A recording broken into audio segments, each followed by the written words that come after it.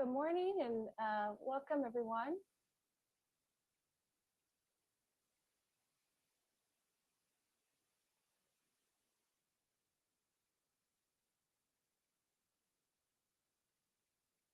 Just one moment, I'm looking to see. Very good. Chair Gore, we should be ready to begin whenever you are. Okay, thank you very much, Marcy. Appreciate you. Okay. Recording in progress. So we're going to call our meeting to order. Esta es la comienza de la Junta de Supervisores, nuestra reunión del 8 de febrero, 8th of February. Please note that Spanish translation is available in Zoom. Por favor, se nota que traducción hasta español está disponible en Zoom. To select translation services, please click the globe icon on the Zoom screen and select Spanish. Para selección traducción, servicios de traducción, por favor, haz clic en el globo en la pantalla de Zoom y seleccionar español o Spanish.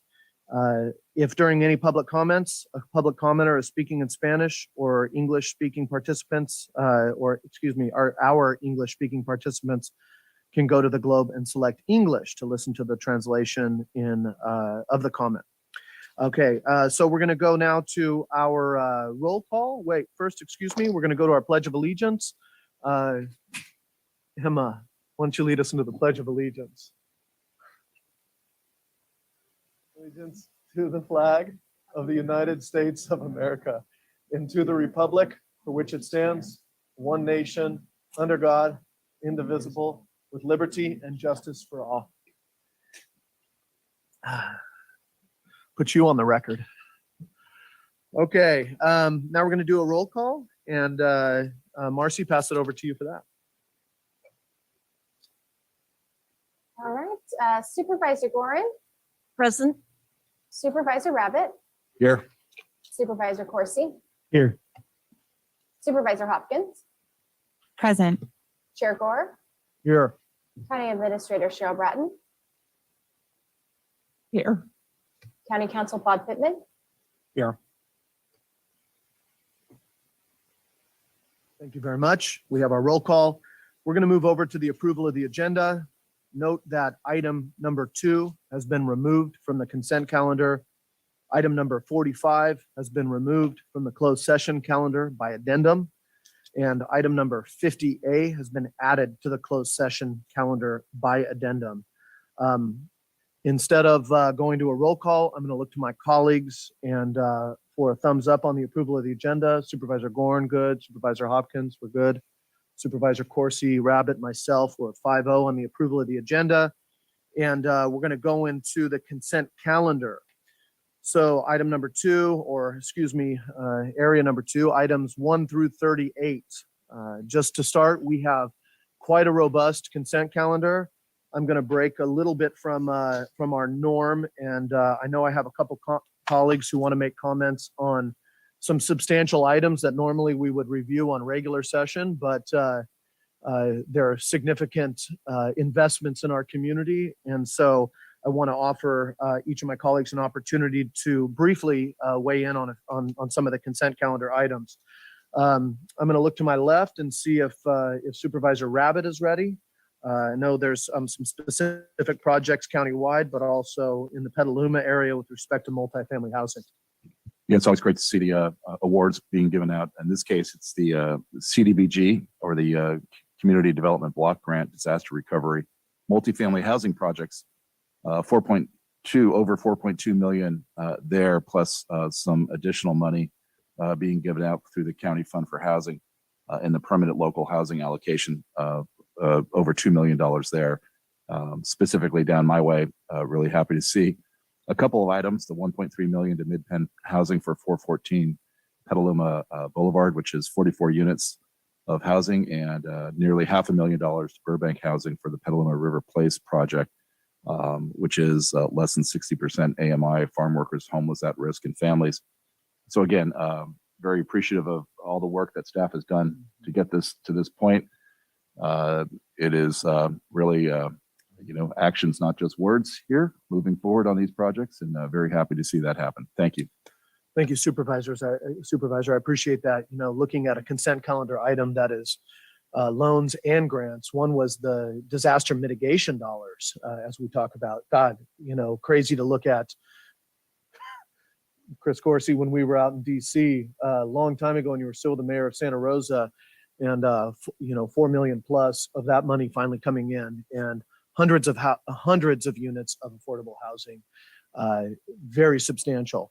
Do you have anything you'd like to share, or I'm going to go down to the other side? Thank you, sir. Just ditto on that. You know, both the County Fund for Housing and the Community Development Block Grant items are creating housing in our community, up and down the county and east and west to the county. So just appreciative of all the work that's gone into that.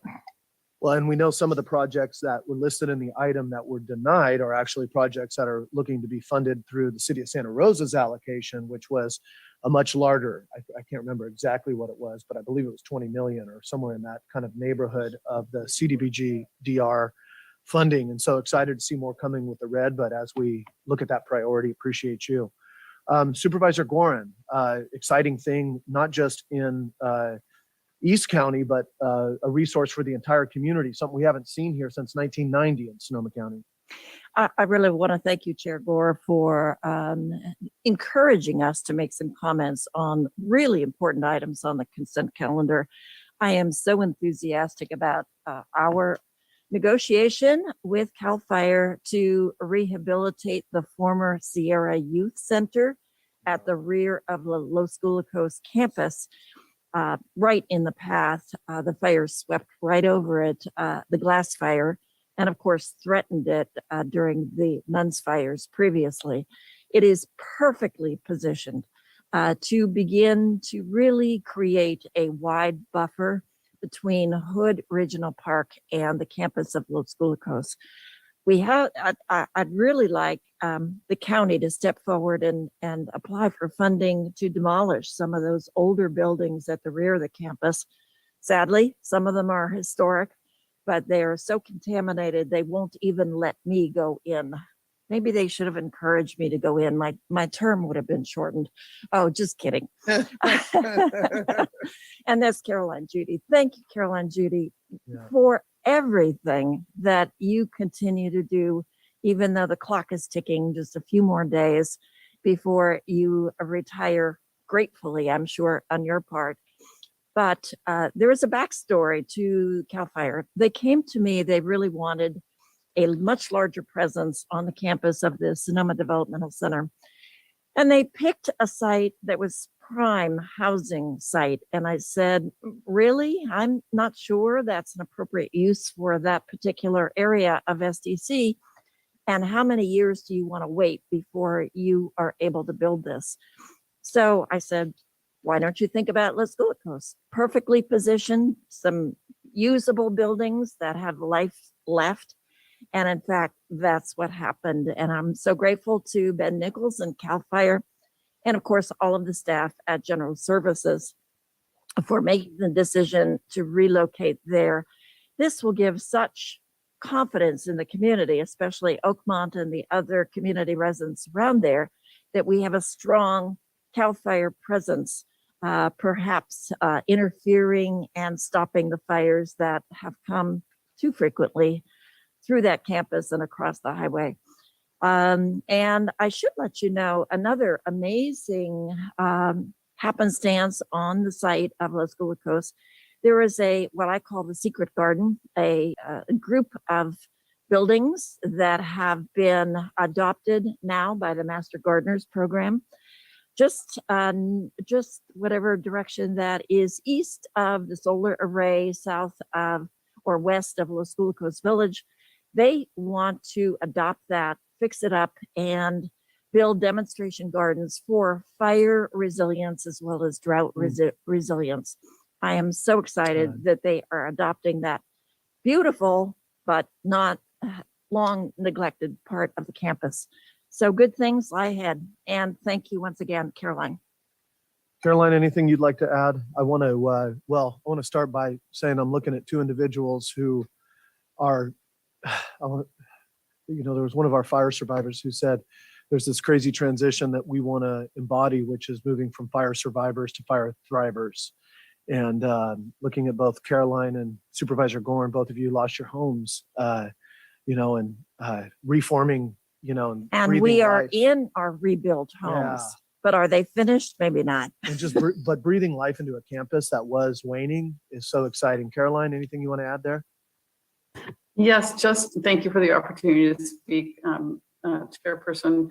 Super excited about both of these projects. As a fire survivor, like Supervisor Gorin, it's thrilling to know that we have additional resources that will be in county with CAL FIRE.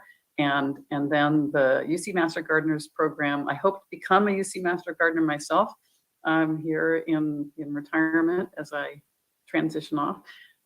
So very, very excited to have, again, an in-county demonstration of landscaping, which has been one of the things that many of us are still slowly working on. And so great to have examples of fire resilient landscaping that we can see and learn from. So thank you for the opportunity to speak. Well, we're going to have more opportunities. Thank you for your service, but what a great, great thing. And thank you. Supervisor Hopkins, exciting project out in in our geothermal fields. Don't know if you have anything you can share with us on that. Yeah, I just did want to mention kind of the exciting opportunity that we have, something that we've been working on through Sonoma Clean Power, where I serve as the primary representative for the Board of Supervisors, which is looking at the opportunity to expand and extend the Geysers geothermal field, which is actually currently still the largest geothermal field in North America and produces enough electricity to pretty much power from the Golden Gate to the Oregon border. So it's a fantastic asset that we have here in Sonoma County. And yet it's, it has struggled with the amount of water that it uses, quite frankly. And there is actually new technology which creates closed loop systems and can also sort of operate on a much kind of lower heat level, but still generate that energy. And so we're really excited to explore some of this cutting edge technology that could allow us to produce the most important thing, which is 24/7 renewable energy. One of the biggest challenges with respect to renewable energy supply is the variability, which actually requires us to still keep, sort of traditional fossil fuel plants online to take, sort of replace the energy when, for instance, the sun's not shining, right? Or the wind's not blowing. And so that 24/7 nature of geothermal is really critical. And this is a huge opportunity to dramatically reduce greenhouse gas emissions in the long run. So it's very exciting that we got this on the consent calendar today. I also want to briefly just give a shout out to West County Community Services, the lease for the Guerneville Vets Hall and sort of the approval for the CDC for the continued use of the Guerneville Veterans Memorial Building as a homeless shelter is item number 10 on our agenda. And just so that everyone knows, West County Community Services went from operating a seasonal, not 24/7 shelter to pretty much overnight becoming a 24/7 shelter for the duration of the pandemic. And they've done an absolute phenomenal job addressing the challenges of homelessness in the Russian River. And I want to thank Caroline for working with us to make those needed building upgrades to make sure that they have what they needed in terms of, I remember we've worked through a lot of issues, showers, hot water, all kinds of things. And working so closely with West County Community Services to make that work. So thank you very much, Caroline, for your work on item number 10 as well. Thank you, Supervisor. Completely agree with the GeoZone. I had a conversation also with Calpine recently about where they are at. They still have two facility sites that they might approach us with respect to permitting.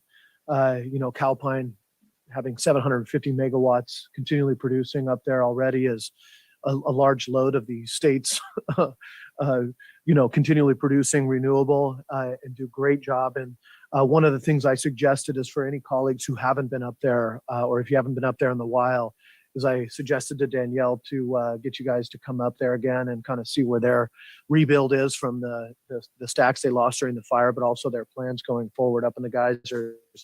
We have the geysers, we have the geysers facility, Calpine, we have the Hillsburg, which runs its own utility, very unique in our area and works through a JPA. And now we have this emerging opportunity. It's really exciting. The other thing I wanted to mention was item number 1, which is the LIDAR. Seems like it's a very small item, but that's $50,000 cost share from Ag and Open Space and from Sonoma Water that goes towards a $7 million LIDAR coverage, which is going to basically give us a fresh look at our entire forest land and veg management mapping for the entirety of Sonoma County. Karen Gaffney with the North Coast Resource Partnership, they were able to get the U.S. Geological Service to put $3.5 million into this. They were able to also lobby with myself and a co-chair, Lee Hillman from the Kru tribe, to get $3.5 million in share from Secretary Wade Crowfoot, California Natural Resources Agency, and then these local matches. So you guys might remember that this was a big request, a budget item for us as a part of our veg management and the CLE report, and it's covered. And it's not only covered for us, but it's covered for 7 counties and 30 tribes north of us because of great work. So that's going to yield a lot of work. That's one of the things that those who fear deforestation from veg management, that's going to provide all of the data for us to mark and manage this. So the only other thing is item number 9. I want to give a shout out to the Economic Development Board. Here's $618,000 in micro grants going out to the community. So there's just a lot of good stuff. So with that being said, I want to go to public comment on the consent calendar item. Marcy, if there's any public comment, then we'll bring it back to the board. Thank you very much.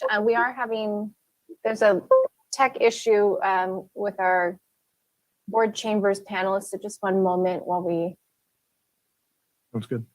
adjust that. And while we're waiting, I'll take a look and see in the back if we have anybody in the chambers. Doesn't look like it. So we will stick with just online right now. We'll do 1.5 minutes, Marcy. Okay, thank you so much. If you can please raise your hand or press *9 to raise your hand if you'd like to make a comment on any of the consent items before the board today, excluding number 2 that was removed. Please do so now. And there are a couple of hands raised, Chair Gore.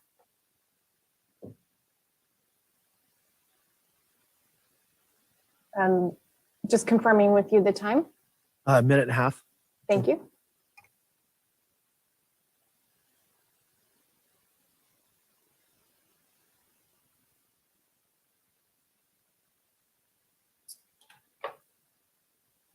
All right, and if the first commenter can please unmute and state your name.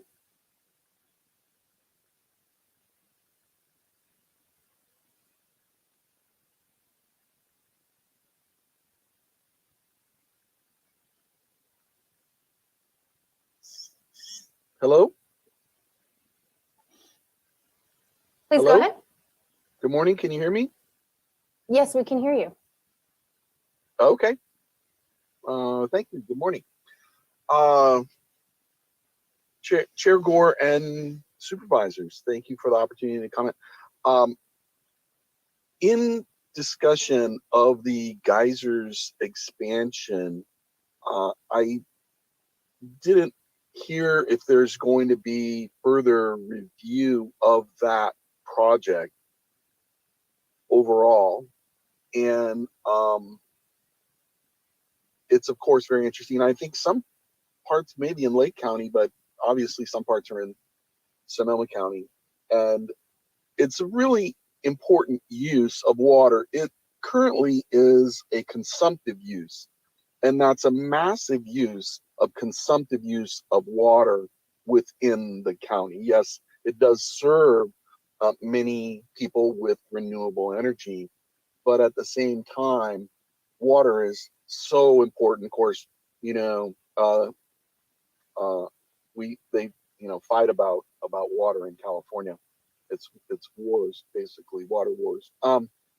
And I've mentioned before is that from a fire standpoint, they should probably have a reservoir up there and firefighting capability of their own in addition to extensive distribution piping. They have piping already, have a lot of piping, and this should be considered, I think, in their development. Thank you.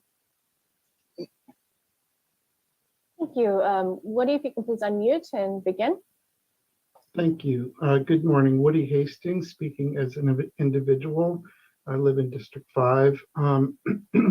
So I'm generally supportive of the county joining the geothermal zone.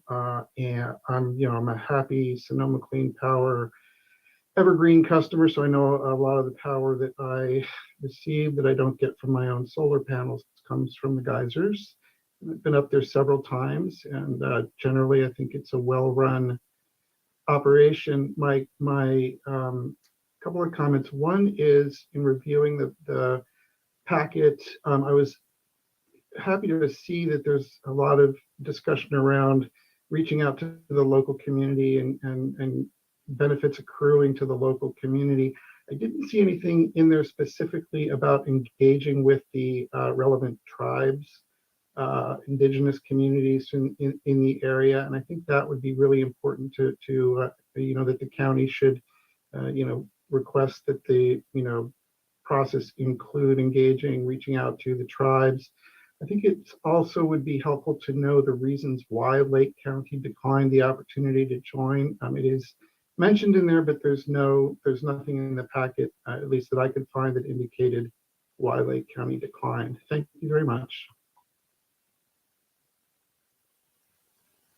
Thank you. The next commenters are Gregory, Jack, then Ally.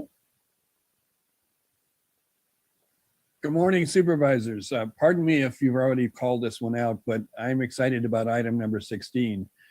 Crossroads to Hope sounds like a perfect opportunity to be able to help those with mental health issues coming out of incarceration.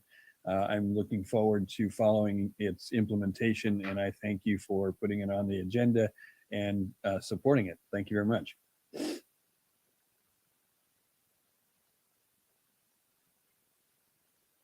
Thank you. The next commenter can please unmute and state your name. Yeah, good morning, Supervisors. Jack Buckhorn with the North Bay Labor Council. I just want to comment quickly about the geysers geothermal field and the possible revitalization of some of those plants.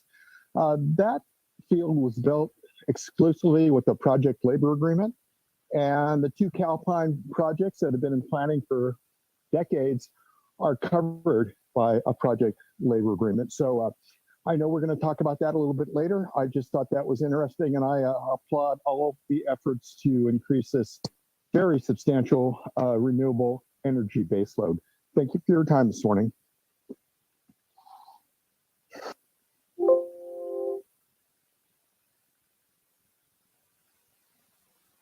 Thank you.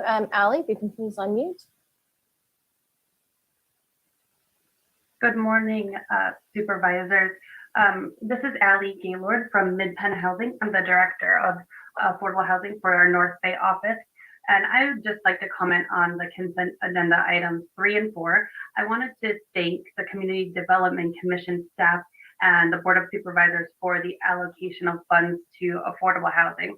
As Supervisor Rabbit mentioned, Mid-Penn Housing's project 414 Petaluma is 44 units of affordable housing in downtown Petaluma that will serve very low income residents, including those with homelessness, mental illness, and 18 farm worker households. This funding has fully funded our project, and we will be breaking ground in April of this year, bringing housing to families and those in need. So thanks so much for this allocation, and we look forward to everyone coming to the groundbreaking.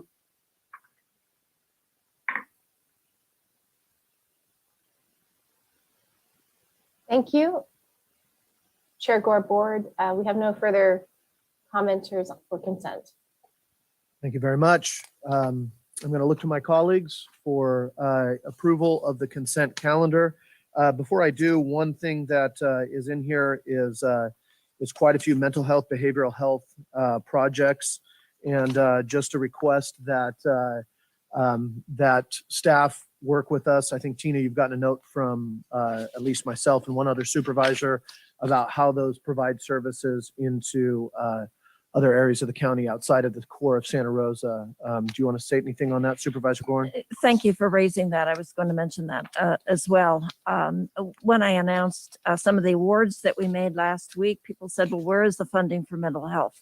And so I will be pleased to post how much we are investing in mental health services.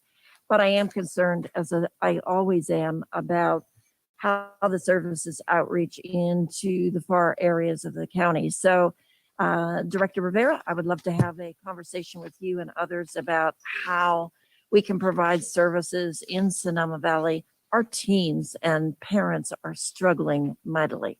So let's figure it out. Thank you, Supervisor. I appreciate that.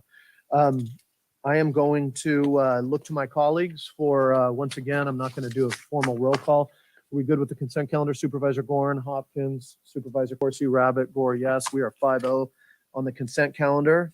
I want to thank you all very much. For those who commented about the geysers facility and specific projects, I just want to let you know that while we mentioned Calpine, this was about a different thing. This was creation of a zone that will lead to small micro projects that are not proposed currently by Calpine or other facilities. But that is, since I made some comments on it, others did too, that's something we definitely have to track. So now we're going to go over to the regular calendar.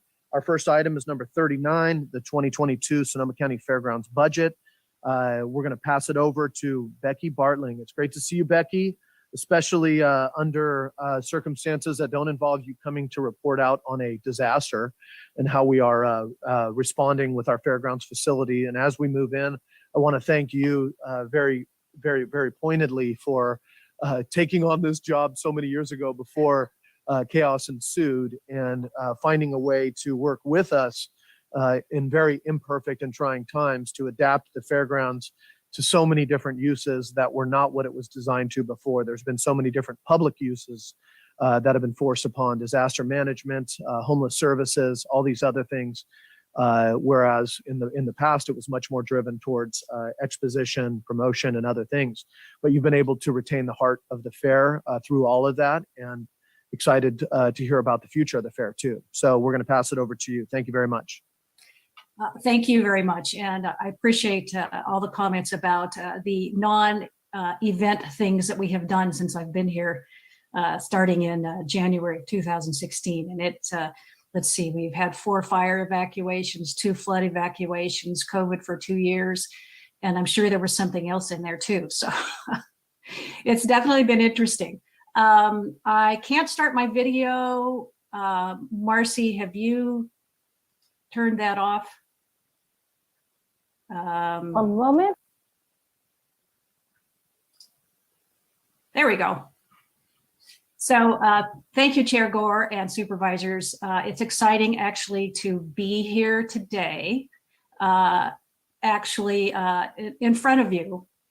It's been an interesting several years with COVID, and we have done some interesting things that are non-event related to survive, and it's been an interesting few years. So we're excited to be back here presenting our budget for 2022. And if you don't mind, I will share my screen and we will go through a PowerPoint, and certainly always available for any questions. Here we go. All right. Start off with our department overview. Our budget adopted in 2021 was $5 million and some change. We are recommending now a little over 11 million, 11,585,000. Difference is we are planning on a full fair. Very excited about that. Full livestock show, Hall of Flowers, all the great things that we have entertainment wise. And yes, live horse racing. So that's coming back. We are also requesting today that we will be adding 7 allocations back. If you remember, in June of 2020, due to the coronavirus, we were unfortunately needed to lay off folks in order to maintain the facility. But we are excited to be coming back to you today and asking for those positions. They are actually in your packet, but I'll go over with you. It is a storekeeper, very important position for us, 4 maintenance workers, a premium exhibit assistant, a heavy equipment technician, and we are eliminating a fair financial service officer and creating a chief financial officer, long overdue. So those will be the positions that we are asking and recommending that you approve for us today. Significant budget changes. Obviously, the salaries and the benefits are increasing, 3.4 million. And that's due to the annual fair, non-fair related events, rental activities, and such. Services and supplies are increasing 2.6 million 995, and those are increased activity, rental activity, and cost of providing all of those events and doing such things. Capital expenditures, we're excited. We are looking at replacing the Hall of Flowers roof, the Finley roof, the swamp coolers on the Finley roof, racetrack rail replacement, some RV park improvements, and some equipment that we have sorely needed. Other expenses decreased 607,728. That was due to lower scheduled debt service payments on the second Paycheck Protection Program, PPP. The first PPP loan of 940,000 was forgiven in 2/21. We are anticipating that the 477,500 will also be forgiven. Operations 2021. There's an error here. It's the Fairgrounds 2021 budget did not anticipate an annual county fair due to the COVID restrictions. However, the Fairgrounds was able to produce a modified annual fair due to the health officer's partial relaxation of restrictions on mass gatherings. The modified fair included a livestock show, a hybrid live and virtual junior livestock auction, carnival, all the favorites, rodeo, monster trucks, destruction derby, that type of thing, and lots of food and merchandise concessions. Horse racing during the 2021 fair and also during the 2020 fair was held at Golden Gate Fields with an agreement with the Pacific Racing Association. They have been good friends to us, continue to help us during our live race meet here, which they will be helping us again this year. The overall handle decreased 5% from 2020. However, a larger portion of the bets were placed in what we call brick and mortar, which is, like a off-track betting facility, another racetrack, that type of thing. That pays a larger commission than the advanced deposit wagering. So in 2020, if you remember, during the summer of 2020, there wasn't a lot to bet on. So casinos were closed. The major league activities were off, and so we had more people betting online with advanced deposit wagering. However, we do get a bigger commission when we have brick and mortar, and so this last year they were able to have brick and mortar, and that increased our revenues actually. Interim events, we were able to host a number of events that could operate within the restrictions on mass gatherings, including gym shows, home show, Cultivate, which is a very large business-to-business cannabis show, very impressive actually. The Emerald Cup, and our RV park continues to host workers that are still rebuilding from the 2017 fire and the fires beyond. So that the RV park continues to be fairly busy with those folks. And of course, our traveling folks who are just touring into the beautiful Sonoma County. The simulcast racing facility, the Jockey Club, has been closed in March of 2020, remained closed in 2021, has been serving as a COVID testing site, a COVID vaccination site, and currently now is serving as the Superior Court's jury selection location. So it continues to stay closed, but also stays busy. Maintenance of facilities, we continue building maintenance and renovation as much as we can.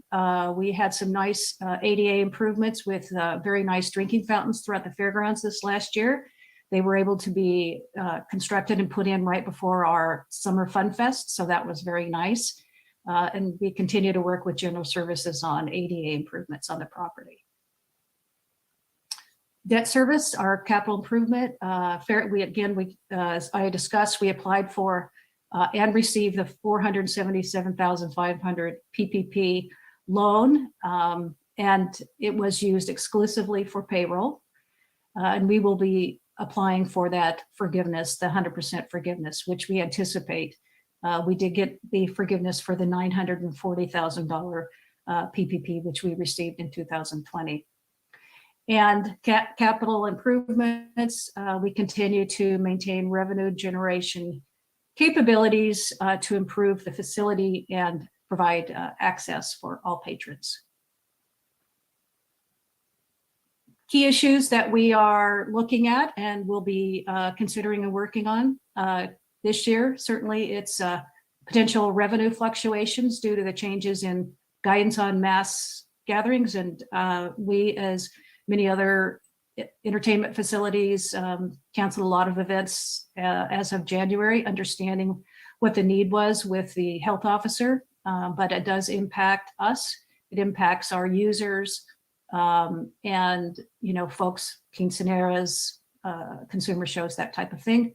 Got our fingers crossed that we will move forward and this Omicron will go away and we'll all be good and back in full business. Increased labor costs, that is significant to us. We're a low cost user facility for users. We try to keep all of our costs low, as low as we can for rental. Your fare admission is going up this year. Our minimum wage has increased significantly since 2019. So all of those, you know, are issues that we grapple with year round in trying to maintain, again, low cost users and our low cost uses and low fare costs. But unfortunately, with the rising costs of labor and services and that kind of thing, those do increase. Decreasing horse racing revenues. We have our fingers crossed this year because we haven't had local live horse racing, that we're going to have a stellar year. I feel very good about that. But in the long run, you know, that's something that we are still continually considering and looking at. What will happen in the future. It's been sort of status quo for the last several years, but again, very declining horse racing revenues. And then, of course, the ongoing deferred maintenance of the facility and not unique to this fairgrounds. It's a common issue with all fairgrounds in California and probably actually in the US, and an ongoing effort that we have in looking at how to support those maintenance projects. 2022 objectives. Excited about the return of the traditional annual county fair with all exhibits, live horse racing, livestock shows, and sale and entertainment.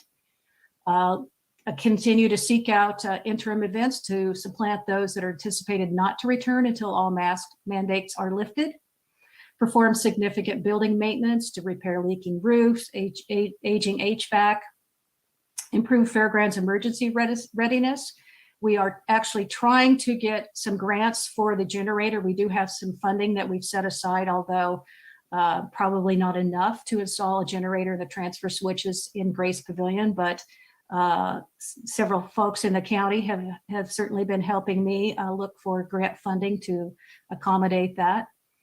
Examine opportunities for non-racing activities at the Jockey Club to increase productivity and revenue generation potential of the facility, and continue improvements to the RV park. RV use has increased and people are selling their homes and they're traveling the world. And so we're looking at increasing our appeal with different improvements at the RV park. And that's it for the PowerPoint, and would love to answer any questions that you might have. Michael Margetts, who is on the line with us, has, if you want any deep dive into financials, he's there, but I should be able to answer most of your questions. Well, thank you, Becky. This is indeed a pleasure to talk to you and have something to look forward to. Let's just start with that, right? And so I want to pass it to my colleagues for any questions. Went around. Supervisor Corsi. Thank you, Becky. Looking forward to the fair this year. A couple questions. First of all, do you collect transit occupancy tax at the RV park? No. Okay. You didn't mention anything about kind of the future of the fairgrounds. I know that there's been talk over the last many years of potential alternative or additional uses for the fairground. What's the status of those kind of talks right now? So right now, we started with a master plan. We had an individual approach us with some interesting potential development ideas, which would certainly be associated around the racetrack area. However, during COVID, that went away. And since COVID, we've really been focusing on, maintaining the facility and that kind of thing. We are still, there are still folks interested in various things such as a soccer complex in the racetrack in the infield there, that type of thing. So we are still looking. Long run, we really would need a partner. We don't, we're not in a financial position for, putting the EIR together and, paying for any mitigation improvements that would be needed and that kind of thing. So we are still out there looking, but that is definitely on our radar. Okay. I think it would be great if we could all be involved in this together as far as, not waiting for somebody to come and propose, but actually figure out what the community needs and wants there. Not sure what that would look like, but just putting it out there for now. Thanks a lot for your report, and fair time is fun time. Thank you. Supervisor Rabbit? I too am looking forward to the fair. So thank you very much, Becky, for all the work and for you and your crew. It is good to see that we are actually pulling people back into those positions. So thank you for that. And going forward, I was curious to understand more the fair's experiences going forward. For instance, this last health order, in terms of what's the fair's policy for when you book events, what gets refunded, what doesn't? Can you just run through that a little bit for us so we understand? Absolutely. So we have the process is people give us a deposit towards the event, and then the certain amount, total amount is due prior to that. So any event that has been canceled due to COVID, we've given all of those deposits back. That's great. I think that is really great. Understanding at the same time that you're incurring certain costs to do all that. So I do appreciate that.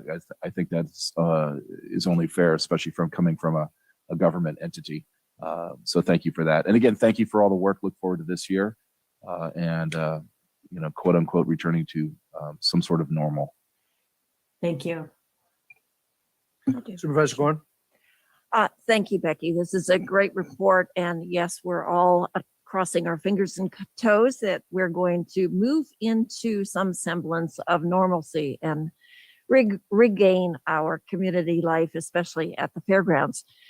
So the question that I have is, we had a discussion maybe a year or so ago, maybe longer than that, my memory fades, about temporary hiring for some of the fair maintenance folks, because we felt that they might be needed in the event of emergency evacuations. And I'm not sure of the employment status of those individuals. And do you have any knowledge, or maybe send us a little memo later? Oh, I can tell you now that we brought those people back onto our payroll prior to our Summer Fun Fest last year. So they have been continuously on the county payroll. Excellent. That is great news. Essential employees for sure. Thank you. Absolutely. Thank you very much. I want to go to public comment. Oh, sorry. Apologize. The fifth supervisor over here in the corner. I looked at you earlier. I did, and I think I caught you. I apologize. No worries. I also wanted to say thank you so much for the report. And I was just wanting to get your big picture take, because I know that we're looking at annual expenditures here, but I also know that you are facing, as we all are actually in county government, you know, an aging facility that is in need of big scale, you know, investments, quite frankly, or, you know, re-envisioning. And I know that we've had sort of snippets of those conversations over the years, but I just wanted to kind of get your take about the long-term future of the fairgrounds and how best to go about having a public discussion around that. And what, you know, being really honest, right, about, you know, what buildings are, you know, at risk of being red tagged 5 or 10 years from now, or, you know, or is it sort of better than we think? Or, you know, what are some of the long-term challenges that you're facing? Well, certainly deferred maintenance, and looking forward into the long term, we do absolutely need to look at ways to address those maintenance issues, which is why you know, hopefully shorter term than long term, we'll be looking at something to accommodate, you know, in the infield of the racetrack that would generate additional revenue that would support the renovation of those buildings or replacement based on, you know, their age and that kind of thing, because those buildings are old. Our most popular building was built, I believe, in 1936, the Grace Pavilion. It's a hardy, sturdy building, but that just gives you an idea of how long these buildings have been around. So yes, it is definitely something that we need to continue working on, because there are old buildings there. But the goal, to be real clear, the goal is to maintain all of the agricultural aspects of the facility. It wouldn't be to take any of that away, any of the fair, the exhibits and that type of thing. It would be looking at the racetrack area for renovation, replacement into a revenue generating facility that would support all of those. So don't want anybody in the agricultural community thinking that we're going to replace anything in those, because that's the heart of what we do. Great, thank you. And, you know, is there sort of an actual, you know, estimate of the total deferred maintenance costs? And also, have you sort of looked at potential revenue projections for the future that could support that? We have that re-envision space. Sure. So we have, you know, we started on a master plan, although, you know, with COVID did not completely get through it. But, you know, some of the things that we did look at, hotel potential, conference center. Some of those things would, particularly a conference center, may need, you know, some governmental support, as most convention conference centers do, but that could be a large generator. Sonoma County does not have enough hotel rooms. Our occupancy rates are very high. So those are certainly areas that have been considered. The soccer complex, you know, some type of entertainment facility, that kind of thing that could help accommodate that. And then bring in additional TOT that would help support those facilities. Great, thank you very much. I just think that at some point it would be really great to get, you know, kind of a public conversation about these options. I know, again, we've had sort of various conversations and communications over the years, but I think because we never formally presented that master plan, we never sort of formally brought it out to the community. At some point in the future, would love to put a pin in that and bring that back. Absolutely. Thank you, Supervisor. I'll be better looking around. I'm going to go to public comment. Marcy, do we have anybody on public comment? Thank you. We do have a few hands at this time. If the slide can please be put up. A reminder, this is for the fairgrounds. We'll provide a minute and a half to anybody online. Is there anybody here with us in the chambers? Doesn't look like it. So Thank you. go to online. Okay, if the first commenter can please unmute and state your name.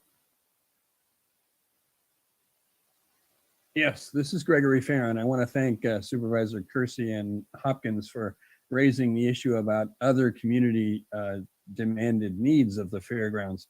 And I want to express a little disappointment that the presentation made no mention of the fairgrounds support for homeless. The FEMA, DEMA, St. Vincent participation on pieces of the fairgrounds that were not being used very effectively has provided important lifelines for a lot of homeless.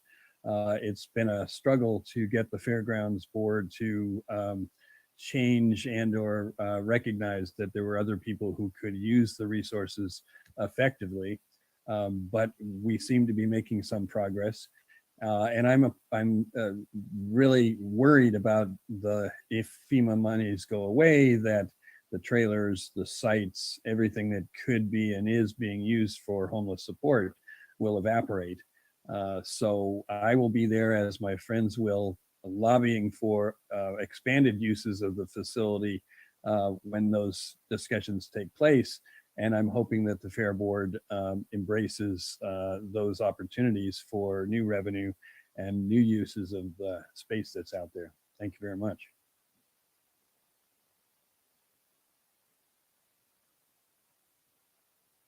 Thank you, Jack. If you can please unmute and begin. So, good morning, Chair Gore, supervisors, and county staff. Jack Buckhorn again. I just want to thank you for being my partner this morning as I do my morning aerobic routine. I know Supervisor Gore knows that our Hood Mountain summit is still closed, so I have to make do in my backyard. But I want to thank you for this presentation because it clearly shows the need for the fair to be covered under the living wage ordinance. Despite over $1.3 million in PPP loans for employees, this presentation lamented the cost of labor and truly shows that it looks like Sonoma County Fair Board is interested in being the Walmart of county fairs. I don't think that's what we want. And so I would think that we need to do better. So thank you for your time this morning.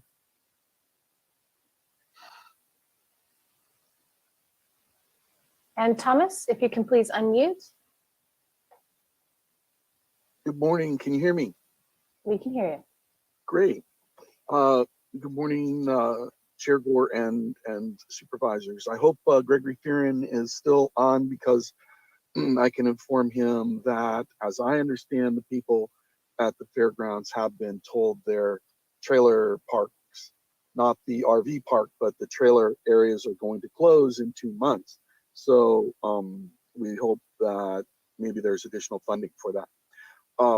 I was going to point out that I see there's a request for, or to be a request for a fair generator, when last week there was just allocated almost $1.8 million for a vet generator at the vet building and additional solar and solar batteries.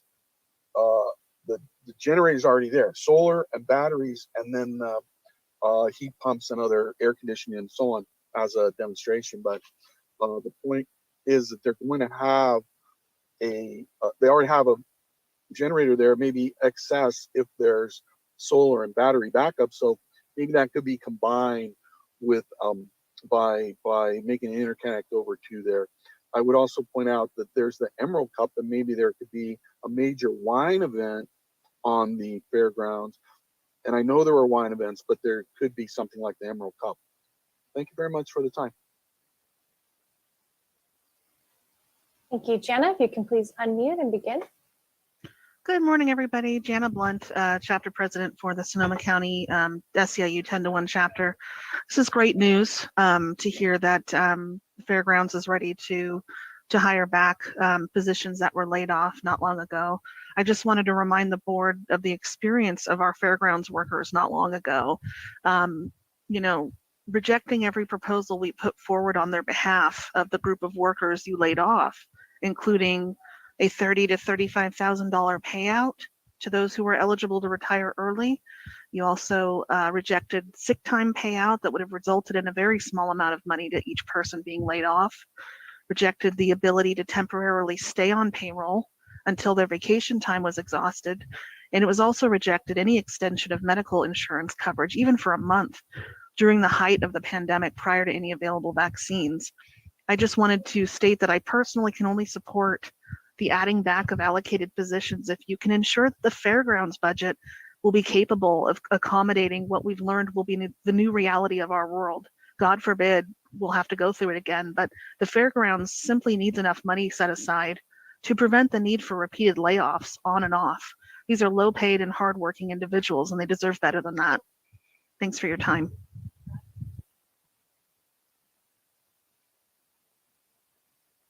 Hi, if you can please unmute and state your name. Hi, my name is Marty Bennett, Executive Board of North Bay Labor Council. I'm just following up on Jack Buckhorn's comments. And I want to remind the board that county staff has already reviewed and found accurate the fiscal impact analysis by University of Massachusetts economist Jeanette Wicks Lim about the costs for the living wage ordinance revision, including applying the full COLA, providing 12 paid sick days leave, and expanding the ordinance to the county fair and the county airport. According to Wicks Lim, the costs are modest and in the range of 600 to 700,000 annually, or about 0.1% of the general fund budget.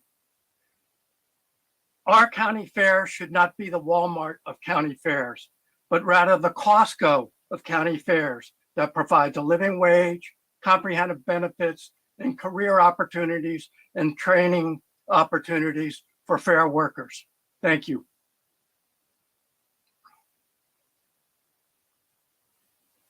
Thank you. If the next commenter can please unmute and state your name.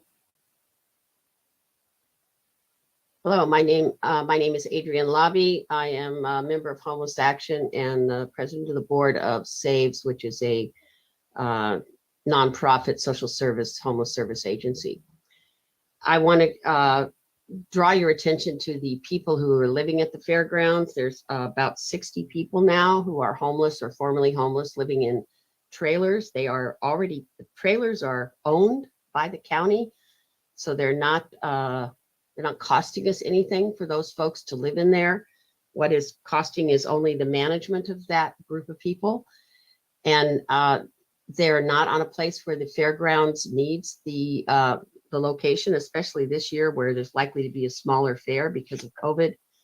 I desperately do not want to see these people thrown back into the general homeless population. They're there because they are COVID vulnerable.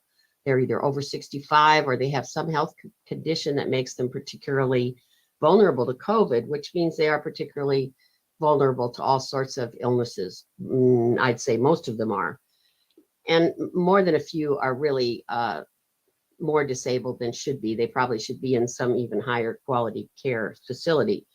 But the fact is, right now, they are not in the bushes. They're not in the street.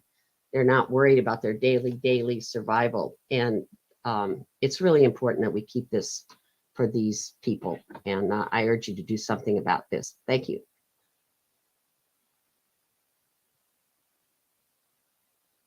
Hi, Michael, if you can please unmute and begin. Good morning. My name is Michael Stanford. I'm with SEIU Local 1021. I'm the Sonoma co-chair and chapter officer for politics.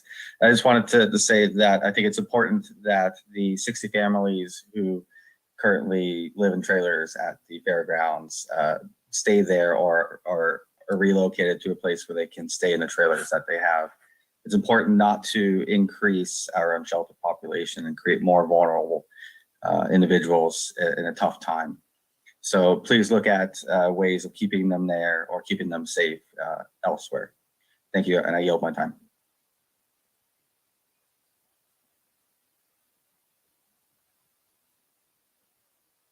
Thank you. Chair Gorin Board, there are no additional commenters, and that will close public comment. Thank you very much. Director Bartling, I want to thank you. I want to finish where I started, which is a huge amount of thanks for the services you've provided. Thanks to your staff. Obviously, there's some folks who disagree with our policies and how we run things, but some of that stuff is also coming before the board, I know soon, the living wage order and implementation. I just want to, but outside of the conflict verbiage, I want to just thank you for what you do, and please send our best to you and your fair board. I want to see if there's any final comments from my board members. Okay. From my side, Becky, I think one of the things you could look at doing is we're not going to create an ad hoc this year, but in the second half of this year, we're going to review our calendar. And one of the things that we talked about in open session was also county facilities, county lands. Obviously, there's this interesting interchange. The difference between Shanate, Los Guilicos, and the fairgrounds is that you have a fair board and you also operate. But our place in whatever it is for the future development, I think it would be good for you to consider the potential that we would create towards the end of this year or early next year, some kind of ad hoc of board members along with city officials to join maybe an ad hoc of your board to start scoping out what are the potential avenues going forward. I'm not going to speak for the rest of the board. I just know that I'm not going to look to create an ad hoc right now, but inform some of us, maybe reach out and have some follow-up meetings individually as appropriate under the Brown Act to start scoping some of that stuff and tell us where you're at with master plan and other things. We don't have to go through it all right now, but obviously if we're going to be in a position to have developers propose things to us or ask for either sole sources or requests for proposals or other things, it'd be good to have a refresh and consider especially Supervisor Corsi, who represents downtown Santa Rosa. I'd say all supervisors, but myself as the chair too, some follow-up meetings to just scope things out so that we're making sure we're on the same path. Okay? That sounds great. Thank you. Want to line up. So thank you very much. This is this item before the board. I'm going to look for a roll call vote from Marcy to accept the Fair Board budget. Supervisor Gorin, Aye. Supervisor Rabbit, Aye. Supervisor Corsi, Yes. Supervisor Hopkins. Aye, and I just want to say thanks to those who called in to make public comment and look forward to following up in the future. Chair Gore. Aye and ditto. Okay, we're going to move on to item number 40. This is the acquisition of the Sears site at Santa Rosa Plaza. And I want to pass it over to Caroline Judy, our Director of General Services. Let's get into it. Thank you, supervisors. Let me pull up our presentation.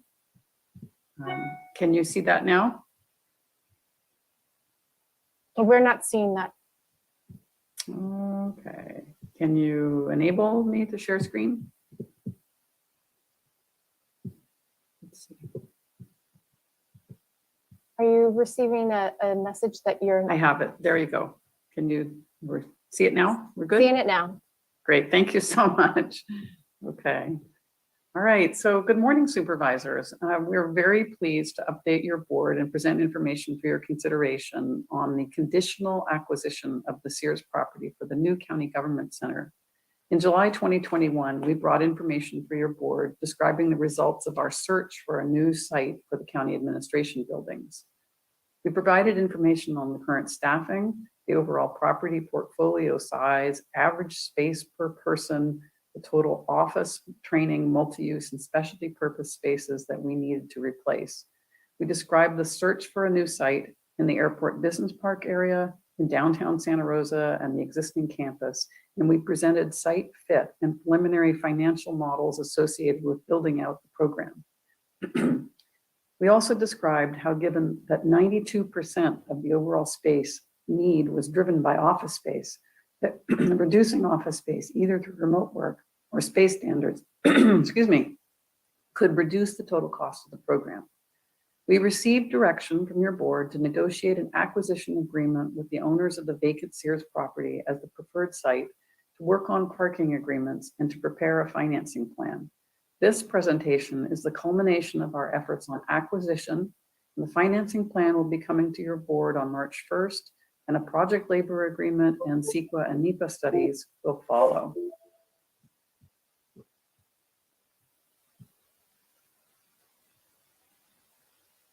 Since the 1980s, the county has been working to identify how to address the aging county government center buildings.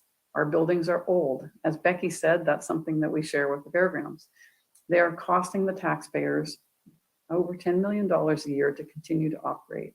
Our buildings are not big enough to accommodate the services that the county provides, so we have to lease almost 1 million square feet of office space. Specialty purpose buildings such as the Emergency Operations Center were not designed to the resiliency standards of today or appropriate to their function as essential service facilities. Our buildings do not reflect current energy codes, accessibility, and seismic standards. Over the past 8 years, your board has commissioned several studies, identified goals and objectives, directed staff to work with departments on programming, evaluated different approaches to delivering the program from bond financing, build-to-suit lease, or public-private partnership. We've hired consultants to assist us in evaluating site options and to help us study the delivery methods. The business case for new facilities was described in the 2013 County Real Estate Financial Vision Comprehensive Facilities Plan, and then again in the March 2017 Deferred Maintenance Report. We identified the challenges that we are facing, where we have over $660 million in deferred maintenance on the entire 2 million square feet of our own property portfolio, and a backlog of $321 million in deferred maintenance on the county's campus. This is largely due to challenges with budgetary and not with the services provided by the general services team. Your board created a new financial policy that identified funding to help us address some of those deferred maintenance needs and to plan for the future. We launched this process to identify a property to help us solve these issues, to improve service delivery, to consolidate where we could leased facilities, and to replace our aging buildings with modern, safe, efficient, and greener facilities closer to transit. In July 2021, your board recommended the Sears site as the preferred location subject to CEQA. The 7.2 acre site includes 779 parking spaces, the majority of which are in a 668 stall parking garage. Staff worked with the site owners to identify an additional 550 parking spaces in the Santa Rosa Mall parking area, and we have separately worked with the City of Santa Rosa to identify 300 parking spaces in the First Street garage and an additional 200 spaces in the 7th Street garage. Staff worked with Project Finance Advisory Limited, our technical consulting team, to prepare a conceptual fit analysis that illustrated that we could accommodate the county's space needs on the Sears property. This layout is a purely conceptual layout, but it illustrates that the opportunities the Sears property presents in connecting to SMART in the downtown transit mall and potentially opening up a 3rd Street pedestrian and bicycle access route to downtown. The proximity to transit was particularly important and noted by your board in prior discussions as a key advantage of the Sears property over the existing campus site. Over the past 7 months, staff have conducted negotiations with SBS Property Holdings, negotiated with the City of Santa Rosa, and issued a request for proposals for the CEQA and NEPA study consultants, and launched our initial CEQA and NEPA work. In addition, we have explored Build America financing opportunities that have the potential to reduce annual availability payment costs, drafted due diligence scope of work with our competitively awarded master service agreement consultants, worked with Senator McGuire's office on special legislation similar to that used by the City of Long Beach in their P3, and conducted additional program validation, and finally, updated cost models. Our program evaluation and cost modeling has re-examined staffing, which departments might move or which might stay in current lease facilities, and therefore we have slightly adjusted our anticipated staff counts downward from the original 2,443 employees to a potential maximum of 2,100 employees. With those 2,100 employees, 411 fleet vehicles, and the anticipated 286 simultaneous visitors, we would need 2,797 parking spaces. With the Sears property garage and leased parking agreements in place, we will have 1,829 parking spaces and a possible gap of 968. With a higher percentage of remote work and more employees using transit, this gap should be reduced. We will continue in the future to work on the space plan as we move forward and develop other strategies to promote clean commutes that reduce the overall need for parking.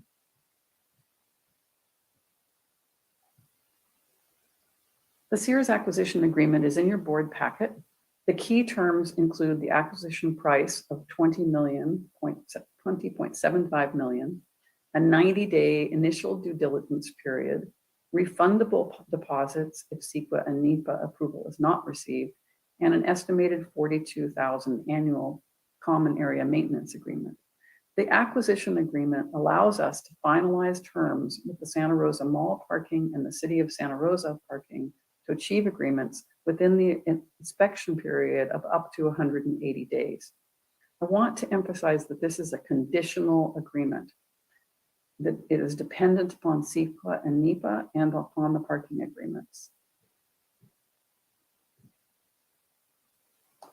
The Sears site acquisition uses one-time funding sources, $1.9 million rounded up from the deferred maintenance fund for the deposits and due diligence expenses, and from the FY 2021 year-end fund balance, $15.1 million, and $4.65 million from unused funding that your board set aside in 2020 for the Schnate demolition activities. Staff, as I mentioned, will be bringing the overall financing plan to your board on March 1st. Here we just note that the payment to the P3 will depend upon the ultimate program size and sustainability elements. Based upon your team's updated cost modeling and staffing analysis, the annual availability payment will range between $39 million to $55 million with a target around $42 million. The financing plan will also include estimated funding for regional service delivery expansion models. Following your board's consideration and hopefully approval today and a second reading on March 1st, we will then move forward into the 90-day due diligence period. CEQA and NEPA environmental studies and public engagement will begin as well in March. We have two paths forward with the solicitation process, which will be a multi-phase request for qualifications followed by a request for proposals. Those two paths depend upon whether special legislation that we are pursuing will have an urgency clause or not. The earliest possible date that we could issue a request for qualifications would be late spring this year. Otherwise, it's anticipated that without an urgency clause, that we would issue the request for qualifications later this year and then the request for proposals early next year. This project qualifies under your board's previously approved project labor agreement policy for a project-specific PLA. Staff are working with the building trades on the PLA and will bring that agreement initially to your board's PLA ad hoc formed last week, and then back to your board for consideration later this spring. Large-scale projects such as this one take time, and occupancy is possible in 2028. That brings us to the recommended actions. The site's acquisition is key to your board's adopted plan to replace the county administration buildings. Today will constitute the first action to acquire the property, and final execution of the agreement will be heard on March 1st. We have requested $1.8 million in funding now to cover due diligence activities, staff time, and the deposits. I know you've heard me say it before, but I want to thank the team again for their work over the past 7 months. From General Services, Michelle, Keith, Peter, Tony, Danielle, Gloria, Lana, and Simeon have all provided behind-the-scenes support. From the County Administrator's Office, Maggie and Crystal have been invaluable. Chris Zeppler, now retired from PRMD, Adam Brand from County Council, Cheryl and Bob, and the consulting team from PFAL, Victoria and David, and from Nosman, Corey, and Andre. This has been a significant team effort and will continue to be over the next several years. It's really an incredible honor to work with this talented and professional team, and I thank the board for the opportunity to serve the county for the past 6 years. This concludes the presentation. Thank you, Director Judy. A lot of work gone into this over the years. So, once again, I want to acknowledge there was an article written over the weekend about your retirement and about, us looking at a model with consolidation of services. And I just want to, anytime I see you between now and your retirement date, I just want to thank you. So I'm going to go to questions of the board. And then I'm going to go to public comment, and then I'll bring it back for deliberations. Supervisor Hopkins. Thank you. One of the reasons that I supported the idea of a downtown service center was that it was also going to be accompanied by satellite service centers that would serve the sort of farther flung reaches of the county. And I didn't really see any additional information surrounding budgeting or site location or acquisition for those sites. So I do have quite a bit of heartburn over the idea of potentially agreeing for something that could have a price tag as high as $55 million a year when we don't have any information about budgeting for those sites. Could you explain a little bit more what the vision is for having, a north, a west, and east, and sort of additional enhanced sites in South County as well? Certainly, thank you. Through the chair. In July of 2021, we did bring back information for your board to consider about various satellite service models. Then in the strategic planning projects that came forward last week, we described one particular very flexible and lower cost model of increasing services in the west, north, and Sonoma Valley. And that was to use a mobile van, such has been used in other jurisdictions, such as County of San Mateo, to provide services in widely geographically distributed areas. So that was one model that we were proposing to pilot to help increase our service delivery throughout the county. We have also evaluated a number of real estate opportunities, and we continue to bring those to your board for discussion in closed session to provide additional direction. Should your board be interested in potentially pursuing some of those opportunities. However, though, as we have discussed in the past, those fixed brick and mortar facilities are fairly expensive, and that's just something that for us to consider. Working in the financial plan, which is coming forward to your board, County Administrator Bratton, which you may want to speak to this, has included some funding to ensure that we have sufficient funds to continue to explore and develop out those neighborhood service solutions over time. I'll stop there. And through the chair, so we are including a recommendation of $1 million a year to help support regional models. That's not based on any particular design or model, but we did recognize we want to carve out some ongoing capacity. So just following up on that, when I very supportive of the idea of the van services, but I sort of saw that as an interim, not as kind of a permanent solution. Is there thoughts that would be the service provision, or that's just sort of a stepping stone? I just would like some clarity on that. We had proposed that as an initial pilot to see how successful it was, with the concept of really meeting people where they are, and trying out that model as a very flexible approach initially, and continuing to evaluate the search for brick and mortar, if you will, facilities throughout the county. We also have looked at opportunities to cohabitate with existing nonprofit organizations or others, and those types of agreements have been explored as well. So this is just a stepping stone. Okay, great. And I will say that I have some apprehensions about that as a model. I think it's absolutely worth it to try. But what I've heard, for instance, even from folks in Guerneville, where we have a couple days a week kind of an opening with respect to behavioral health services, is that folks feel like it's always closed, and unless there's sort of something that people can count on, if it's just sort of a van that drops in, on Mondays, I think it's going to be challenging actually to access for some of our more vulnerable community members who are the ones we're trying to target to access that. So I'm totally always open to a pilot program. I hope it works. I hope I'm surprised, but I do have reservations about having anything other than, kind of a Monday through Friday, 8 or 9 to 5, kind of a model. And I will say also that if we're looking at $1 million a year, splitting that 4 ways, we're talking about $250,000 a year, which I don't think is adequate for neighborhood services sites. Yeah, so anyway, I guess I'll have more to say during deliberations, but those are my primary questions. Yeah, thank you, Supervisor Hopkins. And Director Judy, I saw in your last slide that there was a comment, it was kind of added as a bullet point at the end that the financing you're going to bring forward to us on March is going to assume some, whether it's the $1 million or whatever it is, some kind of investment into those satellite centers. I believe I saw that on your chart. That's correct. Okay. That's correct. So we'll be able to weigh in today and at that time. Supervisor Gorin.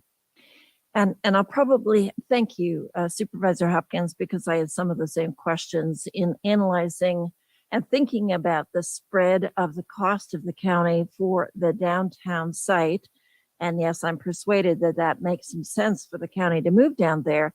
But I have also said, echoing Supervisor Hopkins, that we can reduce the cost and the size of a presence, a building for the county by creating the service centers in the regional parts of the county. And I hope that we don't think of those two items separately because they are connected, absolutely. And while I am supportive of the mobile van as a pilot, I agree with Supervisor Hopkins' comments and observations that it may not prove to be effective because it's not a permanent presence. And I know that we have very few spaces in the Springs, especially where the needs are greatest, to house Health and Human Services because we've been on that search before. Thank you. And all of the folks investigating that as a possibility. So I'm patient, but it's hard to create a successful model using a part-time van, and you still have the challenges of figuring out where you're going to park the van. So stay tuned, but I think my message will be you can't separate those discussions. Thank you very much. Supervisor Corsi and then Rabbit. Thanks. I just want to get some clarification here. County Administrator Bratton, am I understanding correctly that the financing plan that comes forward, whether it's a $50 million plan or some other number, that number will include money for satellite offices, that it's all going to be together? That's correct. Thank you. Thank you. Supervisor Rabbit. Just to clarify on that, though, my understanding is $1 million a year, so 30 million over the course, and I'm not sure if that includes the interest that's going to be charged on that. Does that include moving beyond the pilot program? Yes, those funds were intended to provide flexibility to look for other solutions, not just only the pilot program. Have we priced out what we would need in each jurisdiction to see if that is adequate to cover the cost? So if I may, we're not moving until 2028. So we have several years to work through different models in different regions and figure out what the right model is, which may be different for different regions. And so what we're bringing to the board on March 1st is recommendation that we also carve out some ongoing capacity to support those solutions that have not been designed yet. As Caroline Judy mentioned, we do look at opportunities when they come up, and so that will be part of the process. But we're not going to have answers in March about what regional sites are going to look like. Thank you. More questions, Supervisor? No. Okay. So I want to kind of come back to timeline.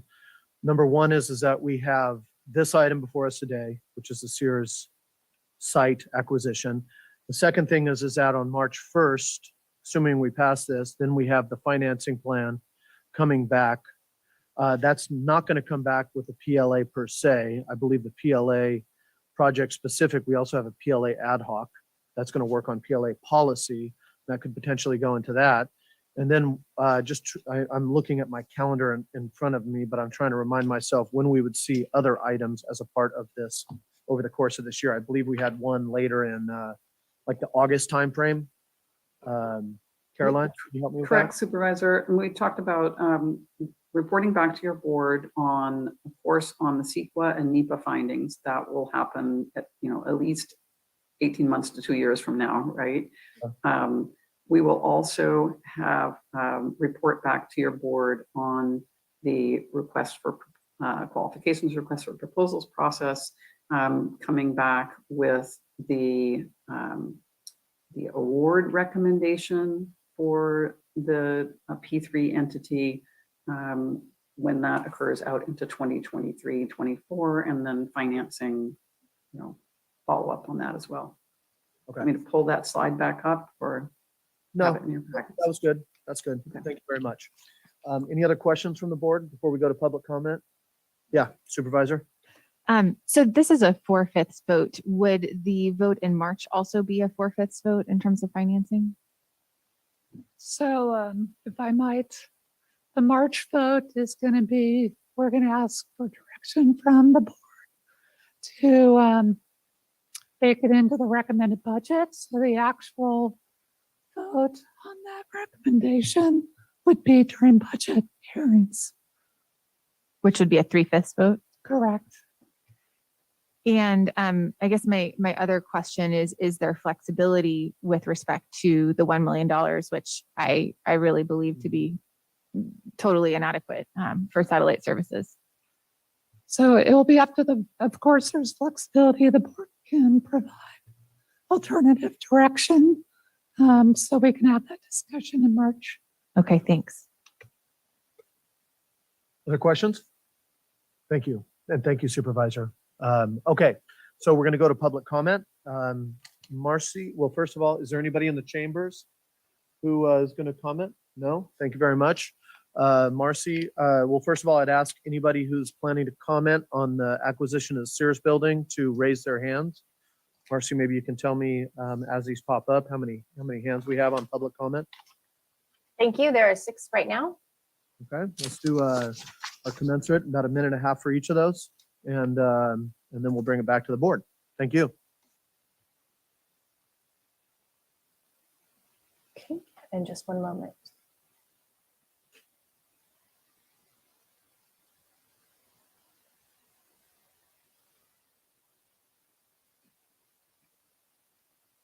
And for those making comment, this is item number 40 on today's agenda. The first commenters are Thomas, Jonathan, and Dee.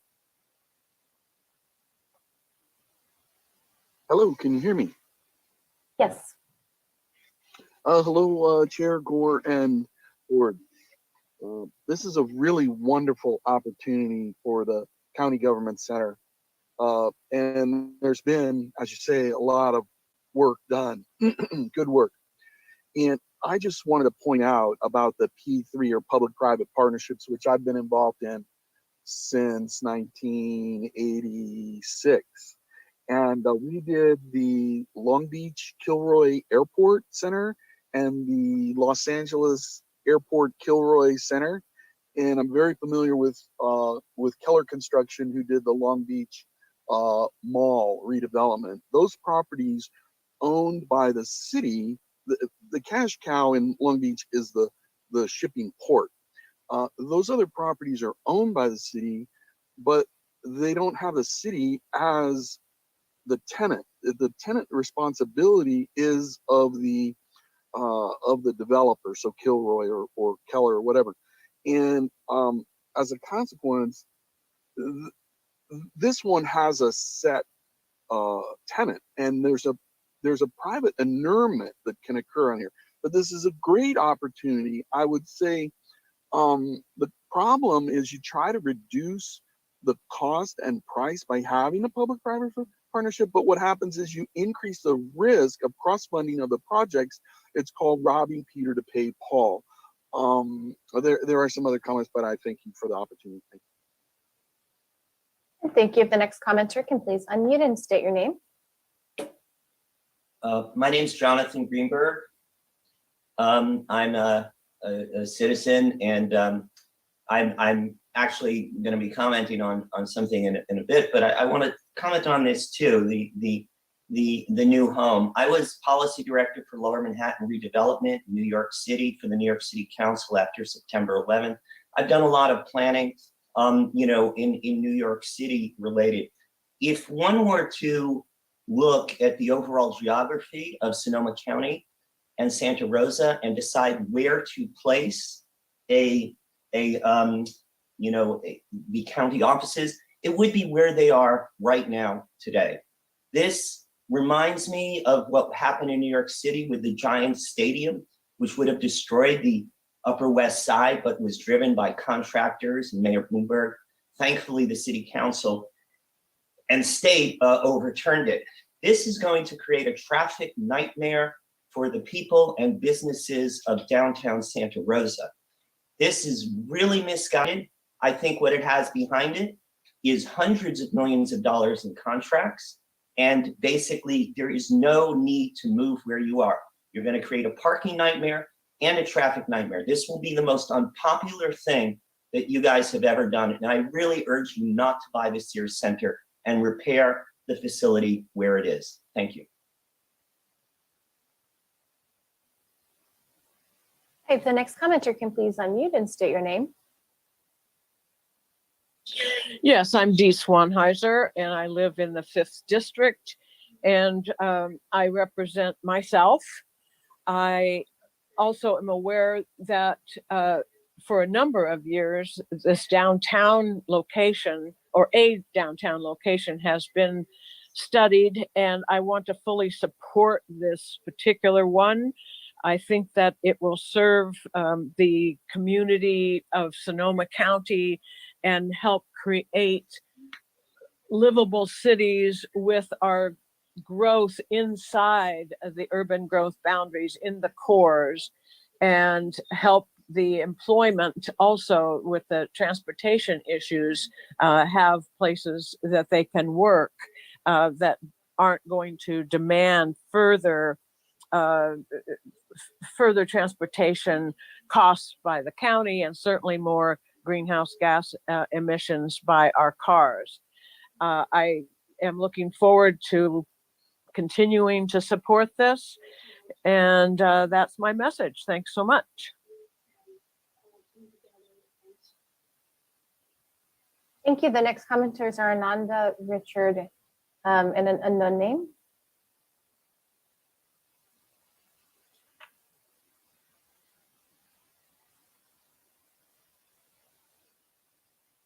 Good afternoon, Chair Gore and Supervisors. Ananda Sweet with the Santa Rosa Metro Chamber of Commerce.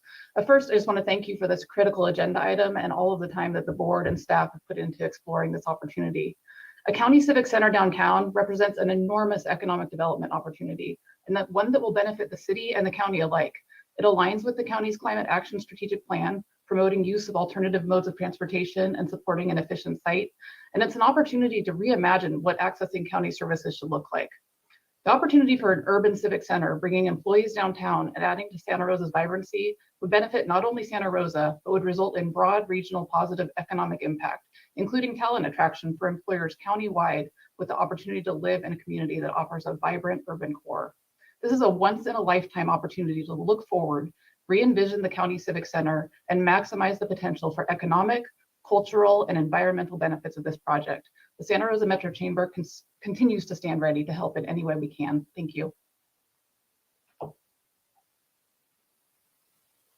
Thank you. If the next commenter can please unmute and state your name.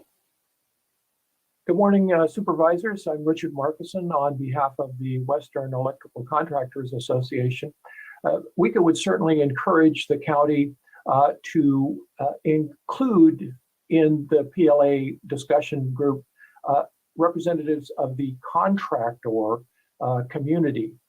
Very often in California, project labor agreements include provisions that discriminate and disenfranchise otherwise qualified construction workers and apprentices by having robust discussions that include the contractor community Hopefully, the county can avoid some of these provisions and incorporate and adopt a project labor agreement that gives all local contractors, all local workers, and more importantly, all local apprentices an opportunity to work on this county project. Thank you very much.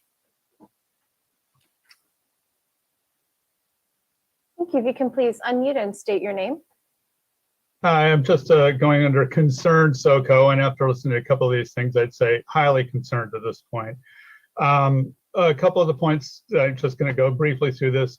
The biggest one is the saddling of taxpayers of Sonoma County with $55 million a year to pay for the mortgage on this. It's a pretty big pill to swallow, considering things like a county-supported mental health care have gone by the wayside for budgets of less than $1 million. And now we're talking about spending $55 million for the mortgage on this property.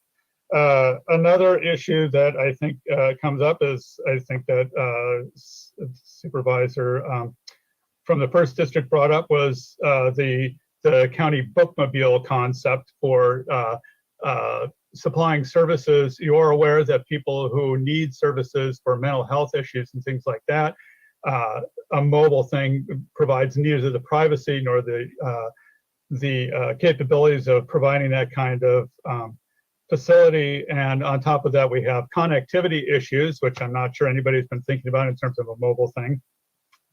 The green issues as well. The big county property right now has the ability to generate probably tens of thousands of kilowatt hours of electricity. I doubt that the building downtown will have that. And since I'm out of time, I will conclude. Thank you. Thank you. Blake, if you can please unmute and begin.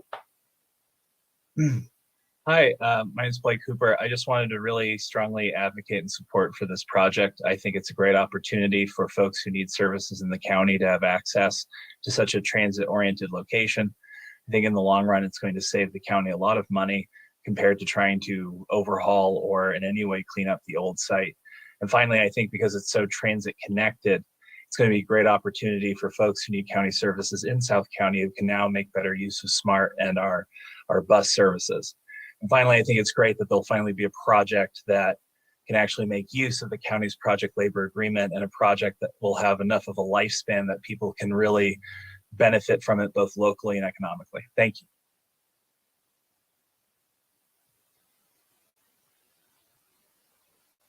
Thank you. That concludes public comment.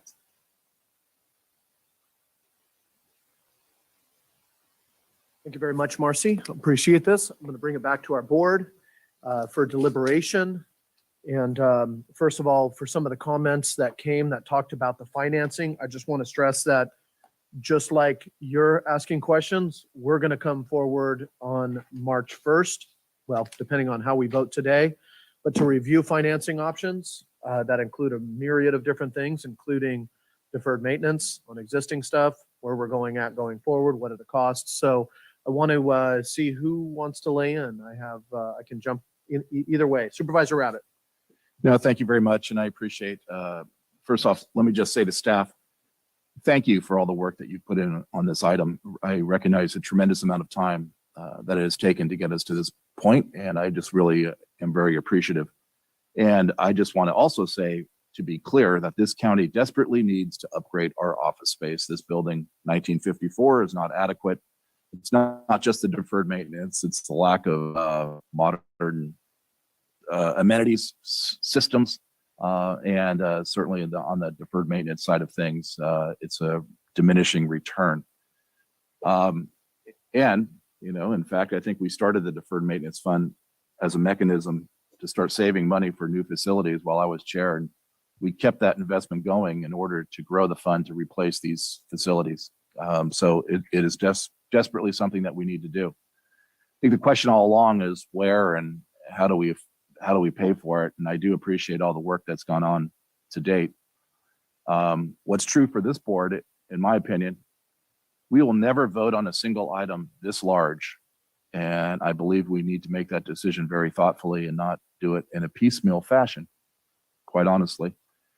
to that end, I certainly believe, in my experience as an architect and someone who's been around development, to that end, you cannot separate the financial analysis of how one purchases a property for a development without the financial analysis of how you can pay for the development for which that property is intended. You can't separate the two. Today, it's a $21 million decision, but it's really not that. It is a $1.2 to $1.65 billion decision that we're making if we follow through on this. If we don't, we're going to just owning an empty dirt lot in downtown Santa Rosa. If we don't have the funds, or we can't identify those funds going forward. And what this board has never had a conversation, and it's unfortunate that it comes in March and today is still February, that of the financial plan for the new building. And it has a lot to do about what services that are not going to be offered in lieu of paying the mortgage. What's true is that we don't have our general fund. We don't have a long-term debt like this coming forward. I mean, I know the plan is to take TOT growth over the course of time, 40% of the new growth over the course of time. I'm assuming that's from the property tax roll. That gets us about 13 or 14 million. Excess fund balance within the percentage charged to departments for payroll for OPEB expenses, 7.5 million, I understand. Rent savings of some sort, whatever that may be, and I recognize that that's probably one that you can count on. And then 20% of new growth for 6 years, so 2 million a year going forward for those 6 years. That's all general fund dollars that are not going to go to programs and services. They're not going to be spent on other items that are desperately needed. And over the course of time, I think this board, quite honestly, has been very generous in terms of making sure that we provide those programs and services. And I'm not sure if we're going to change our tune to be able to put that money into a mortgage payment instead. That hasn't necessarily turned out to be the case in this last year and a half because of the times that we've been going through. Again, not saying that we don't need to provide for new facilities, just need to look at the finances in total, not in a piecemeal fashion. And again, while today is a decision to go forward with a purchase and sale agreement for about $21 million all told, it's not really that. It's the total project cost that we're deciding, that we have to decide on. How are we going to build the building that property is intended? How do you phase in a 18-story structure? You have to build the shell no matter what. And the only thing that's left to phase in is the interior. That would be counterproductive. And I do think that what's true is the initial pilot for satellite offices, I don't see those funds becoming available to provide more brick and mortar facilities for a decade or more if we're going to take all the growth within the general fund, all the growth within TOT, and sweep all that into a mortgage payment of anywhere from 39 to 55 million per year. There is no one, as an architect, there is no one who wants to see us build a great new building that's LEED certified and everything else more than I. At the same time, I've designed a lot of buildings that never got built. It's frustrating, but they didn't get built because there wasn't a financial plan that could make them feasible. I want to make sure that we buy a piece of property and can build the buildings on that property and afford to build those buildings. We haven't had that discussion on what is it that we're willing to give up? What is it that we're willing to not put dollars towards in order to move in this direction? I think we're going to have to do things, again, I've said this to staff a number of times. I think we're going to have to do things the old fashioned way. When you don't have enough money to buy that big mansion on the hill, you take the property that you have, you build one building at a time, you do it in a way that you could afford, and you live within your means, and you make sure that you can continue to do that over the course of time. With the assumptions that are made based on the 1,800 employees and the 50% remote work and the square footages, and even then only having a mid-range sustainability standard, I wonder that we cannot, we can do better than that. But I think that conversation has to be in total. It can't be piecemeal. And I really feel strongly about that. And, I won't be supporting this today only because I don't want to buy a department store that may have no chance of ever having a structure by the county built on that particular site, because we're hoping on growth going forward, that it's all going to come forward and pay the bills. At the same time, that growth historically has always gone to grow programs. It's always been general fund programs where that growth comes from. It's why we could pave roads. It's why we can put more money into homeless. We need to have that conversation to understand what it is that we're sacrificing in order to pay that mortgage. It's no different than any other family. When you go to purchase that first home and you extend yourself, you're going to go without for a number of years. And I just want to have that conversation to make sure that we go into this with eyes wide open. Thanks. Thank you, Supervisor. Appreciate your comments. Looking for other comments from board members? Luann, Supervisor Gorn, and then Supervisor Hopkins. Thank you, Supervisor Rabbit, for linking the challenges of planning and building and the enormous costs of doing that. And you know that, Caroline, Judy, and I know that from very personal experience. I still haven't quite figured out how to afford everything that I need to do in my rebuild. So I totally understand your comment about foregoing support for important services to pay the mortgage on a building that may or may, that we really don't understand the financial details about that building. So my question is, why are we separating the conversation regarding financing with this decision now regarding acquisition and due diligence? Through the chair, can I jump in there? Yes. So supervisors, just to remind you, we need to have two readings. This is the first reading. The second reading that actually effectuates the agreement will be the coming to you simultaneously with the conversation on the financing plan for the property. So just to remind you that this is just the first of our two readings. So this is the first of the two readings, and the second reading will come forward sometime in March when we have far more details of financing and what that looks like. Yes, on March 1st with the financing plan. Hopefully March 1st, but yes. Oh, okay, that answers the linkage question, and I stand by. Thank you. Thank you, Supervisor Hopkins. Thanks. I just want to start off by saying that from a philosophical perspective and from an environmental perspective, I wholeheartedly support moving the county complex downtown. But unfortunately, I feel like I'm in this position today of being asked to write a blank check for what is at best a concept and what is at worst potentially just a fantasy. And I'm not really comfortable with that. I would like to be able to write a specific check for a specific dollar amount that fits into a balanced budget. And I'd like to be able to vote yes on a plan with clearly identified funding sources, a plan that includes supporting rural residents for whom accessing services in downtown Santa Rosa actually becomes more and not less challenging. You know, ultimately, this is about resources for the foreseeable future. And I feel like we're being asked to divert our fungible resources for the foreseeable future into downtown redevelopment. It's a laudable goal. It's a great goal even. And I would love to see this project move forward. But we're talking about a 30-year mortgage here that could hamstring our ability to provide critical services. And when I think about $55 million a year for 30 years, I think about what that could mean for homeless services. I think about what that could mean for free transit, employee recruitment and retention, disaster recovery, roads, bridges, undergrounding electrical utilities, broadband, wildfire risk reduction, all of the things that are on our priority list that actually mean real improvements in the lives of everyday residents. I'm also concerned because as a county organization, we haven't even committed to a telework policy. So how can we say yes when we actually haven't committed to maximizing telework, which would ultimately minimize the footprint of the building and also reduce our costs? I feel like we need to have that conversation around telework. We need to have those conversations around satellite sites before we move forward with this huge, huge investment in taxpayer dollars.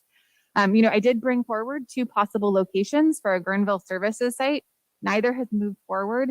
And one, in fact, was actually removed by addendum from a closed session for consideration. So I really would like the opportunity to explore those satellite sites and to factor them into the budget before we write what feels like kind of a blank check today.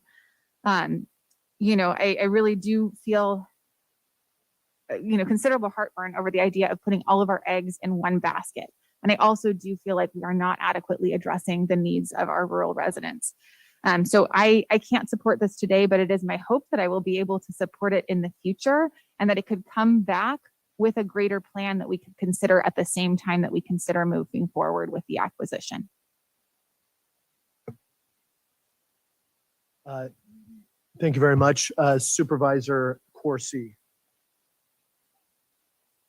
Thank you. I want to thank Caroline and all of our staff for the past many years of work, the 13 months of work that's gone into this particular item that's before us today.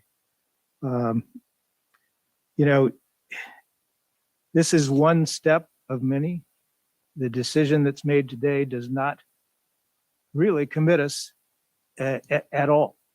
This is a conditional deal, and it's also conditional on us being able to pay for it.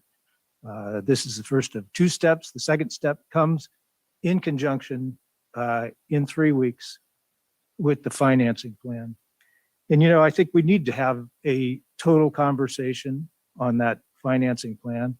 We need to make sure that there are resources for satellite offices, which have been promised along with this, the whole way that we've been talking about the downtown site. Talking about piecemealing this conversation, if we don't go ahead with the downtown site, we're going to piecemeal this project for the rest of our lives and the lives of many other people in this county. I was covering the Board of Supervisors as a reporter in the early 1990s when a new administration building was proposed right outside of this one, 5 or 6 stories and 100,000 square feet. That one isn't done yet. When's this one going to get done if we can't make a decision? Be bold about our needs. Think about the future. Walk our talk. Downtown County Center is walking our talk as far as, first of all, excellence in government, city-centered growth, climate action. It also creates an opportunity for up to 1,500 housing units on this property where we sit. This is about doing the right thing for our community, for our organization, for our future. If we scrap this right now, it's a shame and an embarrassment for this board. And still, we will have a need to build a new administration center. The need isn't going to go away. The costs aren't going to go away. But the opportunity for us to walk our talk is going to go away. And that would be a shame. Thank you, colleagues. It sounds like we're coming at this from a lot of different perspectives, and I'm cool with that. I respect all the opinions put forth. I actually compliment quite a bit of them on all sides. Number one is that I do believe we've taken a vote before on pursuing this option, and I do believe in the goals of moving to this site and this location. I think it gives us a target from which to work from for our planning process. I also feel like where we're at with linking this to other actions, with this being a first reading and a conditional offer, is good for me going forward. I also completely agree with the idea of the satellite offices and what that ultimately becomes. I'm excited about the pilot to look at needs and uses. If there's other things in other districts that need to further advance, I'm actually not just okay with that, I'm supportive of it. I don't think we need to have everybody coming to Santa Rosa. I agree with the comments about telework and what's our focus and what we're doing forward. I think about this not just in terms of us as a county in terms of policymakers, but us as the largest employer in Sonoma County. And that's really the impact and what we're talking about. So, we have two items before us. One is item A. The second is item B. Item A requires a 3/5 vote. Item B requires a 4/5 vote.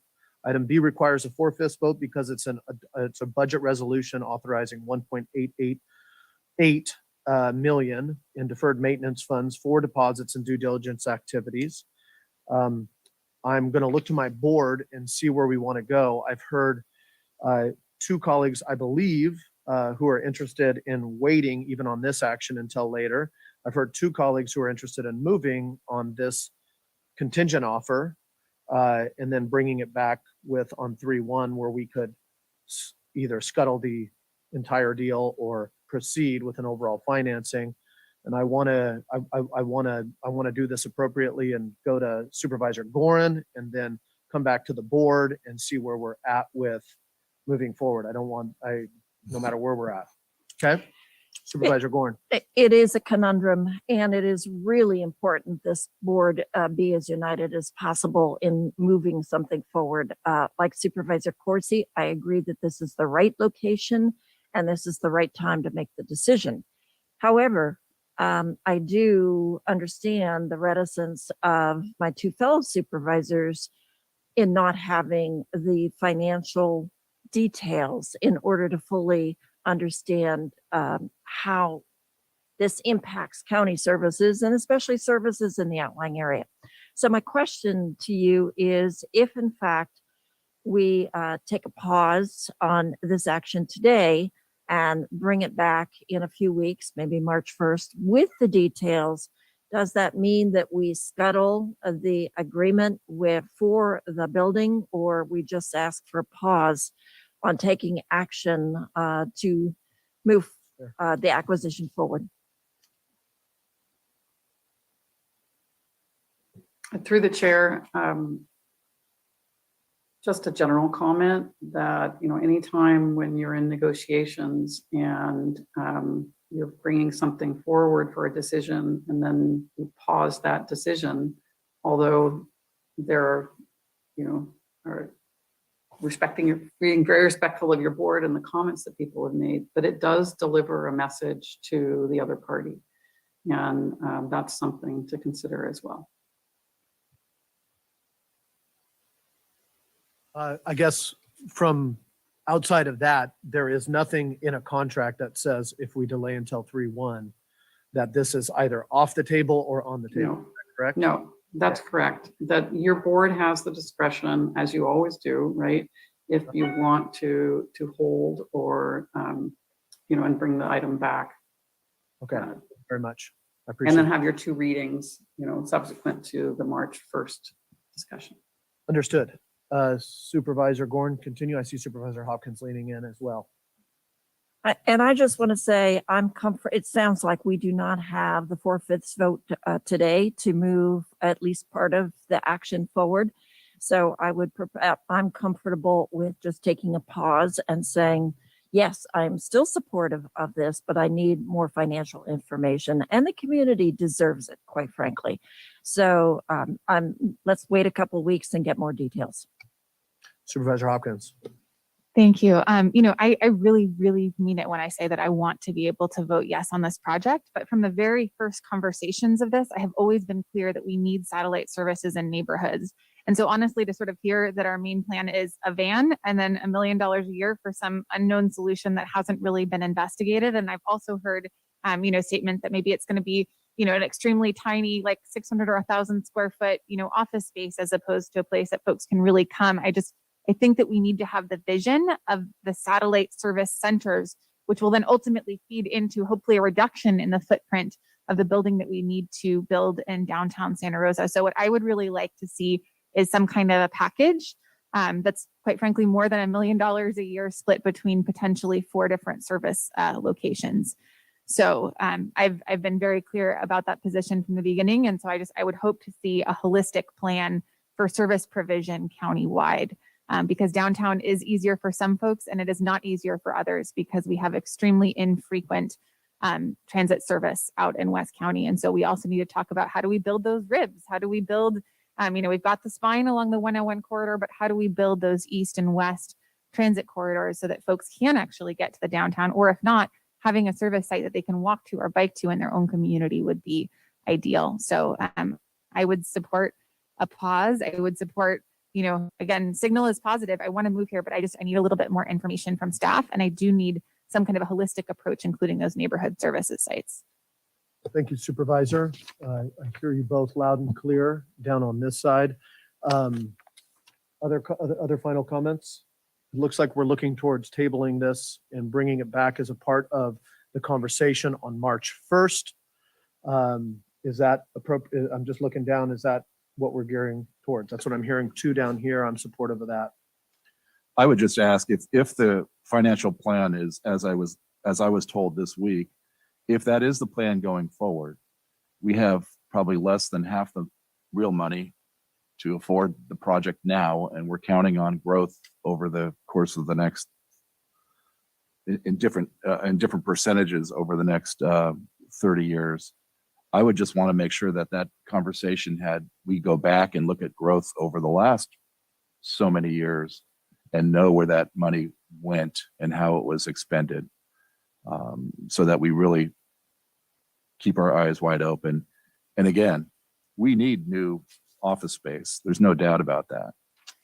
The truth of the matter is, if you build on this site, it's probably about $150 million cheaper, even that same project, because you're talking about a 10% upgrade downtown plus the 21 million plus today that we would be expending.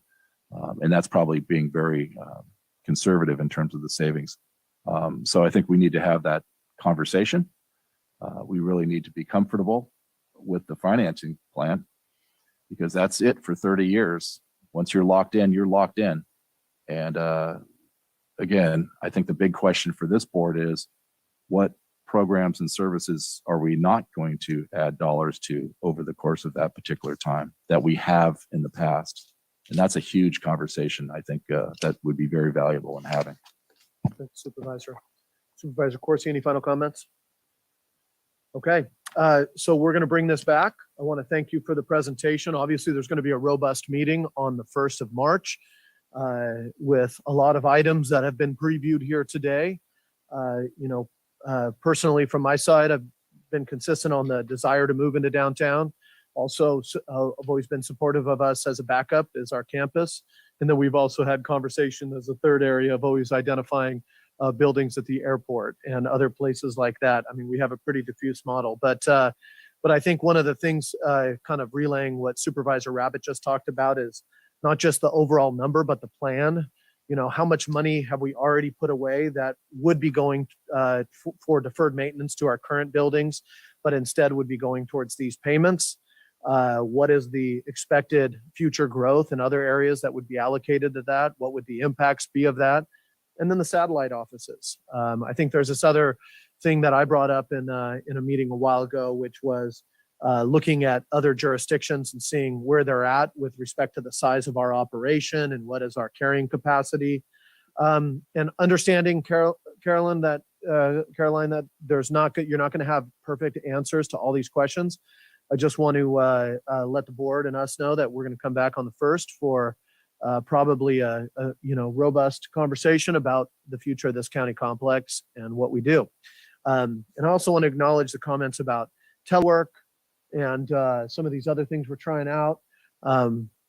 It's good that we're deliberating on this. So onward and upward. So we're going to table item number 40, bring that back on the 1st of March with the rest. And with that being said, don't have to do any votes on that. So we're going to take a quick bathroom break, 3 minutes, and ask the board to come back for item number 41, which is the calendar of significant items. And then we will go into the COVID response. At that time, we will go into closed session after those two items. We will get as much as we can done on closed session before we come back out for public comment around 1:30. And then we do not have an afternoon regular calendar. So depending on where we're at, we'll go through those items. So thank you, my colleagues, and for those listening and looking to weigh in on the calendar items. or the other item. We'll be back in 3 to 5 minutes. Thank you.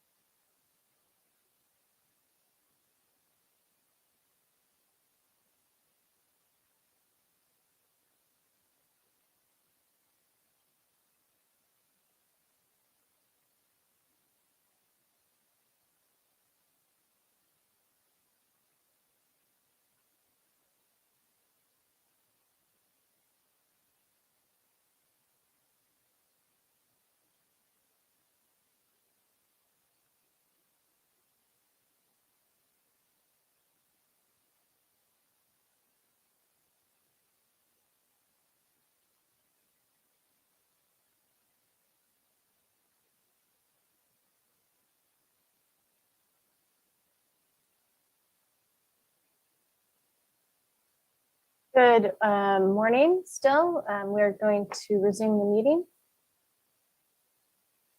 Just one moment while we make sure the chambers are unmuted. Thank you. We're good to go. Thank you very much, Marcy. Appreciate that. We're back to order. So just a little recess there. We're going to move on to item number 41, which is the Board of Supervisors 2022 calendar items of significant interest. This is going to be the second time that we review this. Before we get into deliberations, I have a few things that I want to talk through that we've been working on. Thank you to the board for weighing in and for the community calling in last time we reviewed this. There's been some updates, obviously, around certain items in this for folks who have taken a look at it. I'm not going to go through each individual, but I do want to call out a couple items that that either last minute changes or things that we are still working on and a little reasoning about it. So I know we're going to get public comments on these items. So the first thing is that there was a discussion around the living wage ordinance coming back before the Board of Supervisors. In the initial draft earlier this year, it was later in the year. The board has had a discussion about the living wage ordinance last year. From my memory, 5 people gave direction up here to bring it back with significant options for changes that we want to look at. There are, without being able to talk about everything in our world of HR and other things, HR in County Councilville, there are things dealing with meet and confer and other processes that we have to deal with that we're working through right now. So my goal as the chair is to get the living wage ordinance. I heard loud and clear that the board wants to see it. I want to see it. But the goal is to bring back the living wage ordinance as early as possible. But there might be some, so I know that there's some things that are being worked out between county administrator's office, county council's office, and our employee representatives. Anything else need to say on that, or is that appropriate? No, I think you said it all. So it's still on our September calendar for now. Yeah. And so the goal is to get that, for me, back moving more towards the April timeframe, but we will see where we go on that. But we have to get through a couple things internally, and we might even have some closed session dialogue on that. Second item is I have heard from my colleagues. I really want to hear from you again about this WellPath contract. There was a lot of interest in it. I also want to reference that we have seen a note from the Deputy Sheriff's Association about a different contract. If you've gotten it yesterday, that was something I had met with the deputy sheriffs and they had talked about late last year, big item with Intercare. So I'm going to be interested in hearing from you all if you want to see WellPath as a regular calendar presentation. I think that's what we're going towards. I don't have that yet. We were going to come back and propose that to be an update on consent around the middle of the year. And if we needed to pull it off, put it back on. And then there's one item that we don't have a new date for yet, unless county administrator updates me. But right now it says that today, on the 8th of February, we're going to review America Rescue Plan Act Rapid Assistance Plan. Obviously, we are not reviewing that today. So that'll be re-upped, and reminder to everybody that our leads in Office of Equity, Alegría de la Cruz, Upstream Investment, Oscar Chavez, and now EDB, formerly with Sheba Person Whitley and now with Ethan Brown, are collaborating on those big ARPA buckets. I also asked Paul Gullickson, I believe, or Cheryl, to share with the entire board a 1 or 2 pager that was on ARPA allocations. It has kind of a discussion item, and next time that comes forward, or every time ARPA comes forward, the request as the county administrator is that we bring it back with a holistic picture, not just the individual items, because people always ask us, where did that 96 million go? So it's a very good item. The last one is something that we created a ad hoc for with Supervisors Hopkins and Corsi, which is evacuation zone policies, Ag Pass program, and other items. And so what I am tracking towards, I know it's not on this agenda, but sometime in the May, June timeline, or May, June, and July, is workshop or whatever we need to do. So to have that ad hoc work up towards that time, as we talked about before, is meeting with state officials, OSHA, others on the health and safety, emergency management on things like, what are the emergency management protocols around evacuation zones? And so that by that time there, I'd be able to look to an ad hoc and say, what meetings have you had up until now? What do we need to explore? The board can give direction on what it wants to do in those areas. So with that being said, I do not believe that do we have a presentation at all from County Administrator? So with that being said, I want to pass it to my colleagues first for questions and introductory comments. We're going to go to the public for public comment. We're going to provide, since this is the second time, we're going to provide a minute to each individual. But also the request is that if you're hearing that we're agendizing and putting your thing forward, help us help you and get through this item quickly. Supervisor Rabbit. Thank you very much. Just on the well path piece, Uh-huh. because I think we've been contacted and this board, I think rightfully so, pressed for some more oversight to ensure compliance with the contract on the health well path contract within the county jails. But they also have a behavioral health services contract with the county through the sheriff's department as well that's set to expire on the 30th of June. And so not looking to throw a wrench in the works, but I want to be assured that the same added protections that are in place for both contracts, and that we get what we are paying for as spelled out in that contract. And I know that the pandemic and obviously the opioid epidemic and even realignment and everything, all the above, have been combined to make this work extremely difficult, both for our sheriff employees and for those of our contractor. At the end of the day, we need to make sure that we're getting what we're paying for. And I know the sheriff agrees with that. And so however that works, that we look at that update prior to the expiration of the behavioral health contract, I think is important. And I would echo that. The tentative calendar date that we have for this is too late. We need to bring that forward much earlier. There are perhaps some mechanisms that other counties have used and that we need to consider. So thank you, Supervisor Rabbit, for bringing that forward. Excellent. One that I did not mention, and I apologize, it was actually the top one on my list, is there's been a lot of conversation about tiny homes, composting toilets, and evictions of there's been a lot of comments from some members. I think Jonathan Greenberg mentioned, talked about commenting on this now. That is slated to come back as a part of the March 22nd item, which is to conduct a public workshop on the 2022 California Model Building Code and potential local amendments, including alternative tiny homes. So that's going to be a core area for us to talk about existing enforcement, where we're at. I do want to state that I asked specifically to the issue of people requesting a moratorium or this question about evictions. I had a conversation with the director of Permit Sonoma, who reasserted that there are not two codes, right? There does not exist two codes for individuals who have structures and are of means and individuals who do not. And I want to state that very clearly is that if we get a complaint and something does not meet the building code standards, there is still action being taken, but it is only on a complaint-driven system. And then I think furthermore to that, we're going to bring it back on March 22nd to be able to follow up appropriately on it. And so I'd love to hear folks' take on that as well.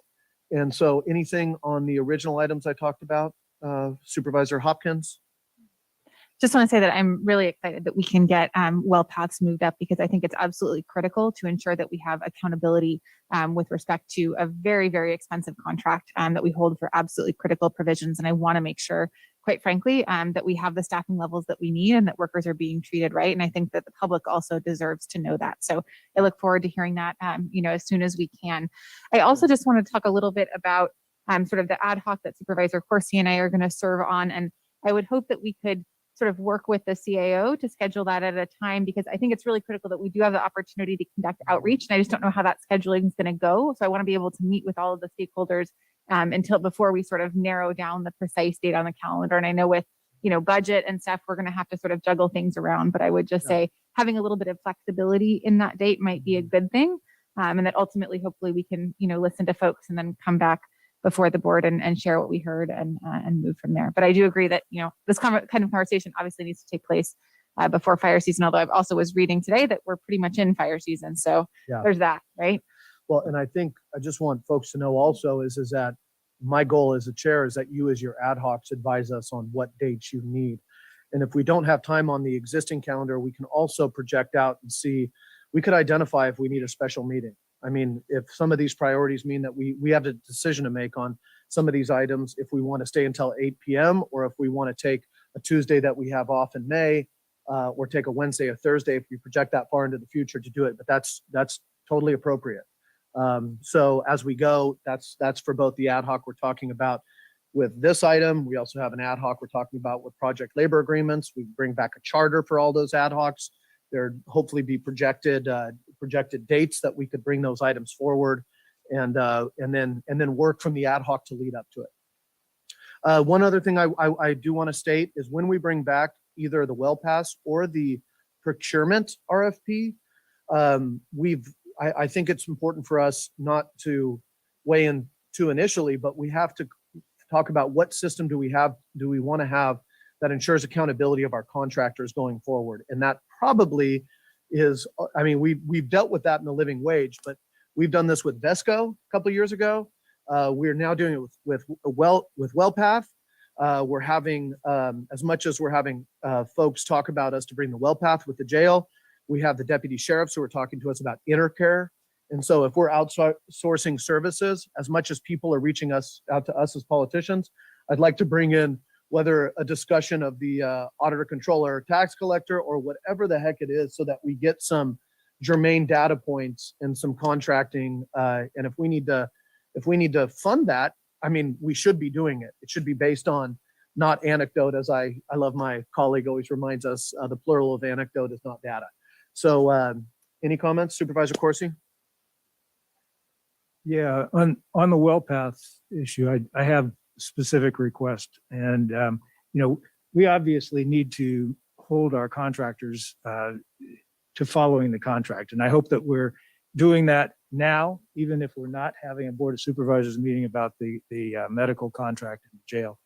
On the mental health contract, my specific request is that before that is renegotiated, that we understand exactly what the WellPath contract includes in the county of Alameda.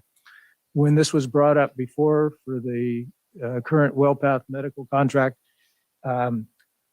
the response was that the clause in the Alameda contract that says that they need to refund the county money if they don't have proper staffing, the response was that's not enforceable.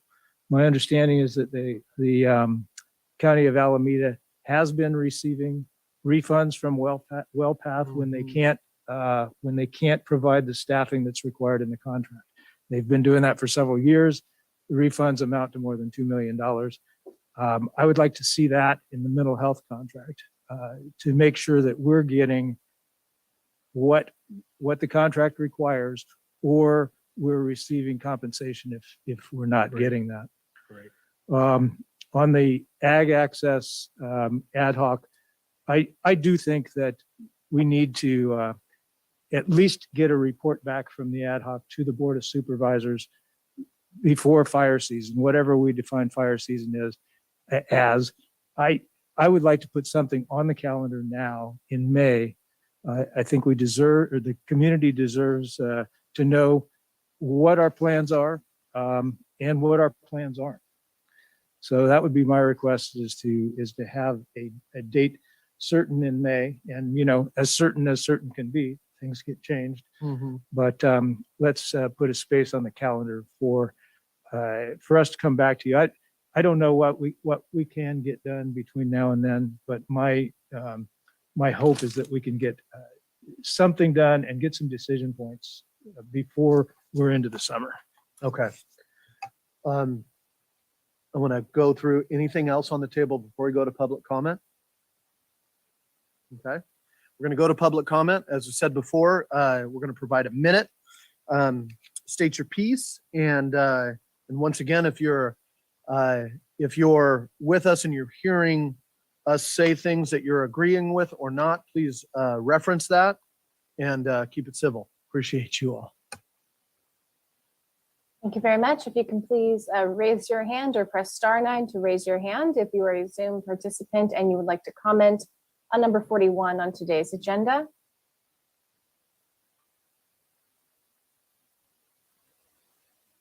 Of the commenters, I'm going to begin with, or the first commenters are Jana, Chad, and MV. Good morning, everybody. It's Jana Blunt. As the chapter president for SEIU 10-1's Sonoma County chapter, representing the lowest paid workers at the county, there is no meet and confer obstacle blocking the revision to our living wage ordinance. This is 100% incorrect. Not only does our union and others have several active meet and confers going with HR, we regularly make ourselves available within 24 hours for meet and confer appointments. I'm grateful that both sides of our table maintain this very high level of flexibility and cooperation to ensure these things get resolved quickly. I don't know why anyone would have this misconception.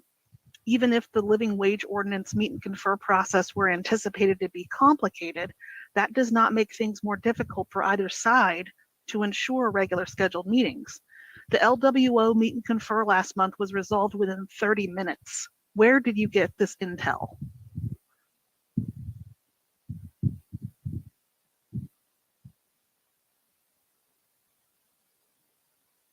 The next commenter can please state your name and unmute.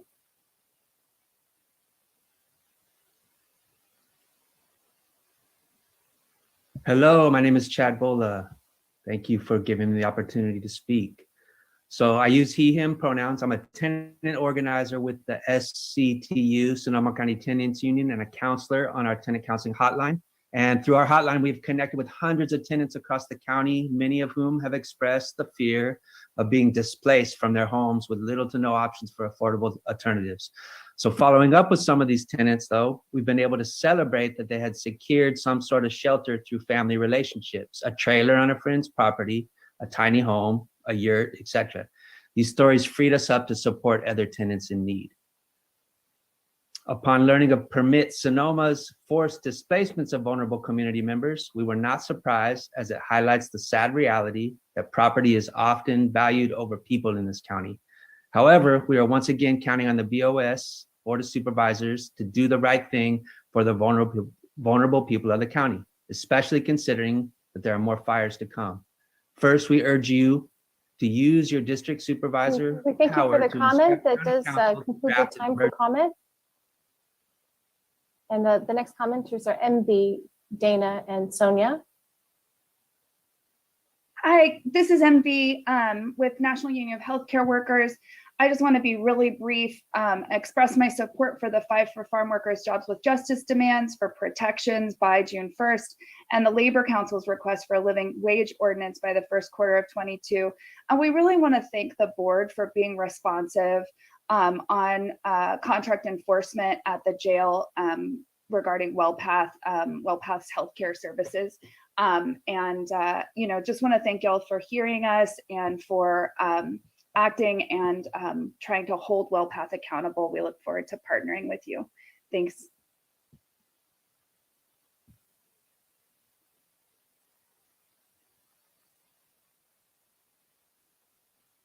Hey, please state your name and begin.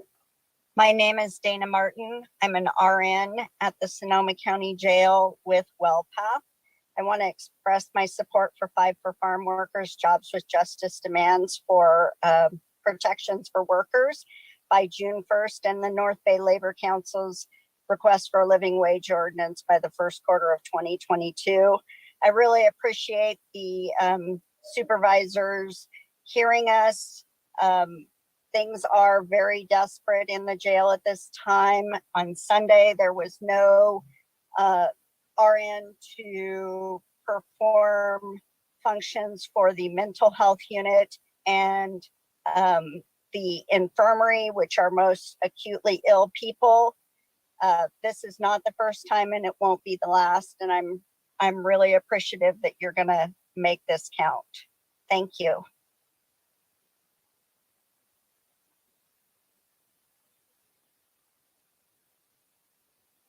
Hey, Sonia, if you can please unmute. Good morning, supervisors. My name is Sonia Rifkin with the National Union of Healthcare Workers. First, I also want to express my support for the 5 for Farm Workers demands for protections by June 1st and the Labor Council's request for a living wage ordinance policy. And, thank you, as others have said, supervisors, for recognizing the need for much stronger contract enforcement with WellPath and doing so well in advance of the June 30th expiration of the mental health contract, so the county can make informed choices about those services. And counties nationwide are trying to hold WellPath accountable, as is the Department of Justice. And we are glad that this county is showing leadership in this really critical effort. So let's not wait till July to look at reports from a private contractor that has proven to be untrustworthy. The board has more than enough information, as you all have alluded to call for meaningful and proactive enforcement. And we're looking forward to seeing what that looks like. We hope it includes pointed questions about services, the sheriff's response to IOLERO recommendations, and health outcomes. So thank you again for your action.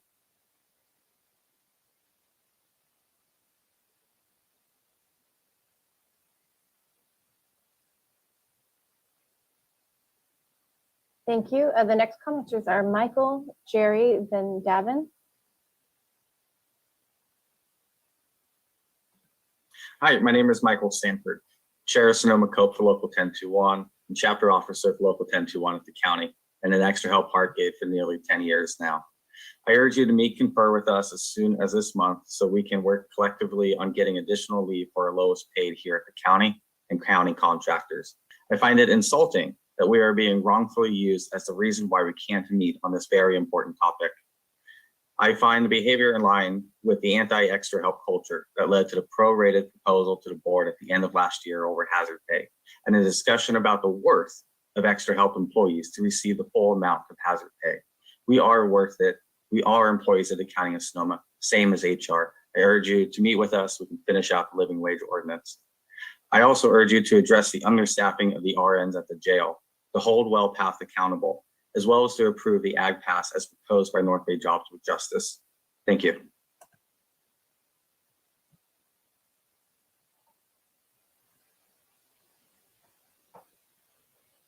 Hello, this is Jerry Lalonberg. I am drawing your attention to your item on July 12th concerning the non-congregate shelter programs. I'm sorry I missed the Fair Board presentation earlier, but I was working. There was a proposal that March 31st, the shelter programs would end, which in turn would cause the trailers at the fairgrounds to possibly be terminated, and all of those people moved. I would respectfully request that the board work with the Fair Board to extend the non-congregate shelter trailers currently run by St. Vincent de Paul and DEMA until your July meeting at least, and work out a plan to use those trailers. They're an incredible asset that the state gave to us and that are housing people who really needed it. We shouldn't take those offline. Thank you for your attention.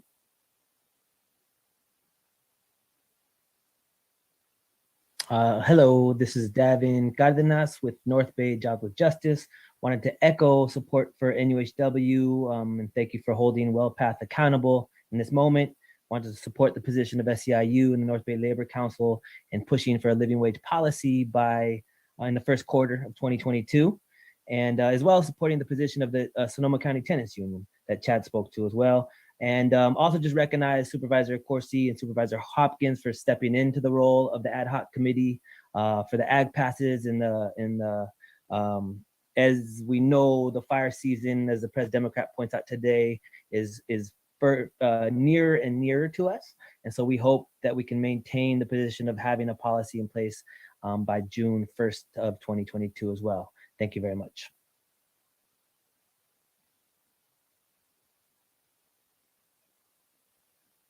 Thank you. The next commenters are Greg, Lori, and Leah. Hello, I am a 19-year-old SRGC student. In December, I volunteered with the county as an undercover tobacco purchaser.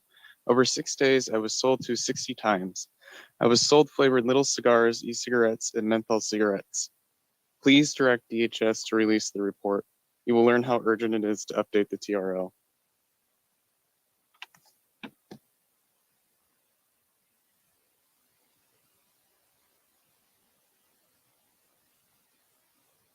Hello, my name is Lori Bremner, and I'm a 31-year resident of Boys Hot Springs in Supervisor Gorin's district.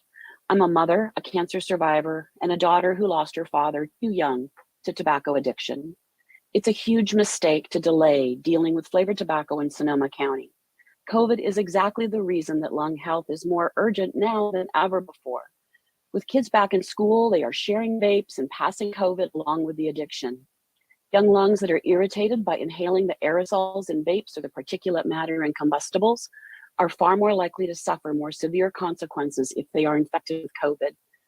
Please prioritize updating our county's TRL ordinance to mirror the ordinances passed in Petaluma, Sebastopol, and Windsor, and implement it before school starts in August. Please, our kids are counting on you. Waiting is more lives lost. Thank you.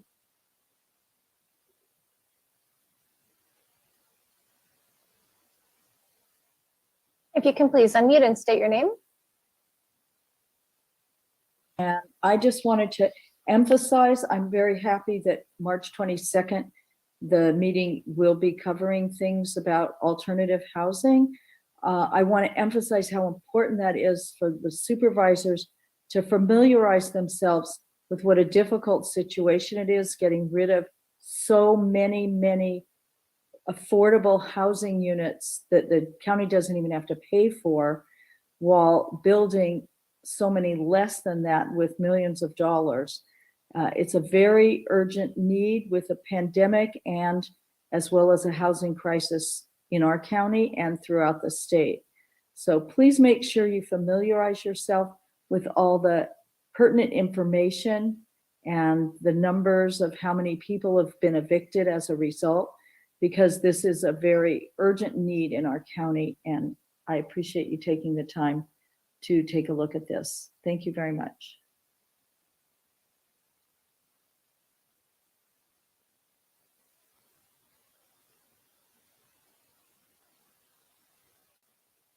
Next commenters are Tim G. Damron and Ellen.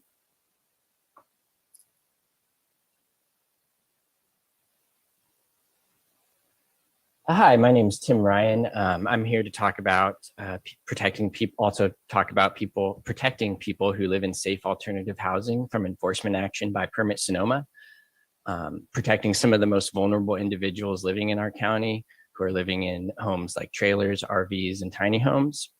I do want to praise the county for adding tiny homes to the general update on general code update on March 22nd, and also for creating the ad hoc committee for waterless toilets. However, the county did not address the primary issue that more than 14 people spoke about on January 25th. And the real issue here is that people are being forced to move out of their perfectly safe trailers and tiny homes. 90% of these people suffering from the Permit Sonoma evictions are living in occupied trailers and RVs. You know, we absolutely need to figure out compost toilets. But I'm asking you today is to direct staff to prepare a moratorium on Permit Sonoma enforcement actions and vote on that on March 22nd. Now's the time for bold action.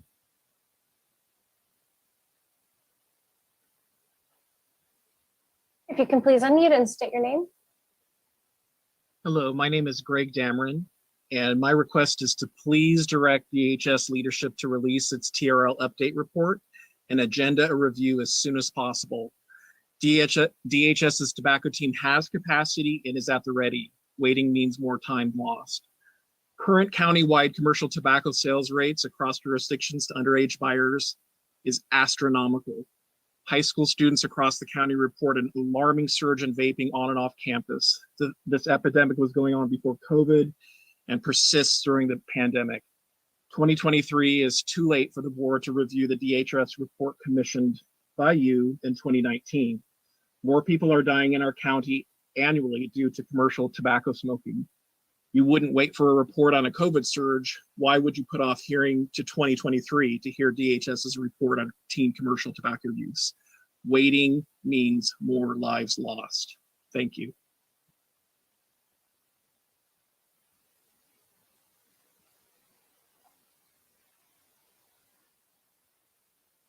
Hi, I'm Ellen Vieira, resident of Santa Rosa. I have Bridget Palmer with me also. We're sharing access to this meeting on the same equipment, so I'd like her to speak real quickly after I do. What I want to speak about is just, first of all, appreciation for the fact that you have put the tiny home alternate dwelling situation on the calendar for March. I wanted to urge you to please consider an urgency ordinance to place a moratorium on taking any further action regarding evictions until that time that we can figure out exactly what's going to happen. Thank you. Just one moment, we'll reset the timer.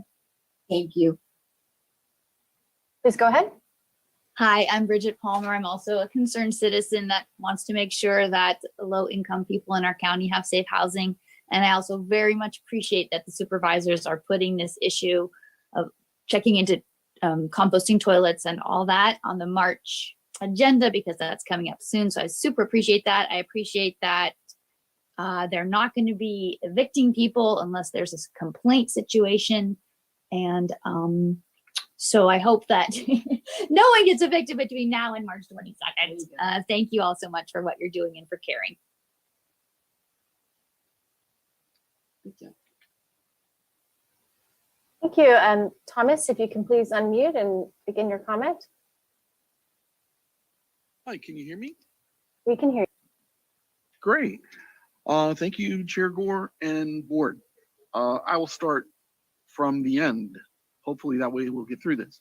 I think you have Zone K in the West County Advanced Experimental Treatment Systems. You could expand those.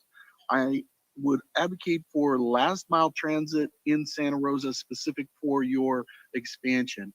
In your building, I think that it's 18 stories is too high. It increases fire danger, increases earthquake danger, and increases the cost. And the height is only for its residual value to the private entity. I think you should. Thomas, I'll allow you to go a little bit long, but I don't want to take your time. But we're on calendar items, not on specific building sites. Go ahead. Well, I understand, but this was not covered under the other one, which was just a financing. So the building was not covered. So, and that is a part of the 300 pages this is that I not, wrote. this is, I'm gonna have to hold you to the time. Please stick to the subject, which is calendar items, when we calendar items.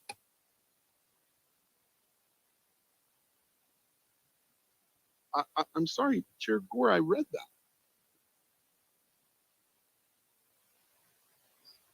Thomas, you have there's 13 seconds left if you are wanting to continue on the current item. Or you can give him an extra 30 seconds too, if he wants to talk about calendar items. Well, I think it is about that. It's upcoming. You're going to talk about it again, but it was not covered on the other one. I believe Thomas, I want to be clear. This is about calendaring items, not policy deliberation on said calendar items. Thank you. I see. Well, I would like very much to have specific discussion of the buildings and their positioning as a programmatic discussion. Thank you very much. Calendar. Thank you. We will calendar it. Appreciate you, sir. Thank you. All right. The next commenters are Megan, Jane, and Maddie. Hello, I'd just like to thank the board of first of all, my name is Megan. I'm an organizer with SEIU 2015, California's Long-Term Caregivers Union. First off, I'd like to thank the board in announcing that they will be holding WellPath accountable and addressing the understaffing in the jails. So thank you for that. I would also like to echo support for our 5 for farm workers, jobs with justice, and demands for protection, including language justice, hazard pay, and disaster insurance. I'd also like to echo support for the living wage law and labor peace ordinance. If it is not completed before September, it will be 2 years since the revision of the ordinance was first brought to the board. We would love to see this addressed before April 1st. Thank you so much. I yield my time.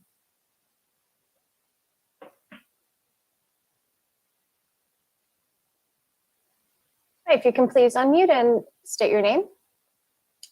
Yeah, hi, Maddie Hirschfield, Political Director with the North Bay Labor Council. I'm really happy about the comments that I was hearing from the Board of Supervisors. Just quickly, I'm happy about the WellPath holding accountable, hoping that you can have a hearing on this. This is literally life and death. AgPass fire season has already started. We don't even know when fire season is anymore. We learned a month or so ago that it started as soon as the winds did. So this needs to be done. The living wage ordinance must come back, certainly before September, and hopefully the first quarter of this year. I think you all get that. We're 6 years behind on this, and September is just unacceptable. We know from Santa Cruz that they have a 50% full-time worker dedicated to living wage ordinance and labor peace. So I just wanted to mention that as well. Thank you so much. Thank you for all that you do.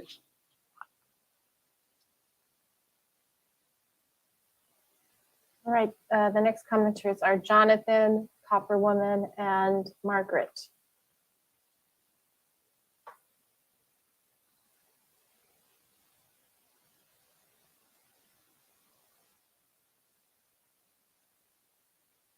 Jonathan, are you able to unmute?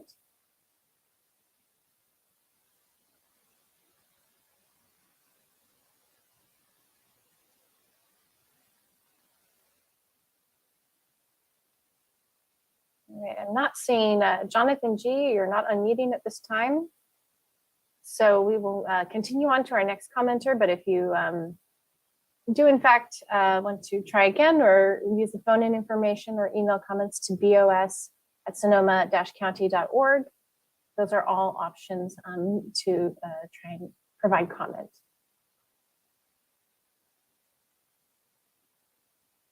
The next commenter can please unmute and state your name. Good morning. My name is Copperwoman Sasso, and I'm here to speak up again on behalf of safe, affordable alternative housing. I understand that you've put a discussion of building codes on the agenda in March. We're asking for a different format that will yield immediate action and emergency ordinance to put into effect a moratorium on evictions of people living in tiny homes such as mine and other safe, affordable housing. We're asking you to instruct County Council to draft an urgency ordinance for a moratorium on evictions similar to the ordinance extended recently that applies to fire victims and their temporary housing. And we ask each of you to put yourself in our shoes and vote yes to instate the moratorium when it's time for a vote. The time is now to make concrete action that will address homelessness and lessen the number of people living on the streets in unsafe and unsanitary conditions. It will also ease the stress of those of us who live in fear that we may be evicted from our homes. And we're living there in no cost to the county. Thank you.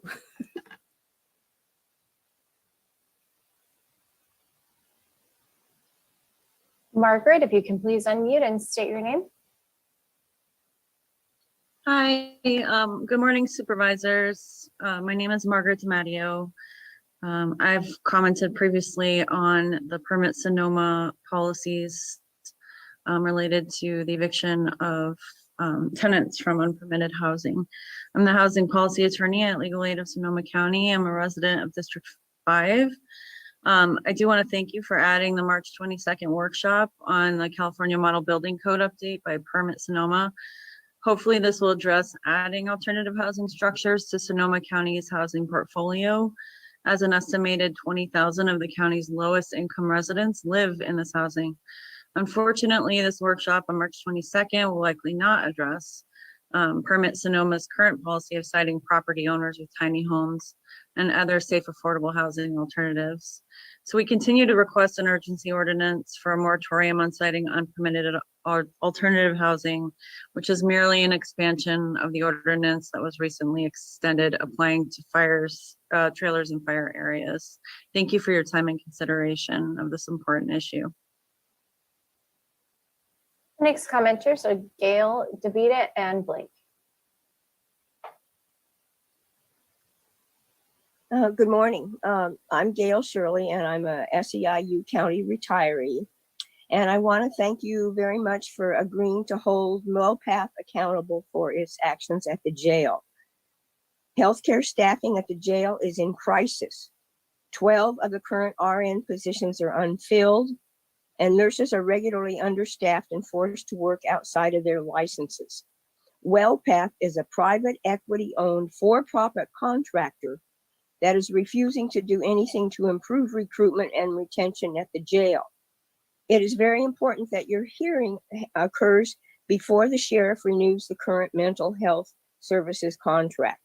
It is my hope that the mental health services contract contains transparency and actionable enforcement mechanisms.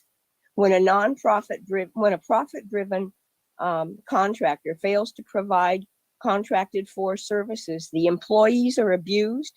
The inmates don't get the services that they are entitled to. Thank you for the comment.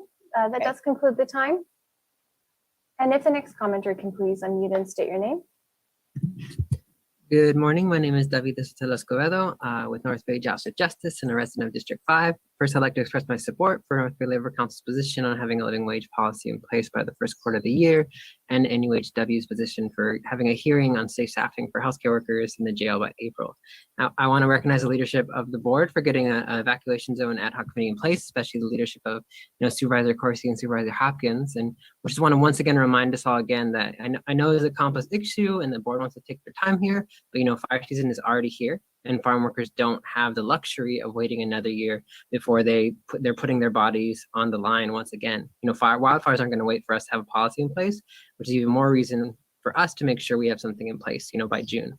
And as the ad hoc committee begins, meeting with relevant agencies and stakeholders, I want to urge, supervisors to make sure that, we're really prioritizing listening to the workers and their concerns, because this is more than just about safety. It's about really respecting those who are working the land in this new reality of climate crisis. Thanks.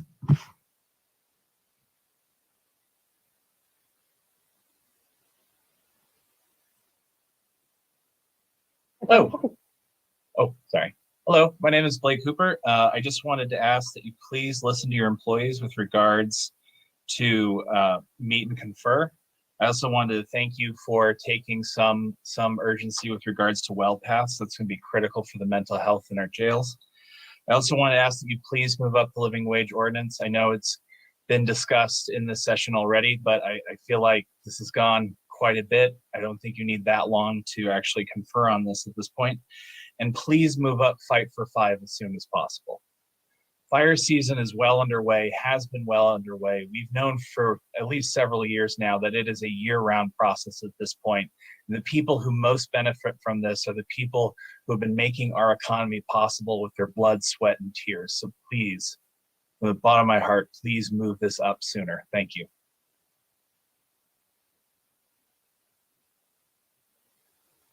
The next commenters are Mary Lou, Pam, then Marty. Good morning. Can you hear me? We can hear you. Oh, good. My name is Mary Lou Schmidt. I'm a resident. I have been a resident of West County District 5 for most of my adult life. I'm here to speak about putting off the TRL, the Tobacco Retail Licensing Ordinance. I'm a leader in the Gravenstein Health Action Coalition, and which has its roots in the county's health action movement.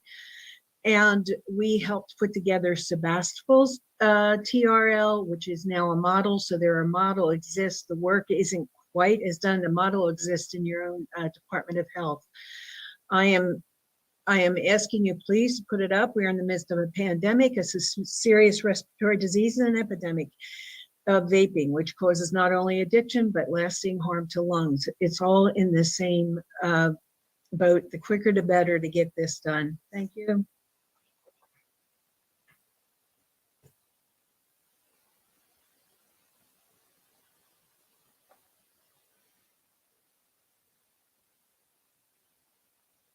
Good morning, Pam Granger, Tobacco-Free Sonoma County. We don't need to wait until July to evaluate. The county capacity on the ground to update the tobacco retail license is ready now, and frankly has been for 3 years. Why is this so urgent? The Portrait of Sonoma highlights health disparities and reinforces the need to redouble anti-smoking efforts. It's widely known that the tobacco industry does not discriminate. As a matter of fact, it targets Black, Brown, LGBTQ communities with their minty menthol. Including a flavored tobacco ban in county policy will support the upcoming statewide ballot initiative. Our strong city policies deserve support. Our kids are buying and starting now. I feel confident that the board understands updating the TRL is important to provide the highest protections for our youth, purity for our retailers, and health equity for our communities. Waiting is more lives lost.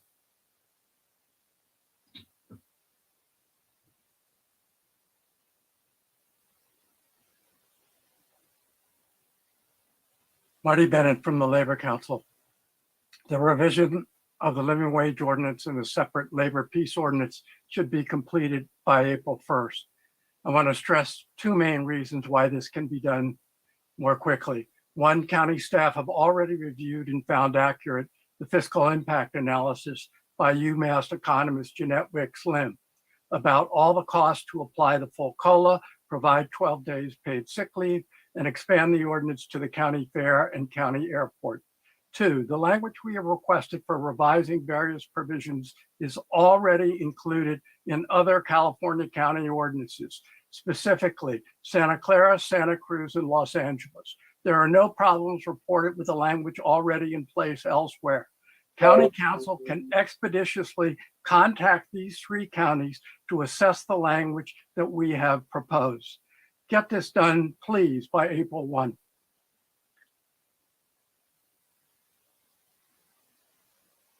Thank you. The next commenters are Jane and then Sherry.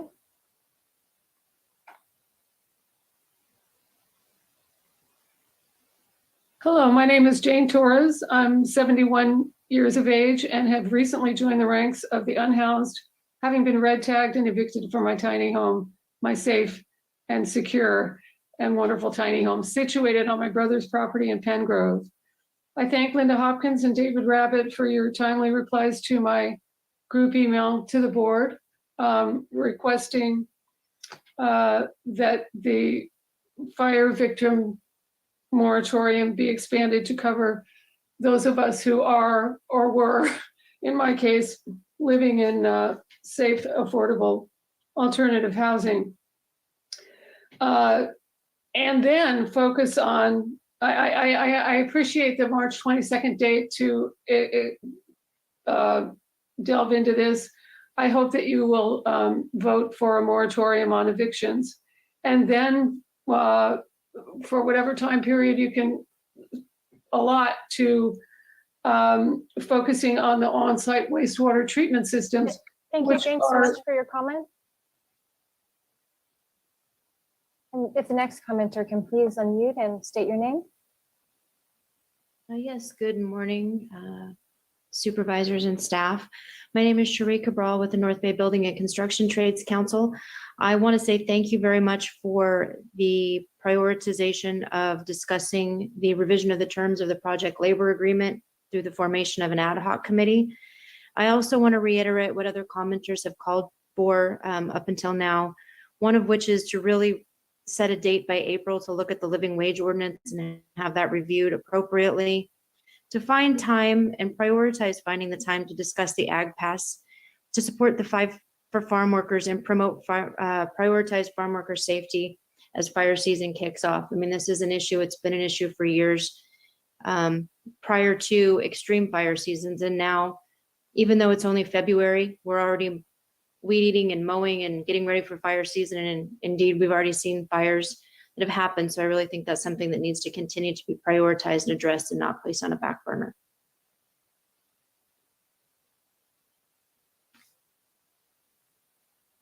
If you can please unmute and state your name.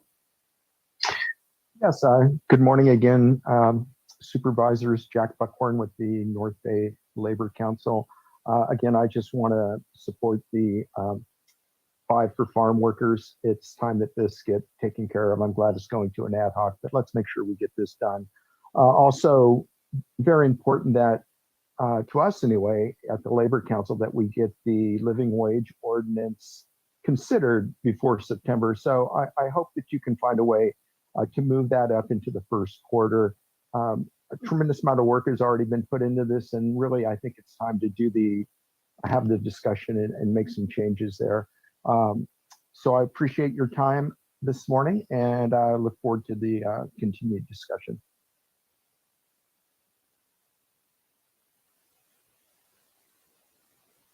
Thank you. Chair Gore and Board, that concludes public comment. Thank you very much. Okay, I'm going to look to my colleagues. I have a couple updates or proposals, kind of listening to you all and others. So I just want to get your take on this. So with our current calendar, as I mentioned before, the item, which was the ARPA Rapid Assistance Plan, we'll probably bring that back and merge it with another ARPA placeholder or with a COVID update. And to be foreseen, that's something advised by staff on where it goes. The second one I would say, we already talked about this, is tiny homes, alternate use enforcement can go into our March 22nd discussion. We have a proposed date that we would bring well past back on May 3rd, which would get us in time for any kind of discussions about contracting and other things that we would do there. I have a proposed discussion around evacuation zone policy and ag pass and other things on May 24th. That'd be our last meeting before we go dark for a few weeks for budget. If we do need to, when we get closer to that date, is look at a special meeting in early June or the day that's dark on the Thursday of budget hearings or something in there, we can shuffle that around. But honoring these timeframes. The conversation that I brought up before, a different contract, which is Intercare, would come before us on closed session. And then with respect to the living wage ordinance, I respect everybody's desire to get it on a calendar. I've been very clear that I have advice from my legal authorities and HR that we are going to go through some conversations. I believe there's going to be a closed session conversation under labor that might detail some of these things as appropriate or not. So we will get back to you about when we're looking at proposed dates coming forward. So my goal is to get the living wage ordinance back as early as possible. So expect that to, once we deal with any perceived or needed labor decisions, we will go there. Is there anything else from my colleagues? I did hear a number of folks from the community. We've received a number of emails regarding the tobacco retailer's license. Yeah. And having had, sadly, tragically, 2 parents die prematurely from smoking related illnesses, it is my continuing interest to look at how we outreach and provide more healthy outlets and actions moving forward. So we've been through this before, but I'd like to think about how we can talk about this on this year's calendar. Thank you for bringing it up. Hear you loud and clear. I also heard Supervisor Rabbit, a couple others mention it during the first reading. Initially, what we had said is we would bring this back during our update in July for the second half of the year discussion. I might just go forward and have us look at putting it into the second half of the year and then update you all in an upcoming board announcement about a potential time. I don't think we need to talk about it in July and wait until December. I mean, the goal would be trying to design where we would do it right when we come back from budget season. I see Supervisor Rabbit leaning in and then Supervisor Corsi. No, and I want to first say that I totally appreciate public health staff that is totally overwhelmed with the pandemic and get that. At the same time, the inclusion of banning flavored nicotine or tobacco products, I think we could probably take that vote today and be done with it. Yeah, it's a good point. So, but I know it's not that easy and obviously has to go through the process, but whatever can work there. At the same time, I believe that we're not, we want to lessen the workload overall of staff. And if there's a way to make that come forward in a very gentle way, I'm all for that as well. Well, you bring up a really good point. I mean, is this a complex policy discussion about the entire tobacco retail license, or is this a singular item that we can talk with staff about? And I almost, if 2 of you leaning in, I don't want to create a full-blown ad hoc, but in the past we've talked about aughts and other things like that. If there's a desire amongst Supervisors Gorin and Rabbit to kind of have some meetings with Cheryl and staff and look at if it's a singular item to bring back, I'm totally open to that as well. Supervisor Cheryl. I just want to give space to the public health team and the health department who is in the middle of fighting COVID. And we're just coming out of this surge. So that's why I really hesitate putting anything on the calendar as we sit here in February. And I also hesitate creating an ad hoc, which pulls staff resources away from their day-to-day stuff. So I do recommend that in July, we'll be in a good position to say when we can bring that topic forward. Any follow-up? I mean, does it have, I guess my question is, really, does it have to come out of public health? Or really just adding the prohibition on nicotine? I think what we have, the thing that bothers me right now is you look countywide and it's like skip lesions. We have some places where Petaluma totally prohibits it. So down my way, I'm not even quite sure where those convenience stores are going to be outside of the city limits that are going to be selling anything.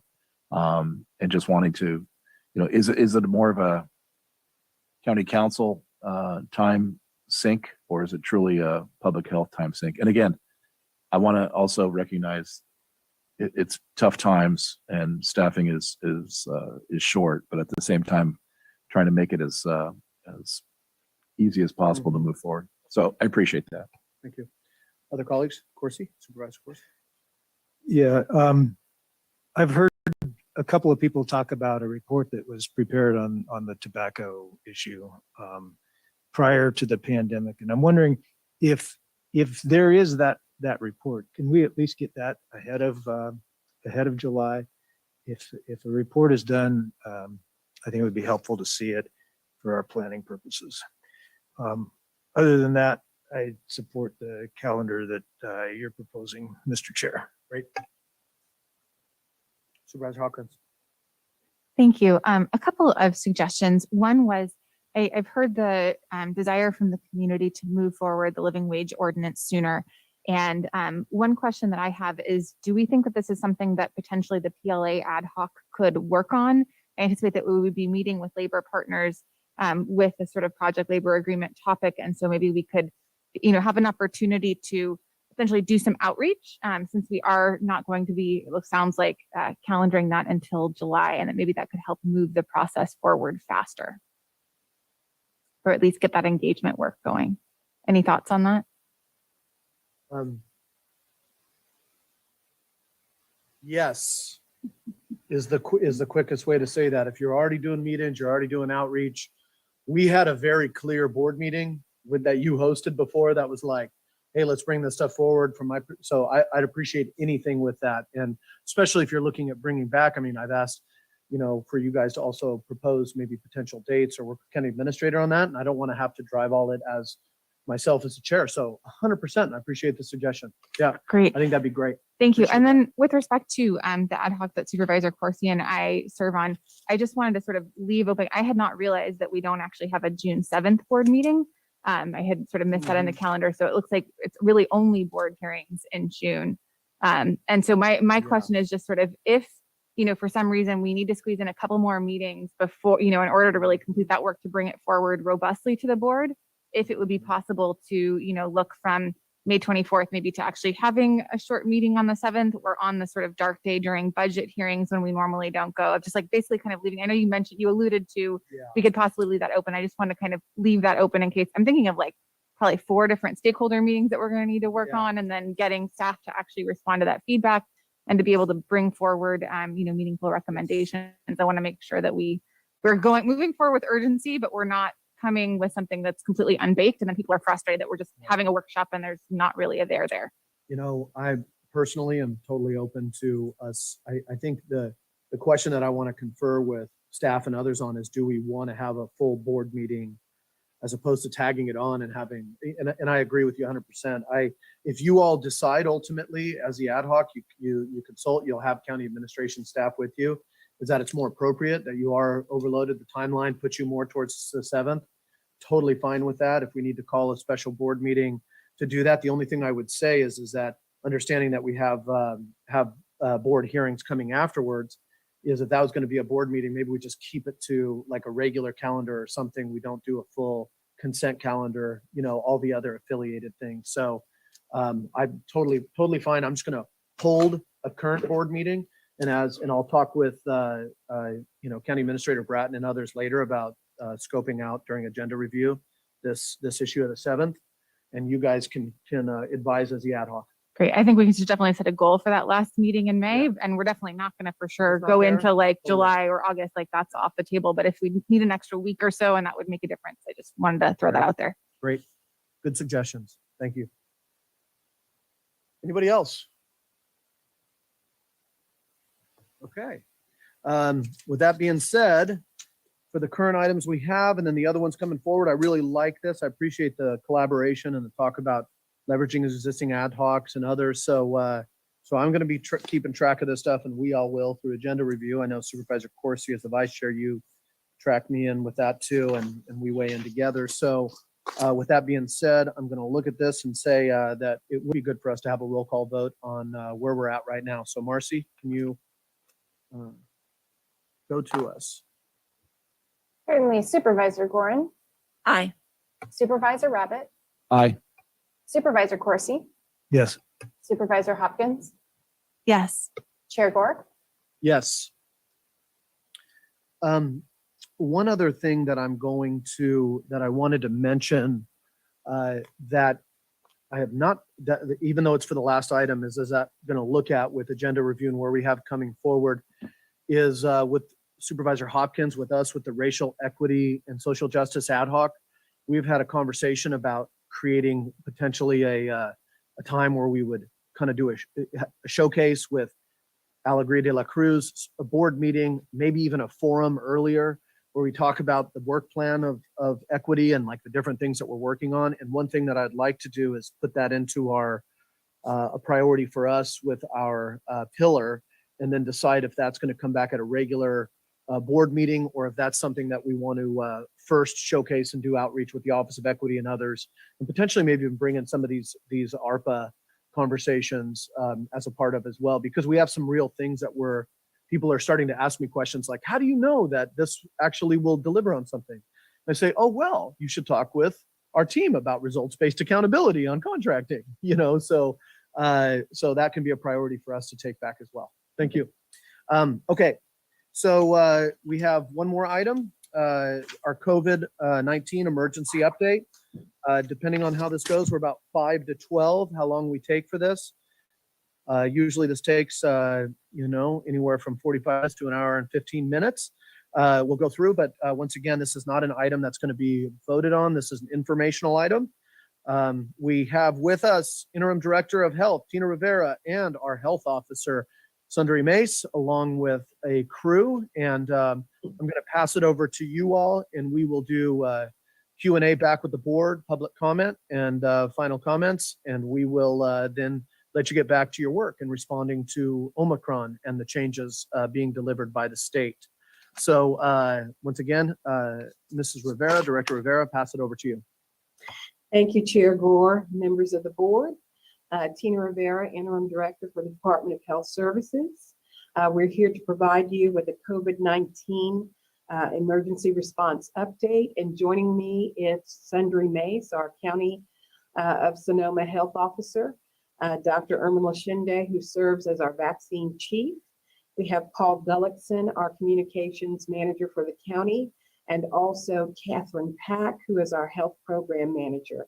And with that, to begin our presentation, I'll turn it over to Dr. Mace. Thank you. Great, thank you so much, Tina, and thank you, Chair Gore and the board for having us give an update on the COVID-19 response. Let me pull up my screen and share the slide.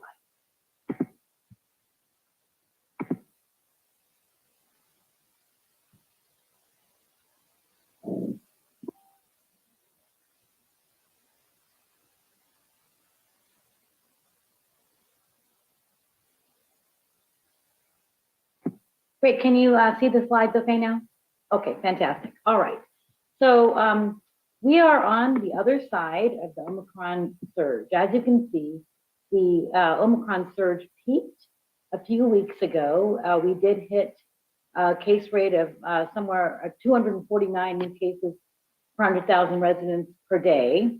That's about 5 times, a little less than 5 times what our previous peak had been at the winter surge a month ago. And now Over the past couple of weeks, we've been on our way down. California is in blue, Sonoma is in orange, and the state and Sonoma County are on their way down. And we hit 102 new cases per day per 100,000 the other day. COVID-19 hospitalizations still remain elevated, but they are also beginning to slowly decline. We did have a peak of 116 persons hospitalized, the most hospitalized that we've ever had at any time during this pandemic. And now we're down to 70, and we know hospitalizations do lag case rate by at least a week, if not a few weeks. So we're expecting that that will also decrease over time. We have had disproportionate impacts to our communities of color, as you know, and to our Healthy Places One community. The highest case rates are still occurring, as they have all through the pandemic, among communities of color, essential workers, and residents with the least access to healthcare resources. American Indian, Alaskan Native residents are experiencing the highest rates of cases, with 152 new cases per day per 100,000, followed by Pacific Islanders at 138. Our test positivity is now down to 15.3% for the county overall, and 18.2 in the lowest quartile of the Healthy Places Index. You can see hospitalization rates here by age group, and what we have seen with Omicron is the patients who are hospitalized for COVID-19 complications have tended to be older than patients hospitalized during the Delta surge. So we're really seeing the worst outcomes in our vulnerable older population. And we have had an increase in deaths again with the Omicron surge, again, primarily in those adults aged 65 and over. We've had 36 COVID-19 deaths since December, and 98% were either unvaccinated, partially vaccinated, or not up to date, meaning they were eligible for a booster but did not get a booster shot. 56% were not fully vaccinated. An additional 42% didn't have the booster shot. 92% had underlying conditions. We've seen these trends throughout the pandemic, but they've been even more apparent here with the Omicron surge. We've again seen transmission in our senior residential care facilities. It is beginning to decline again, but in the past couple of weeks, we've had 150 cases identified in 32 senior care facilities. And overall, senior care facility residents, primarily in skilled nursing facilities, have accounted for about 40% of the deaths, 177 deaths throughout the course of the pandemic. And so far during the Omicron surge, we've had 9 deaths amongst these individuals, with all of them being either unvaccinated or eligible for a booster and not having received a booster.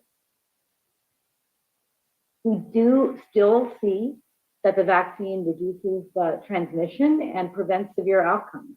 As you can see, people who are unvaccinated are still 2 times more likely to get COVID, but 17.6 times more likely to be hospitalized and about 13 times more likely to die of COVID, again, showing the importance of getting vaccinated and getting a booster if eligible at this time.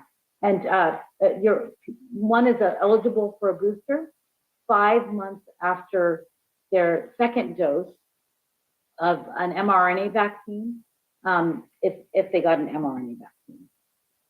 We are doing quite well in terms of where we are in the state, in terms of our progress in context with the rest of the state. We do have the 9th highest vaccination rate of 58 counties in California. And our population that is fully vaccinated is now 76.3%. And that's our total population, 10.3% higher than the overall state vaccination rate. Our cumulative deaths we've had so far for 100K are 445 total deaths, 55.4% less deaths per 100K residents than the state average, and our cumulative cases per 100K, 15,808 cases, 78,143 total cases, 26% less cases per 100K residents than the California state numbers. So I think we're doing quite well when compared with the state and other counties within the state. This slide is very important to show the importance of the booster doses and staying up to date on vaccination. In other words, getting a booster dose if you're eligible and getting vaccinated if you haven't gotten vaccinated yet. Although many of us may know individuals that are breakthrough cases, they've gotten their vaccine, but they become a case, or they've even gotten a booster and have gotten COVID. You can see this slide just shows very systematically what the data is. And you can see here, the yellow are the case rate that we've seen in unvaccinated persons. In the gray, you see the case rate in those people who are fully vaccinated, but have not received a booster. They're not up to date, in other words. And then green, we see the case rate in those persons who have gotten their booster and are fully up to date in vaccination status. And this is really remarkable. You see the difference in case rate amongst these different groups. So now I'm going to turn this over to our vaccine chief, Dr. Shende, to take it from here until the last one. Thank you, Dr. Mace. And thank you, Chair Gore and members of the board for the opportunity to present our updates on our vaccine efforts. So I'll continue the discussion that Dr. Mace had begun about the importance of boosters. So as she stated, boosters are very important to continue to protect the health of our community. And studies have shown that boosters can be 70 to almost 90% protective in the most serious outcomes of COVID, meaning serious hospitalizations as well as death. And that includes studies that looked at the Omicron variant. So where are we right now with boosters? So if you look at the bottom of the slide, roughly 61.5% of the eligible 12 plus population have received their boosters in Sonoma County. And 72.7, almost 73% of those over the age of 50 have received their booster doses. So we're doing quite well. We continue to see good progress in those numbers. If we look at the bar graph on the left, we see that in our lowest quartile, quartile 1, 56% have received their boosters, and in quartile 4, 68%. So there is a 12% difference there. We continue to work to try and encourage boosters in these different groups. If we look on the right side, we can see the breakdown by race and ethnicity. And we see that amongst the American Indian, Black, and Pacific Islander groups, roughly 54 to 57% of these populations have received their boosters. The Latinx population has about 45% have received their boosters. So disparities continue. And we have worked, actually the community health workers, the promotoras, the community-based organizations, and our own outreach team has really been working very hard to get the message out in the community, to educate people, and to ensure that people know that opportunities exist to receive these boosters. So next slide, please. So where are we overall? So again, at the bottom of the slide, we see that 79%, almost 80% of our population that's eligible in Sonoma County is now fully vaccinated. 8% are partially vaccinated. This is a big accomplishment. This is a big number. And it is only from all the hard efforts, the collaboration, and most importantly, our community that has really stepped forward to be protected against COVID. So I would really like to thank everyone for all of the efforts to have gotten us to this point. So in terms of age group, where are we? So if we look at our youngest group, the 5 to 11, who most recently have become eligible, 45% are partially vaccinated with at least one dose, and 31% are fully vaccinated. The next age group, the 12 to 15-year-olds, 66% fully and 8% partially, so 76% partial. And our next group, 76 and 9. So a common question is, well, why? Why do we have to vaccinate young people in our community? There are a number of reasons, and the most important is to help decrease transmission of COVID in our community. This will also help to protect the most vulnerable, the elderly, not only in their families, but also in the rest of the community. And I think it's important to also note that it is protective against a very severe complication of COVID called multi-inflammatory syndrome of childhood. We have seen 10 cases in Sonoma County children of MIS-C, and it leads to severe outcomes of hospitalization in the intensive care unit for weeks and months of recovery afterwards. We know now that the vaccine is about 90% protective against developing this severe complication. So we encourage families to continue vaccinating their children for these reasons. We can Shende? also see Shende? on the right side. Question? Dr. Yes. Shende, can you just, you went pretty quickly over that. Can you explain that condition a little bit more and go through MISD and restate those numbers? I think that's- Absolutely, happy to. Thank you for the question. So MISC stands for Multi-Inflammatory Syndrome of Children. And it is an inflammatory condition that affects people under the age of 21, and it affects at least two organ systems, usually the lungs and the heart, but it can affect the liver, the kidneys, the brain, the skin, and it causes severe inflammation that requires children to be on life support in the intensive care unit. Uniformly, parents of children, not only in Sonoma County, but nationally, who have had this condition, wish that they had vaccinated their children. We know that it's a low number. It's not every child, thankfully, that gets this, but when children get it and it's preventable, it would be better to certainly not, and to not have to go through what these families have gone through in the treatment and in the recovery. So it's important to know, because I think that some of the severe outcomes in children get lost, because we know that COVID affects older people primarily. However, we do see this, and we also see conditions of long COVID syndrome in children as well. So these are some reasons to consider getting vaccinated. So if we look at the bar graph on the right, breakdown by race ethnicity, again, we do see some disparities. So our Latinx population, 68% have been fully vaccinated. And again, we continue to work hard to reduce these disparities. Next slide, please.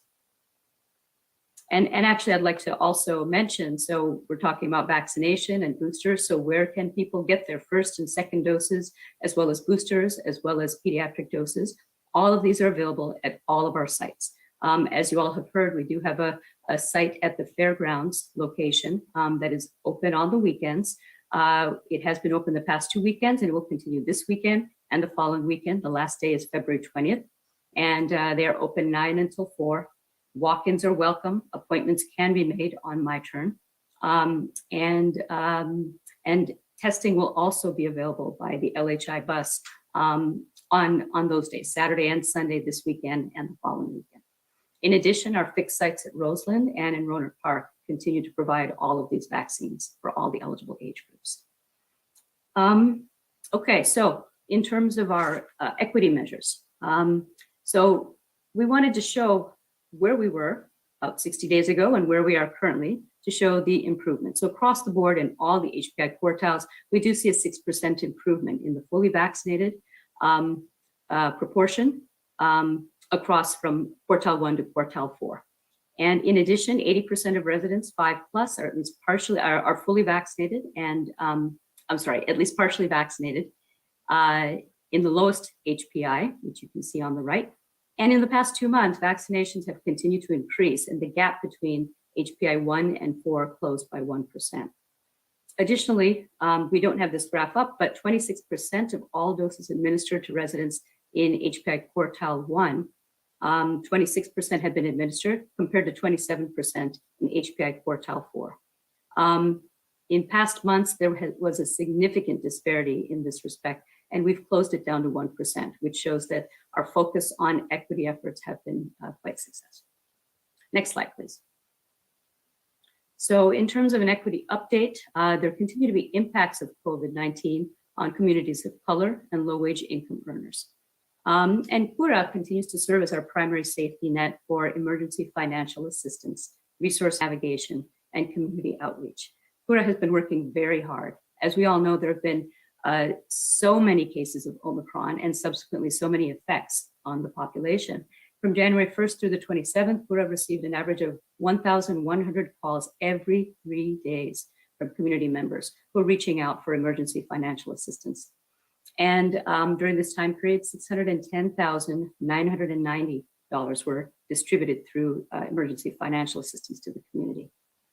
In that same time period, despite our best efforts via resource navigation and other programs such as Food Network Collaborative and Legal Aid, a high volume of callers expressed housing insecurity and food insecurity due to lack of tenant protections as well as difficulty obtaining food. So 870 community members did fill out the CURA application to receive assistance. Out of these 870, 210 stated that their family was at risk for losing their housing. 402 are currently in quarantine and also in need of food. So the needs are out there, they're great. And we thank WIRA and all our community-based organizations for all their efforts to try and meet these needs.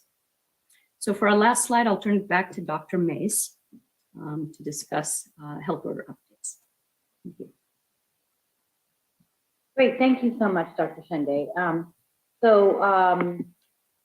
As a few quick updates. So the compliance for our booster vaccine verification order, or if not verified with the booster, twice weekly testing, has been extended to March 1st, 2022, as we mentioned in the last briefing.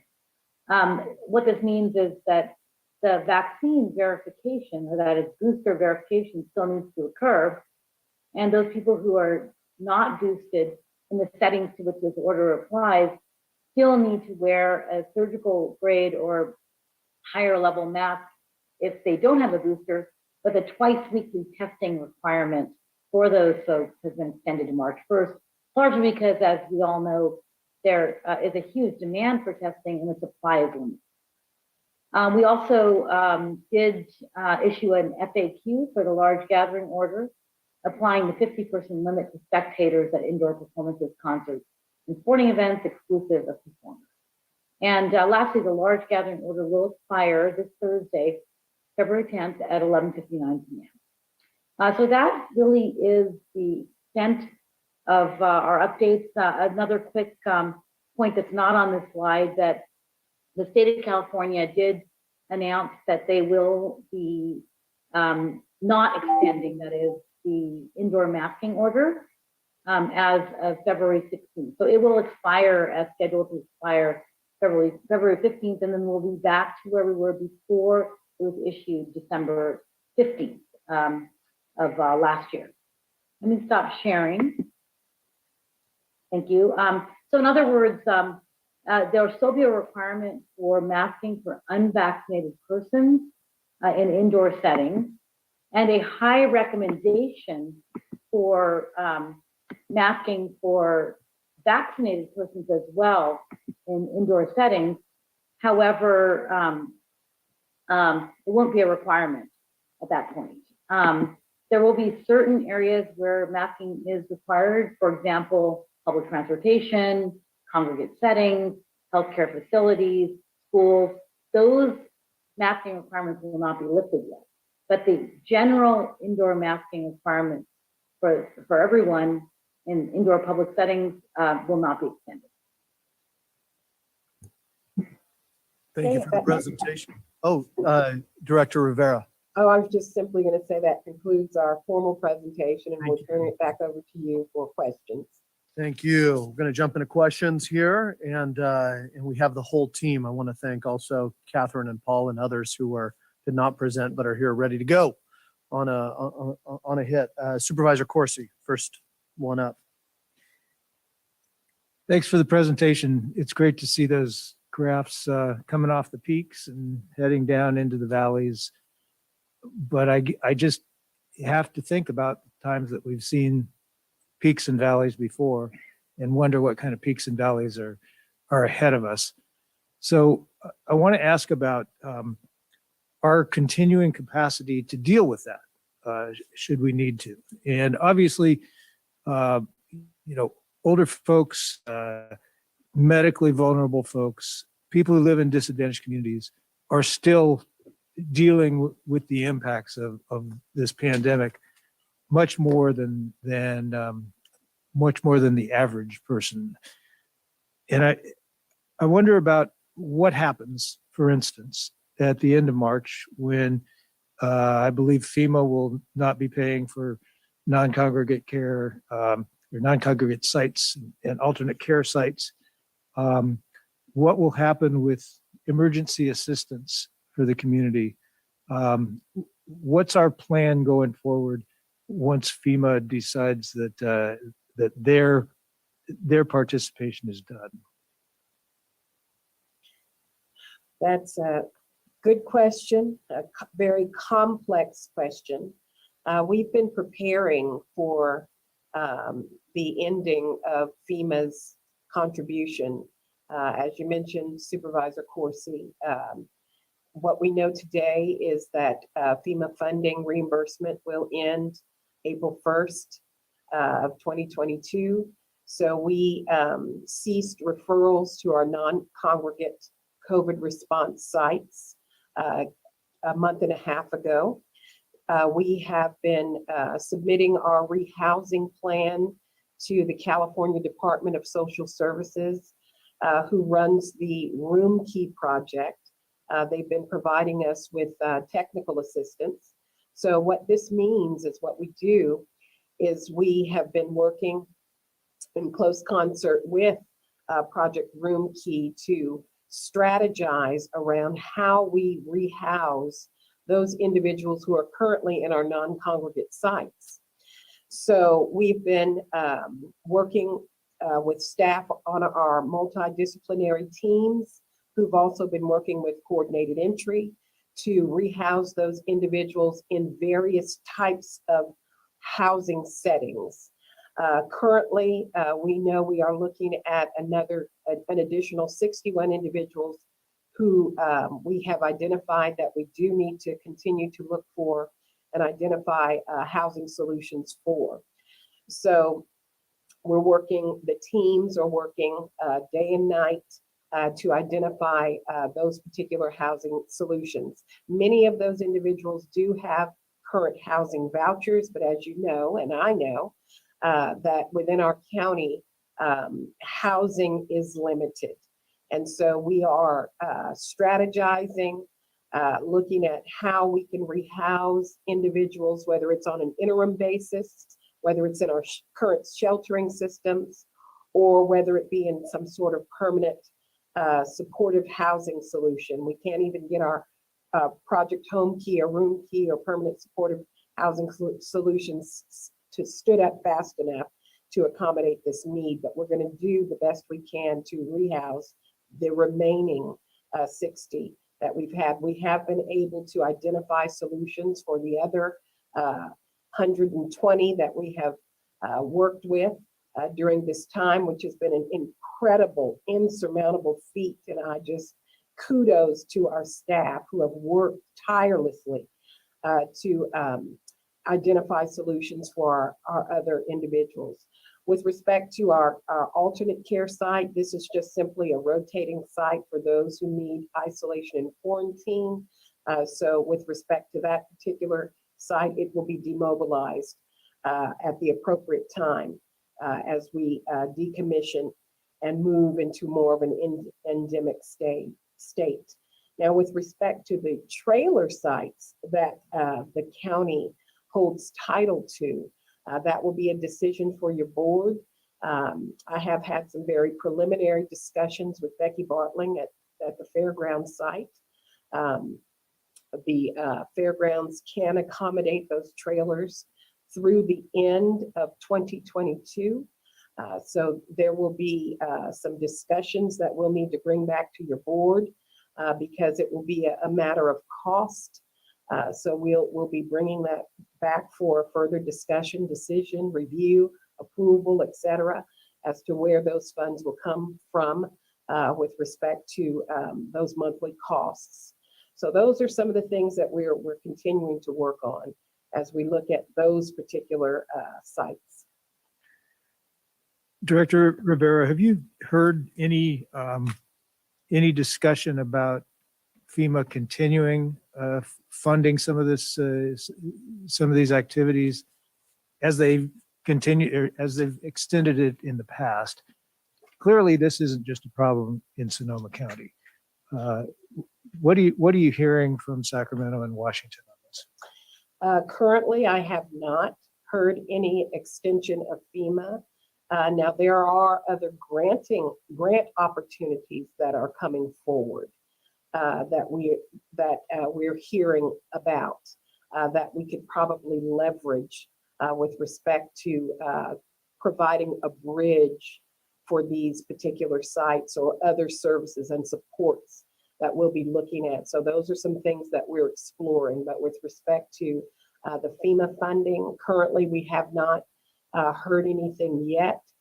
Sometimes it's the 9th hour when we will get a word, but as soon as we hear something, we will certainly pass that information on. Okay, and I hope our board will raise our voice in that effort as well. I just want to, first of all, thank you and your staff for the work you're doing on this. I know that, this is not coming as a surprise that these questions are being asked today. And I know that you've been on this before today as well, that the work has been going on for a while with you and the Community Development Commission staff.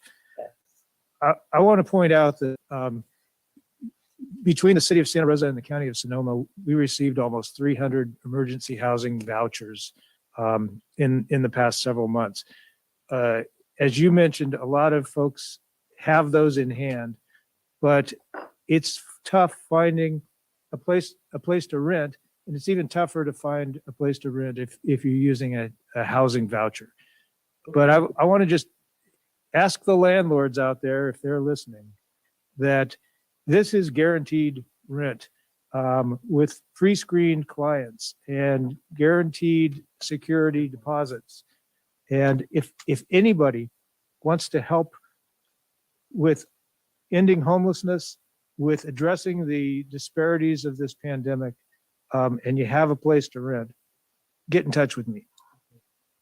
Thank you. Thank you, sir. Well put. Well put. I actually think that we might just consider maybe a little bit of an outreach campaign based on what you said with Paul and maybe some of our organizing groups and others. We've done this a couple different times, but you can't leave anything on the table. That should be a proactive outreach. So maybe a request for you and Mr. Gullickson to get together and go create a press release, and I'll knock on doors with you. Other supervisors' questions? Yeah, Supervisor Hopkins. Hi, I wanted to check in on the status of potential vaccination for younger children. If we have any sense of when that authorization might come forward and what our plans might be in terms of partnering with preschools and childcare providers, maybe reaching out to First 5 and 4Cs to see how we can work with everybody to make sure that we're providing outreach to that population. One thing that I will say is it was great to see the COVID tests go out to all of the schools, including preschools. And so it was really neat to see that happen so seamlessly. And I know all the parents were really happy to receive it during the peak of the Omicron surge. Well, thank you. I will jump in and answer that question. So we don't have any firm dates. However, we do know that the FDA will be meeting next Tuesday to discuss the data for the under 5 population, specifically for the 6-month to 4-year-olds. We know now what the process is. After that, it will be the ACIP meeting, and then the CDC, and then after that, the Western State Scientific Group and CDPH. So it's looking like a vaccine maybe, if everything goes according to the evaluation of data, as we anticipate, there may be a vaccine available possibly by the week of the 21st or the 28th.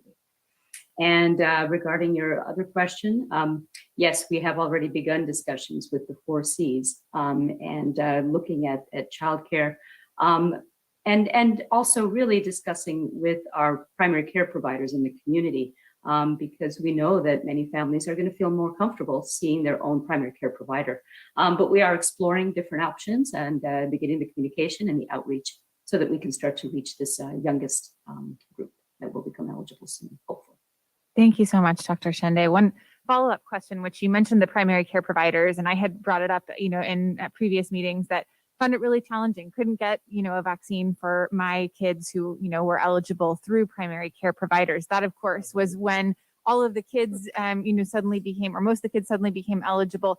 Plus, we had, other folks trying to get their boosters, and so there was again kind of a supply, choke point. So any thought, how is that going with the conversation with the primary care providers? And does that seem like a feasible route forward? Because I do feel like that is, a trusted provider is always a great person to talk to a parent, answer their questions and ultimately make a recommendation. Absolutely. I think that particularly when the vaccine was first available for the 5 to 11 population, another contributing factor was just vaccine supply. And we've seen this with every rollout of different ages and stages for the vaccine. So unfortunately, we will see that in the first couple of weeks My guess is there will be a limited supply of vaccine. But once that straightens out, we hope that we will be able to provide it in many different venues. We are exploring other options as well in terms of our fixed sites. But those conversations are ongoing. And again, I think unfortunately, it's going to be somewhat limited by how much vaccine supply there is. Well, I just want to say thank you for all of your work. I remember all of the challenges when we first were starting this process and the issues with the websites and the lack of control. And I just, we've come a long way, right? And I really appreciate all of your consistent work with all of our partners, because I really do feel like folks are now aware of, where these things are available, and those conversations with the early childhood providers and the primary care providers is so critical. So thank you all so much for your work. Thank you. Supervisor Gorin, do you have any questions? or comments? No, I don't, but I just wanted to thank you for, now it's been 2 years of continuing work on this. It's hard to imagine. We thought we would be finished with the pandemic in just a few months, and it just keeps on moving on. But I think the community will be grateful to receive information on masking. Oh, wait, can I remove my mask? Maybe not yet, but I think we're all awaiting those days that we can feel good if we are vaccinated to remove our masks. So thank you all for what you do. Supervisor Rabbit, you have anything right now? Okay. For my part, a couple different things. So health order, vaccines, masking, and otherwise. So the first thing is I will, first of all, I'm looking forward to the 10th. In 2 days, our own health order is going to expire. And I want to acknowledge that last time when that came out, I want to look at everybody here. We had a special board meeting. We had the hospitals come to us. We also had a discussion with the schools. You know, it's not a surprise. Every time we focus on an industry, we have different voices that come out of said industry, right? One of the follow-ups was a discussion, Tina, that related to the ACS and the other things, how much in non-congregate shelters and what that capacity issues was causing with the hospitals, and did we need to stand up more facilities? I think at the end of that special meeting, you had said that there was 2 or 3 things you were working on with them. So for either you or Dr. Mace or both, just a gut check on where we're at with our partners and going forward. And I say that with a caveat of the whole discussion that some of them brought up about having us do clear their hospitals of all the mental health patients and substance abuse patients. That's a bigger, longer conversation, but the surge issues is very real. So pass it over to you, Director Rivera and Dr. Mace, if you got anything on that, how this ACS, NCS conversation crosses over to that and potential need or not. Right. I did get a point in time, if you will, report from the hospitals with respect to their need for shelter and alternate care site capacity. When I received the report, they really did not need specific alternate care site placement or homeless shelter placement. There were not very many units or spaces that they needed with respect to homeless shelter or non-congregate site or the alternate care site. Their need really was for skilled nursing facility placement, which is an acute care facility that we do not oversee. So there, and Dr. Mace can certainly speak more to this with respect to the bottlenecks there that we were seeing. I did not receive any behavioral health or mental health numbers from any of the hospitals with respect to the number of units that they needed there. So we decided that what we would do was stabilize our homeless sheltering system to assist with meals, making sure that the outbreaks that we were seeing in the homeless shelter were under control, and that our homeless shelters were able to get back on their feet. That was the priority.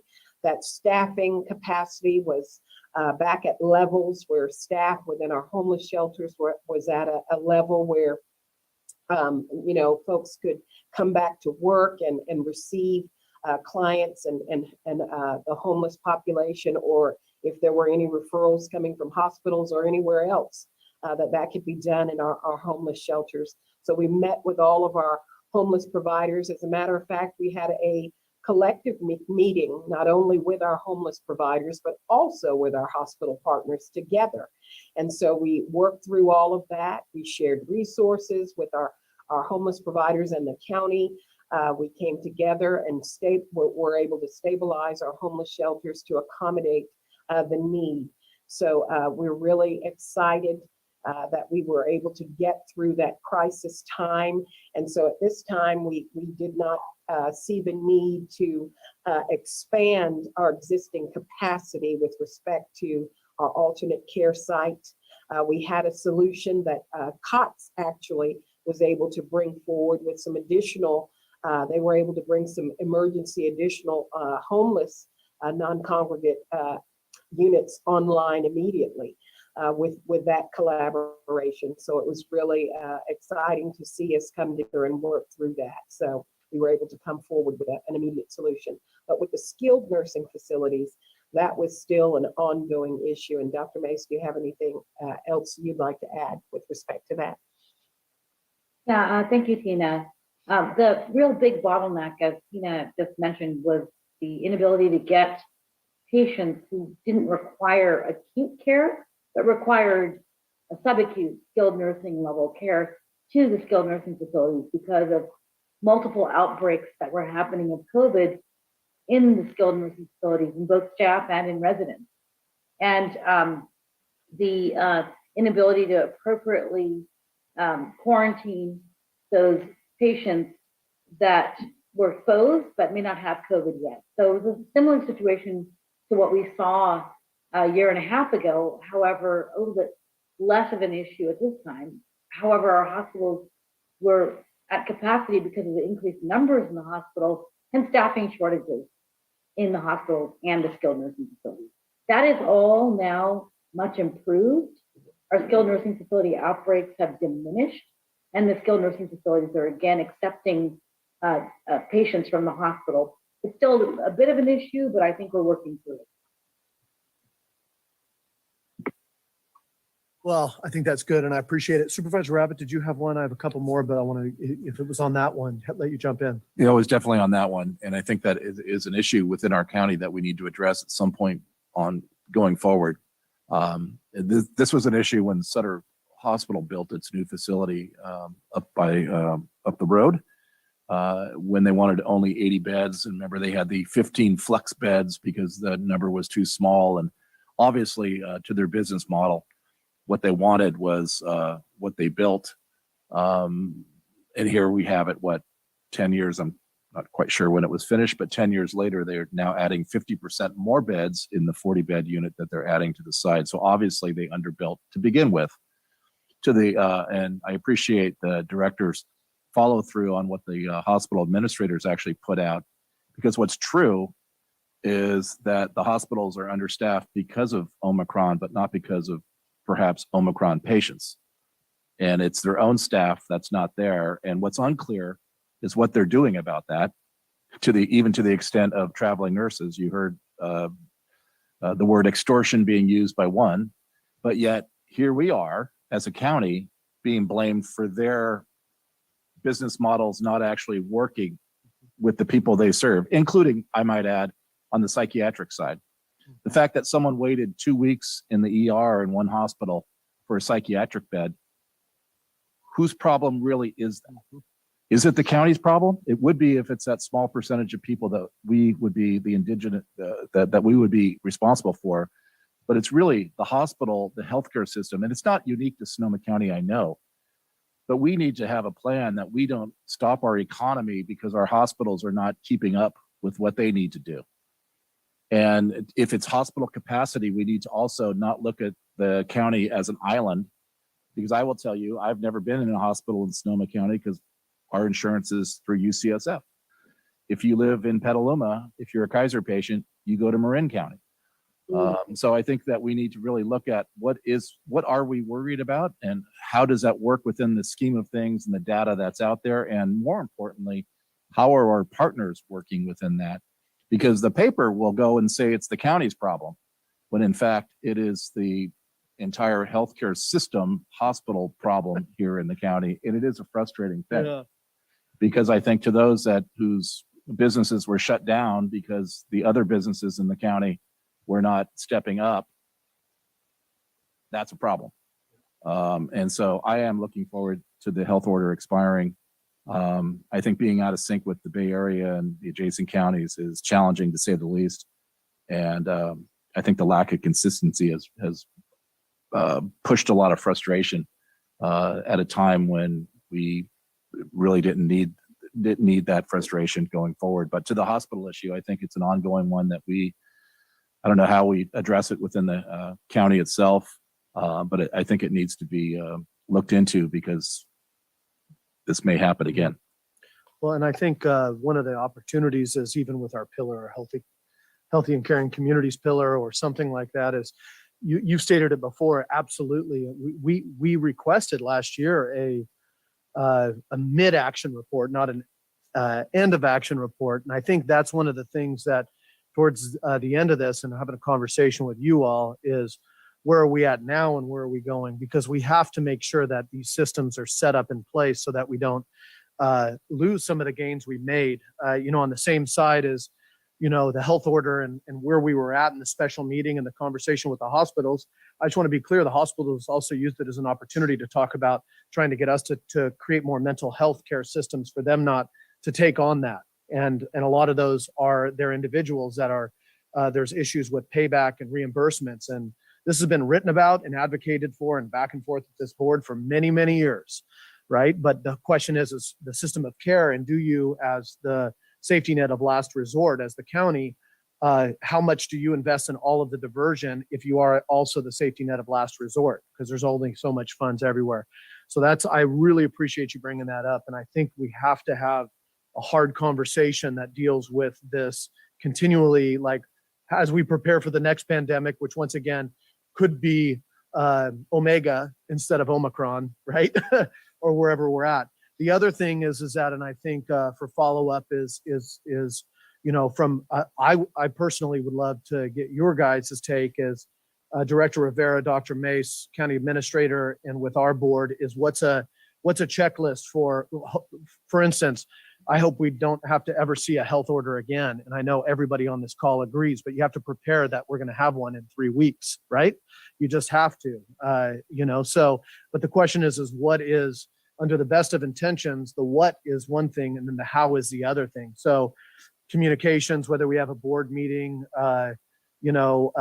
outreach with EDB and other departments, I want to make sure we tighten that stuff up so that you all have a standard operating plan that you can show us, that we just say, hey, here is what it is.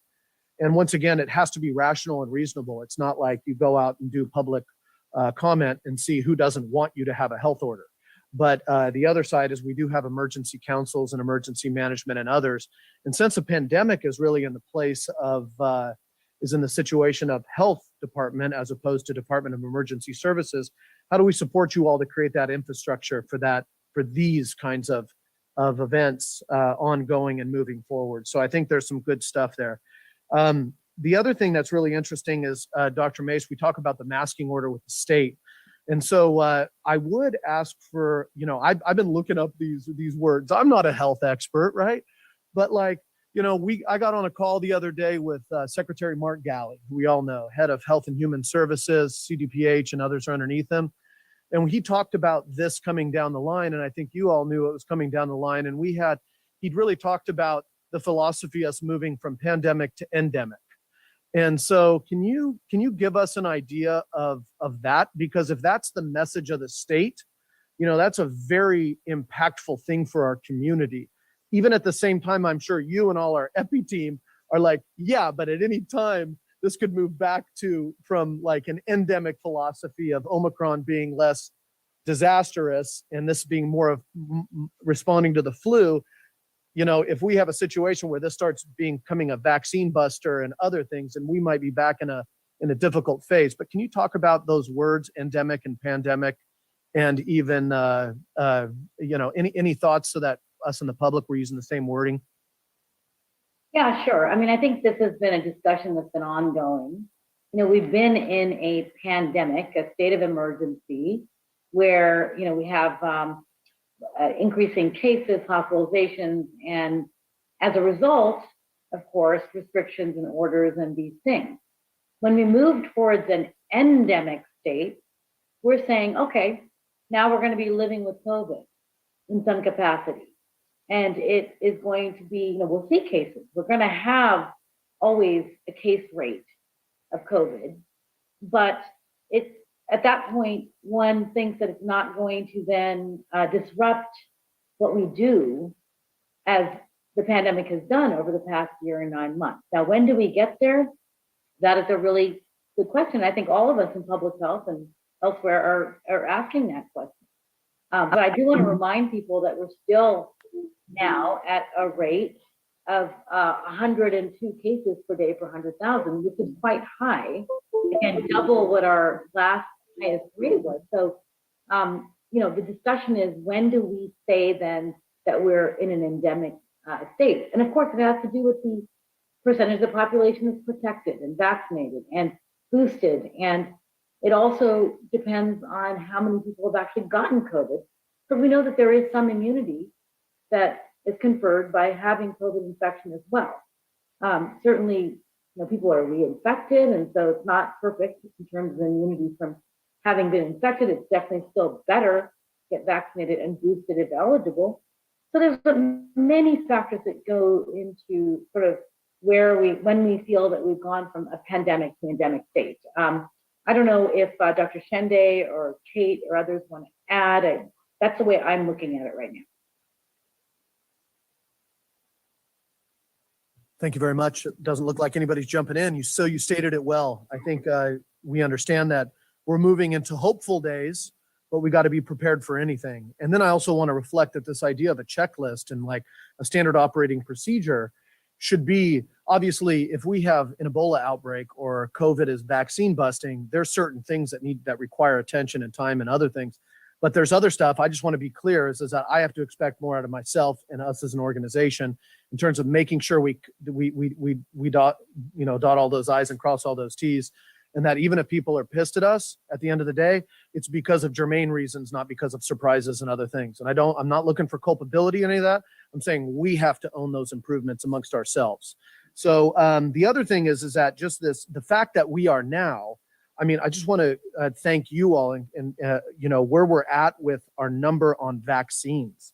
We're at now 87% partially vaccinated, 79% fully vaccinated of eligible individuals over 5. And then, as you said before, we're at 62% for 12 or for 50 plus on the booster, or 73%, excuse me, and 62% for 12 plus. So those numbers are dramatic. It's ironic that we're talking about vaccines and there's articles being written on, are we going to delay masking? Are we going to delay with the Bay Area counties this idea of masking implementation when we're in such a high vaccination area, when probably the people who are waiting for it the most are in areas that are more 50%, 40%, Central Valley, other places like that. So, I know there's going to be conversations going forward, Dr. Mason, others. I'm not asking you for definitive on this, but one thing that I think is very clear with our community is that the people who have been vaccinated are very loud right now about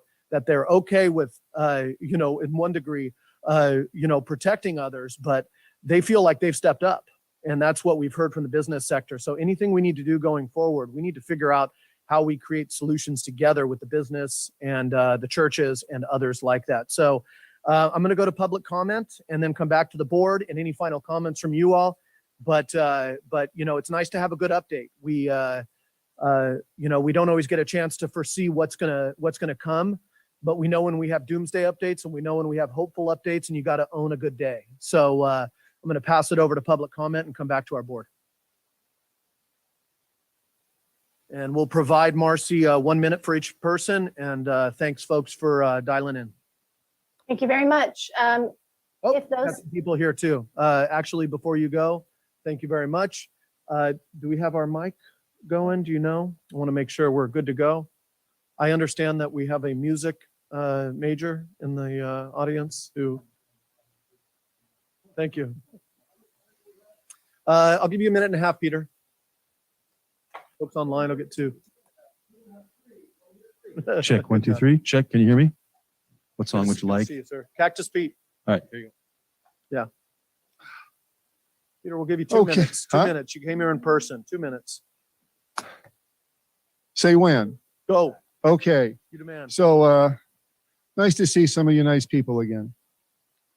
Without our mask would be even better. So when it comes to COVID, you know, I tell people, remember John F. Kennedy, Robert F. Kennedy, Martin Luther King, people that were doing things for people, not the corruption of the governments, and they were murdered for it.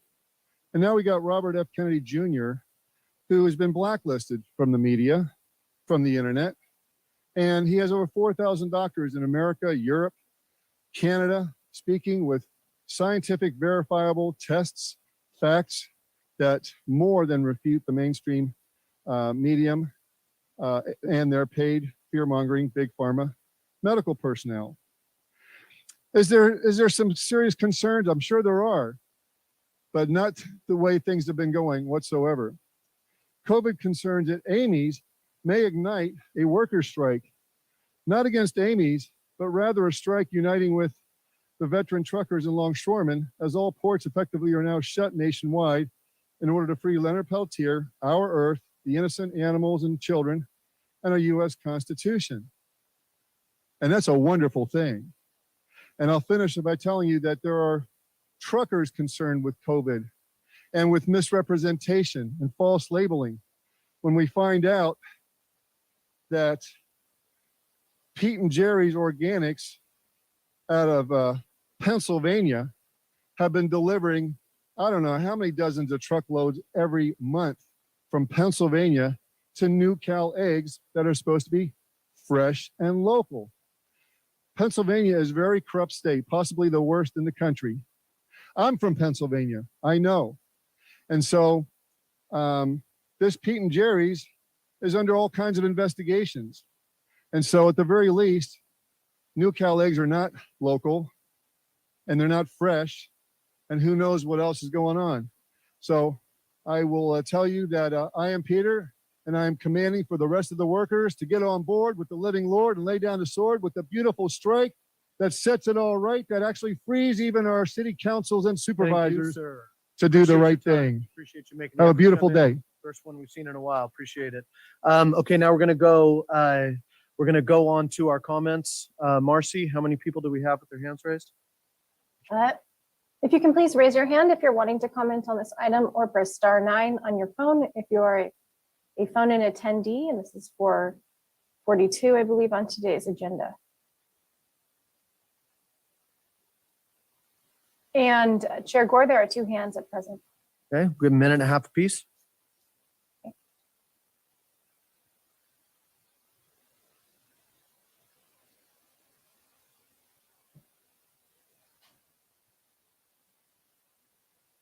Okay, thank you. If you can please unmute and begin.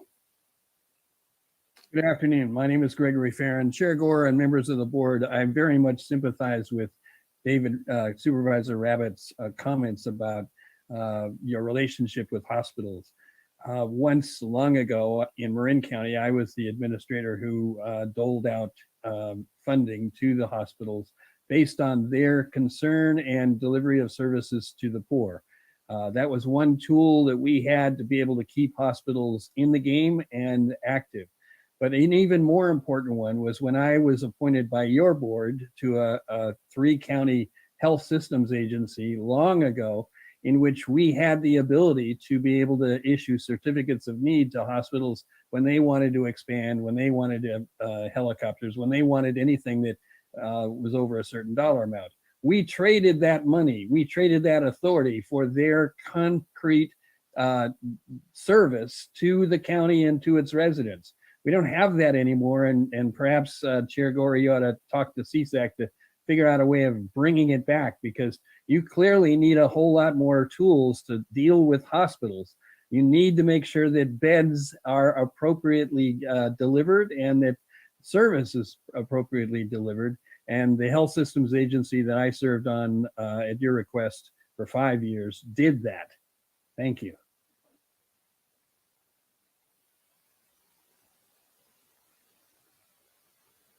Thank you. For the next commenter, can please unmute and state your name.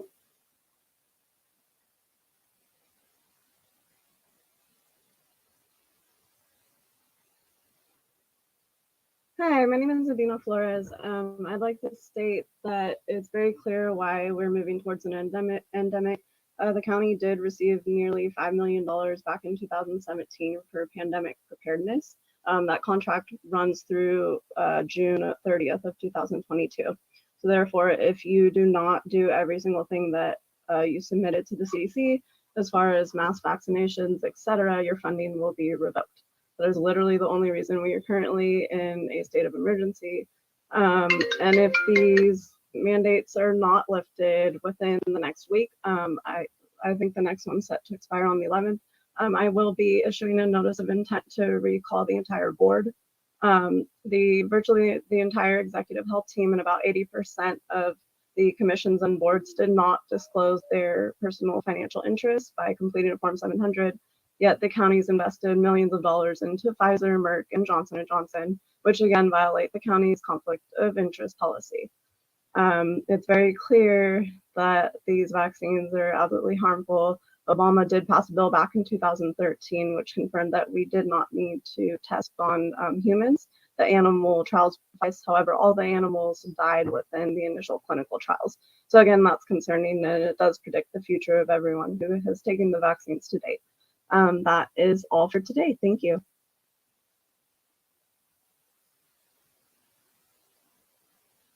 Thank you. Chair Gore, that will conclude public comment. Okay, thanks. Coming back to the board. Any comments? Looking down to my side. Okay, so I think we've gone through this. We're anticipating announcements regarding the masking order. The one thing I wanted to clarify is that maybe Dr. Mace is a couple things on this. Is number one is, even though the state is rolling back to this, no requirement for indoor masking for vaccinated individuals, but still a requirement for others. Our communication through the state is, even though they're still putting that word requirement, that's going to be impendent upon either local jurisdictions to send people out to enforce masks and ask people to see their cards, show me your papers in essence, or on the other side, it's going to be administered by businesses, right? That decide they want to see somebody's documentation. So question, is that correct? And in what we're hearing, that's what I've heard from the state. Yeah, no, that's correct. And, the devil, as usual, will be in the details in terms of enforcement. And you're absolutely correct. That's going to be left likely up to businesses, restaurants, whoever is on the ground.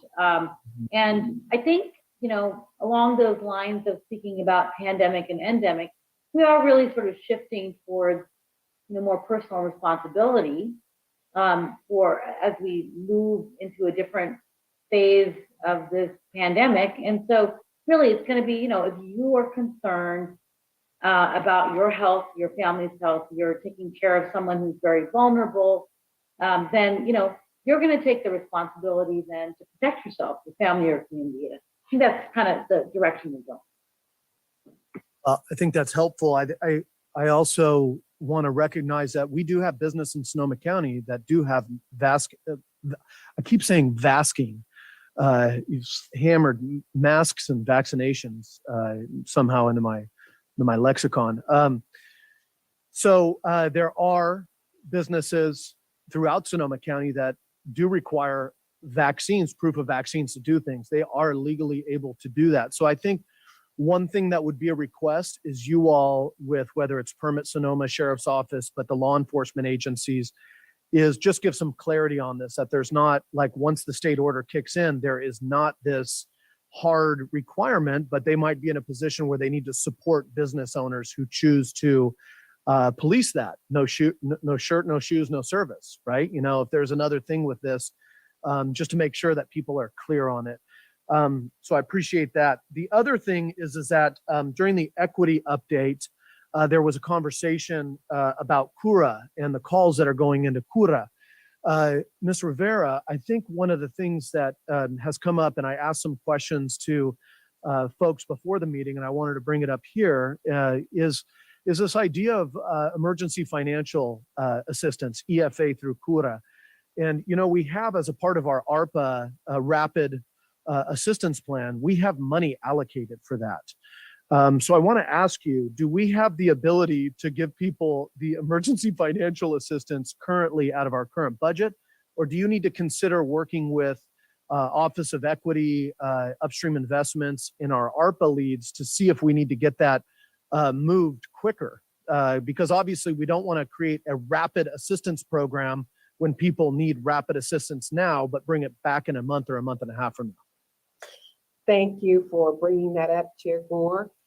We actually are and do have a need to work with the Office of Equity and the rest of the ARPA team. We have been actually in preliminary discussions about how to logistically do this because our CURA team is running out of funding.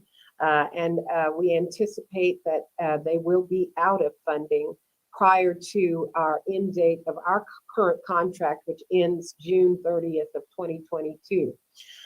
So we are working with the Office of Equity and the ARPA team, as well as the County Administrator's Office, to see how we can rapidly do this.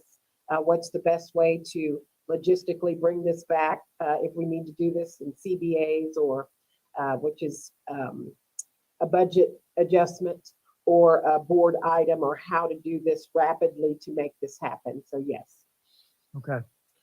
Well, I think we have quite a few things. I want to thank my colleagues and thank those who called in, and especially thank those of you who are working on the ground level. We have a health order that's expiring. We have a standard operating procedure for going forward with other kinds of different ideas of health orders. We have vaccines, just a great update about where we're at with our community. And then we have a masking order from the state that's going to change. Dr. Mace, we expect to hear from you on that. At this point, you know, we're looking towards with the state and whether the alignment is there. I know we're going to hear from you and the Bay Area health officials, but you've also heard from us on where we're at. And also we've all heard from the community in terms of where they're at with this high degree of vaccination, putting it back on them. And so I guess the final question I have is masking. So if we're moving to this world of not masking to always protect others, is it still appropriate to mask to protect ourselves if we want? Is that correct? Yeah, absolutely. And that's why I brought up the issue or the idea of personal responsibility. You know, I think that moving forward, we need to, each one of us, realize what situation we're in. Are we a vulnerable population? Are we taking care of somebody who's in a vulnerable situation? Because we know those are the folks that are most impacted negatively by COVID, and then make the determination about masking and the comfort level with that. That's so shifting really towards a more personal responsibility for these kinds of behaviors, non-pharmaceutical interventions that are protective. Well, we have an opportunity to move into a new chapter. We'll see what the next chapter holds, but this is a optimistic update and a lot of responsibility back into our community to see how we move forward together. Also appreciate Supervisor Rabbit's comments about this world of such a high degree of compliance now, such a high degree of 87%, at least partially vaccinated. Where are we at in terms of making our decisions if they harm the economy? And then what do we need to do to backbone the healthcare system in ways that supports them while also holds accountability for roles and responsibilities? So looking forward to working with you on that. I think you're all nose to the grindstone, but we can find a way to continue this conversation about adapting our SOPs and our COVID or pandemic response as we continue to move forward. So I'm going to let you go and thank you. This was an information item only. So now for the supervisors, we do have board member reports on assigned boards, councils, commissions, and other attended meetings. And so I know that one of my colleagues is usually always prepared. AB 1234 in the House. That's right. Supervisor Rabbit. Per AB 1234. Actually, only one of these is per that. And that actually is those that you actually get a stipend for, which you're required by law to report out on. February 2nd, we did attend the SMART board meeting. On February 3rd, I did speak to the Sonoma County Maternal Child Adolescent Health Advisory Board, and I'm not sure if I believe my colleagues probably have as well.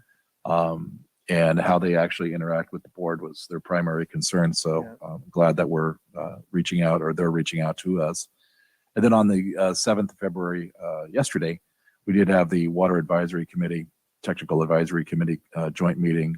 Congressman Huffman joined us for the first time I could ever remember, talking about the opportunities that exist at the federal level for funding for certain things.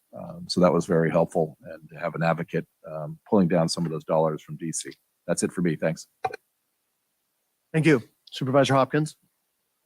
Yeah, I had a Sonoma Clean Power meeting, as well as a Bay Area Air Quality Management District meeting, and also an RCPA funding for climate ad hoc meeting. And in addition to that, I took a tour of the Russian River Community Services District, which would love to talk about as part of our broader conversation surrounding infrastructure needs. That should be it. Thank you. Supervisor Corsi. Yeah, on the 3rd, I had the Red Housing Fund Board meeting, the Aging Together Leadership Committee. On the 4th, the Health Action Council, and a Measure O ad hoc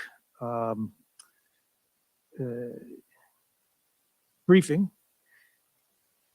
And yesterday, I had Measure O ad hoc meeting with school leaders and the virtual ribbon cutting for the new Fleet Buildings solar array. Supervisor Gorin, do you have anything? Nothing to report. Thank you. For my part, just a couple things. One is having joined the FEMA National Advisory Council, a lot of work on that with the Equity Working Group and the Readiness Working Group. Goal there is to keep the changes moving that we've identified, but also the funding and the flexibility with that funding to get things done on the ground. And then other than that, just quite a few things with CSAC that link into this projected work this year on the governor's budget. Stay tuned. There's going to be a California State Association of Counties legislative conference that's coming up in April, and I'll be out there and hope to see you all there as well. So going to move on from that. We have a half an hour before public comment on items on the agenda. We'll go into closed session and come back out and do that, and then go back out again, maybe take a couple items. My recommendation would be we take the 2 consent calendar items just in case there are questions, and then the board can have a break for lunch, come back out, and then we can bring folks in. It's easier to schedule it for them that way. Closed session consent calendar items. Closed session consent calendar items, sorry. Okay, thank you very much. Excellent. So we will recess until 1:30, and we'll be back, and then we'll take other closed session items later in the afternoon, and those will be reported out on at the next meeting, on the March 1st meeting. Yeah, so before I leave, public comment on closed session items. A minute and a half if there's anybody. Thank you. If anybody in the meeting would like to comment on the closed session items before the board, if you could please raise your hand in the Zoom app or press *9 on your phone keypad.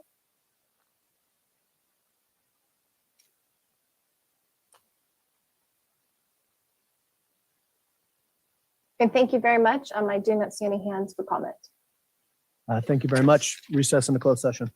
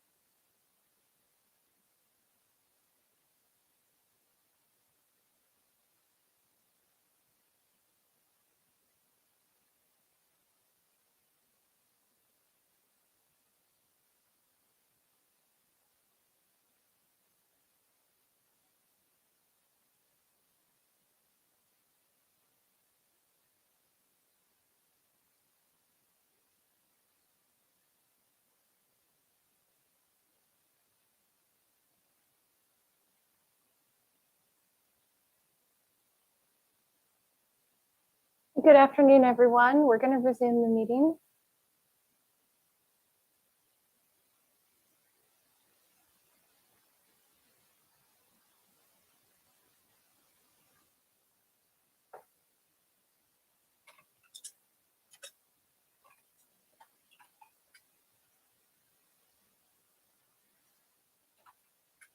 Okay, just one moment.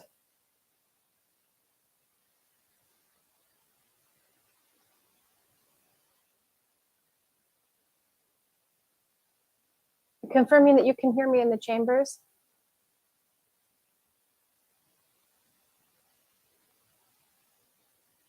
Great, thank you so much. Chair Gore Board, we're ready to begin when you are.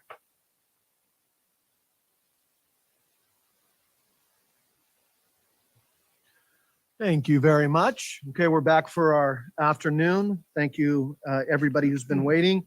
We had the schedule for 1:30. We're a little bit late, but public comment on matters not listed on the agenda, but within the subject matter jurisdiction of the board and on board member reports.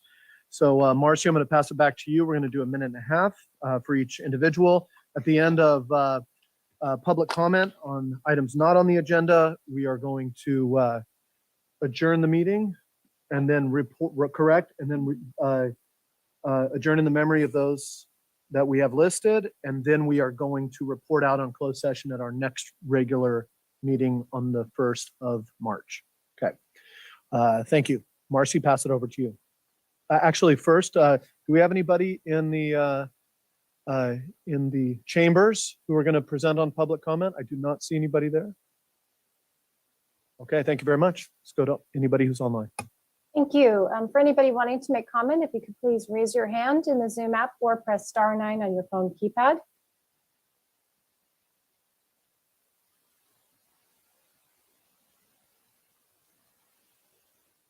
And the first commenters are Thomas, then Adina, then a phone attendee. Hi, can you hear me? Yes, we can. Great.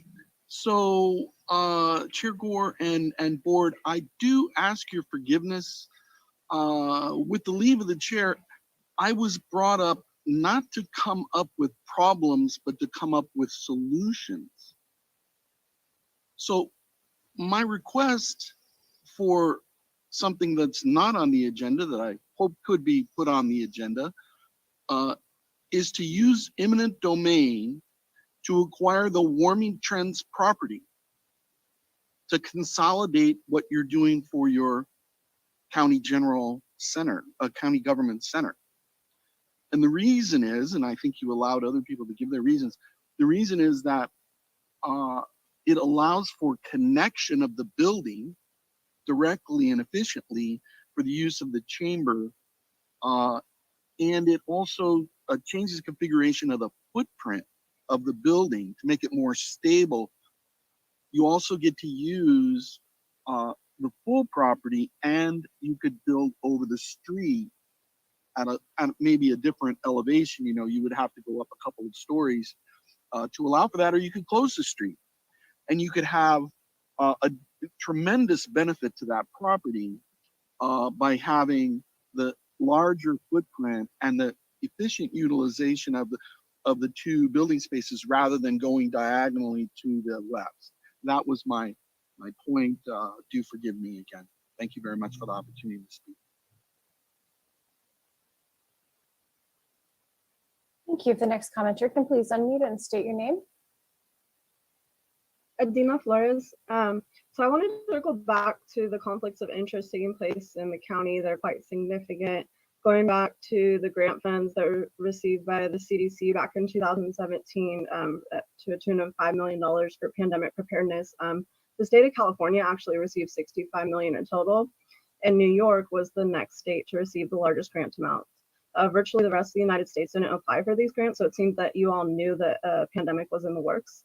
Ironically enough, the counties that are invested in California also have, and Pfizer also have the strictest mandates. The rest of the counties are not invested and do not have mandates in place. Also, I am concerned that Mr. Gullickson did not fill out his Form 700 until today, and he was hired in April 2021. So here are his thoughts on the investments.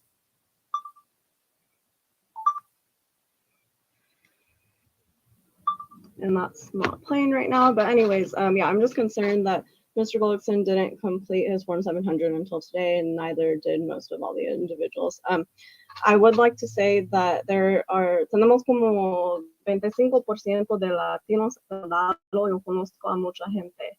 I will be working on recalling all of you.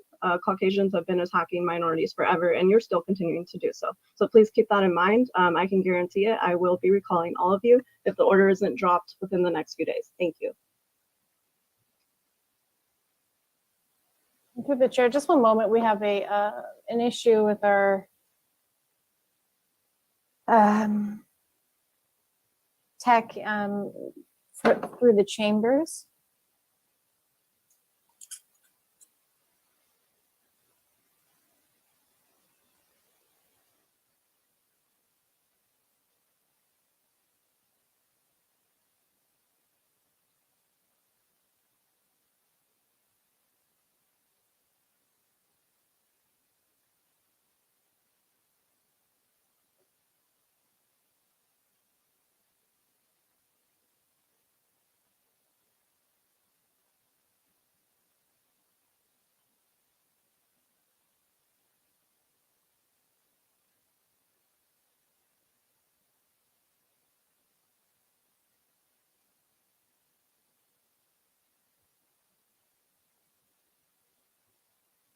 All right, through the chair, we'll continue and then to work on this as it looks like it's correcting itself. So then if the next commenter can please unmute and state your name.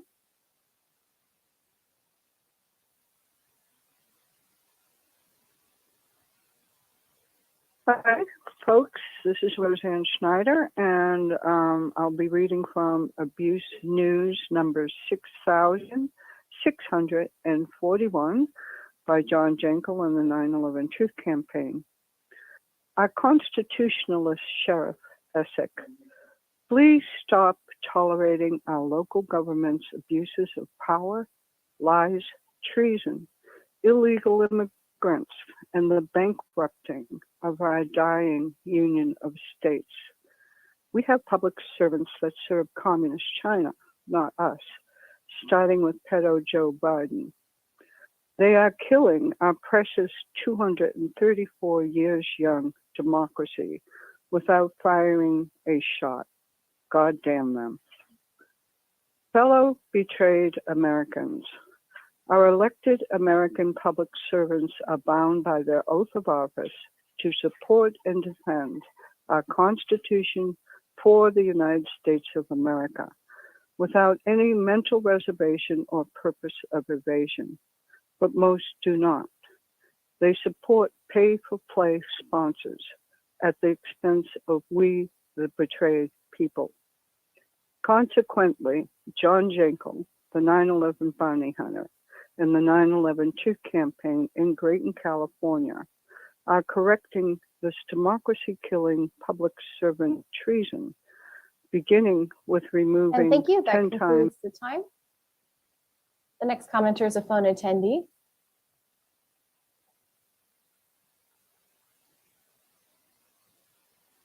This is Rob McGilly of the 9/11 Truth Campaign. Consequently, John Jenkel, the 9/11 bounty hunter, and the 9/11 Truth Campaign in Grayton, California, are correcting this democracy-killing public servant treason, beginning with removing 10 times documented traitor Joe Biden as our national president of our $29,79,548,700,718.95 bankrupt the United States of America under Section 3 of Article 3, Judicial Department, Section 3, Treason, Authority 1, Section 3 of the 14th Amendment, Authority 2, and U.S. Code Title 18, Section 2381, Treason, Authority 3 in our Constitution for our United States of America.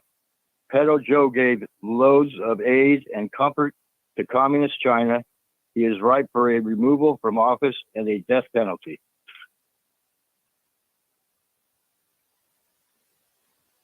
"9/11 attempted wife killer, bad boy born again Bush, and thousands of other traitors hide the truth about 9/11 as he Wiz Willie determines to be necessary. Under Constitution aborting Martial Law 107-243, Authority 4, they also hide A, there are 1,500 Wizard of Deception Willie brokered U.S. companies, Exhibit 1, that exploit slave labor in communist Thank you. China. That does conclude the time for comment. The next commenters are Lauren, then Shelby, then a phone attendee. Hi, this is actually for a closed session item. Is now the right time to give this comment? Actually, public comment on closed session has already occurred. Oh, okay. Well, can I speak now, please? Through the chair, I'll seek your direction. Go right ahead. Thank you. Okay. My name is Laura Mendelson. I'm an attorney representing Mr. Seth Helmiune. This is regarding item number 48 on today's closed session calendar. In the interest of justice, I urge you to accept the revised settlement offer put forth by my client. Mr. Helmiune is an innocent, elderly, law-abiding property owner who's dealing with serious health issues and wishes for nothing more than to put this whole matter behind him without it crippling him further financially. Mr. Anderson, the person who grew cannabis on the property without my client's permission, agreed in writing before and after growing to take responsibility and pay for these taxes. I've sent you documentation of this. The county's in contact with him. My client has paid the property taxes. He's paid to clean up the zoning and building violations, but it's unconscionable and unconstitutional to make my client pay what he calls a drug dealer's tax, stemming from someone else's activities in which he had no part and received no benefit. There was no business relationship between the two. My client did not lease the property to Mr. Anderson for business activities, which is how the cannabis business tax defines engaged in business. Therefore, my client shouldn't even be subject to this tax at all. However, he's made a very generous offer, which is really as high as he can go, and I ask that the county accept this amount. And furthermore, this has really been something that's been a big burden on him, and really he deserves your mercy. He has been suffering at the hands of the county, and his fate is in your hands. And I urge you to do the right thing here and to accept this settlement offer. Thank you so much.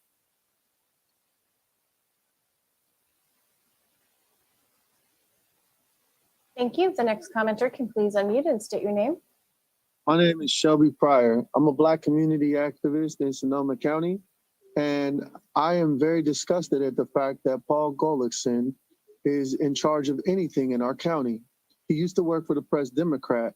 The Press Democrat was bought by an individual back in the early 1800s that went ahead and guaranteed that Black people would never be more than 3% of the population. Currently, we are sitting at 2.7%. Sundari Mays has been someone that was appointed and put in a position to go ahead and make sure your grant funding goes ahead and follows its curriculum in order to be granted. Sundari Mays is not only a traitor, but an enemy of our country and our state.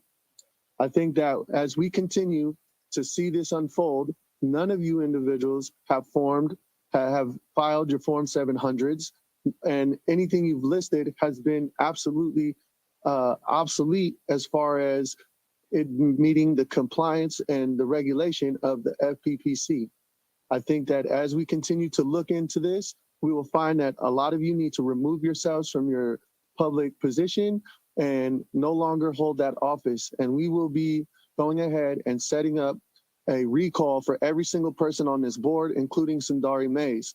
And then we would like to see you tried and dealt with for treason. We will go ahead and list all of these things on our website and other informations. Thank you. Thank you so much. That does conclude the time for comment. If the next commenters can please unmute, the next two are phone attendees, and then it will be Jamie.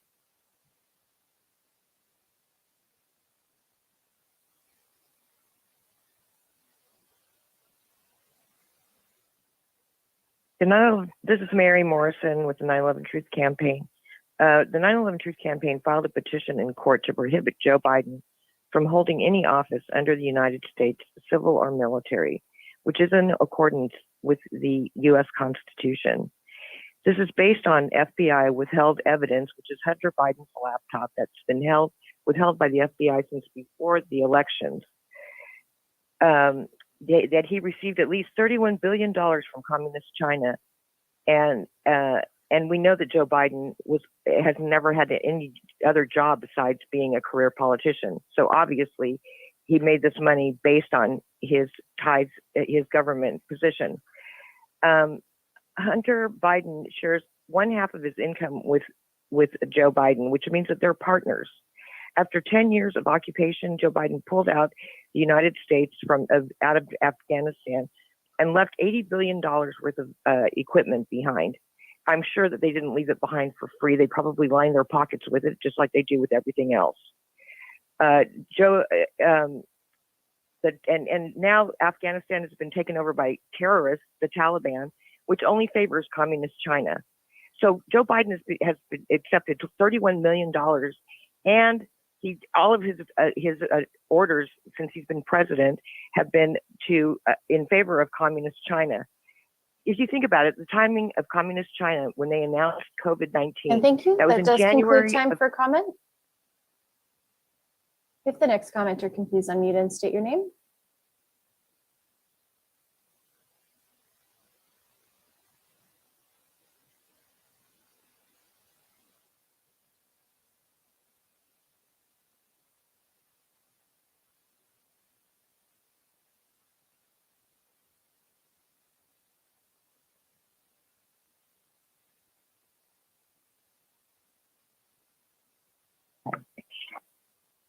Okay, this is John Jankel, and we're trying to inform you people of the mess you've made by not helping the 9/11 Truth campaign keep the United States and the state of California on the right track. This country is bankrupt, and we are at the mercy of communist China right now. And as you know, communist China tried to destroy this county in 2017, demolished 5,000 homes in less than 2 hours. And there was nobody in the houses because our sheriff learned about it. Where'd he get that information? There's more going on here than we'd all like to know. They're trying to take over this country. And it starts with making county of Sonoma in helping communist China. They, as I said, there were 5,000 houses demolished and only 24 people killed. That's a huge arrangement to somehow steer this county, but not And kill that does anybody. conclude the time for comment. If the next commenter can please unmute and state your name.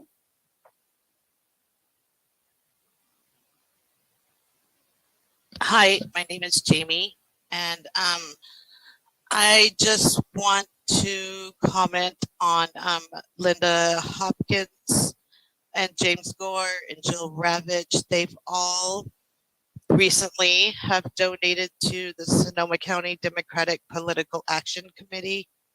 And according to their oaths of office, they're supposed to be unbiased and nonpartisan on their political affiliations. And that may be terms for removal from offices. Also, so when is it okay for an employee, whether it be Cheryl Bratton or any other department, to have full approval to make any size of contracts as long as there's funding available, as Ms. Bratton does, according to December's agenda, the board had approved for her to not need oversight on her contracts that she creates with third parties. And Linda Hopkins' husband was employed as a manager for Land Paths, 2 years of Linda Hopkins' 4-year tenure so far, and they had over $600,000 in transactions. That is also conflict of interest. Thank you. The next commenter can please unmute and state your name.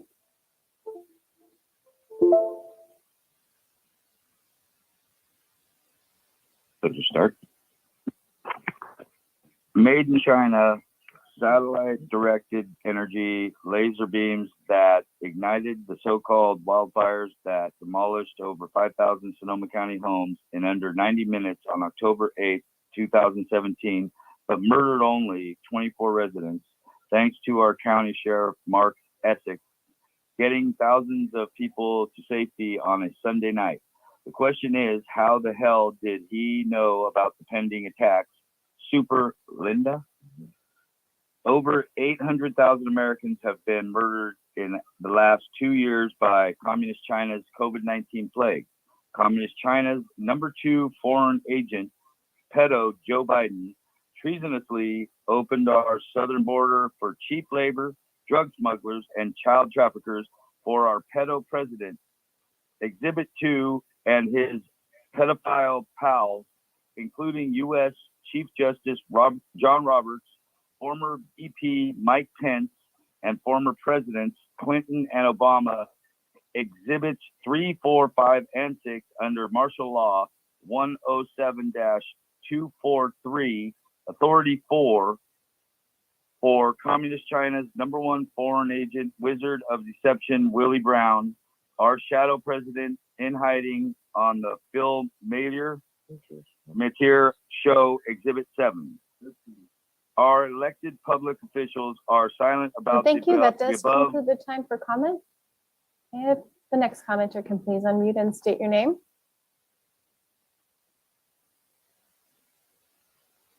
John from 9/11 Truth Campaign.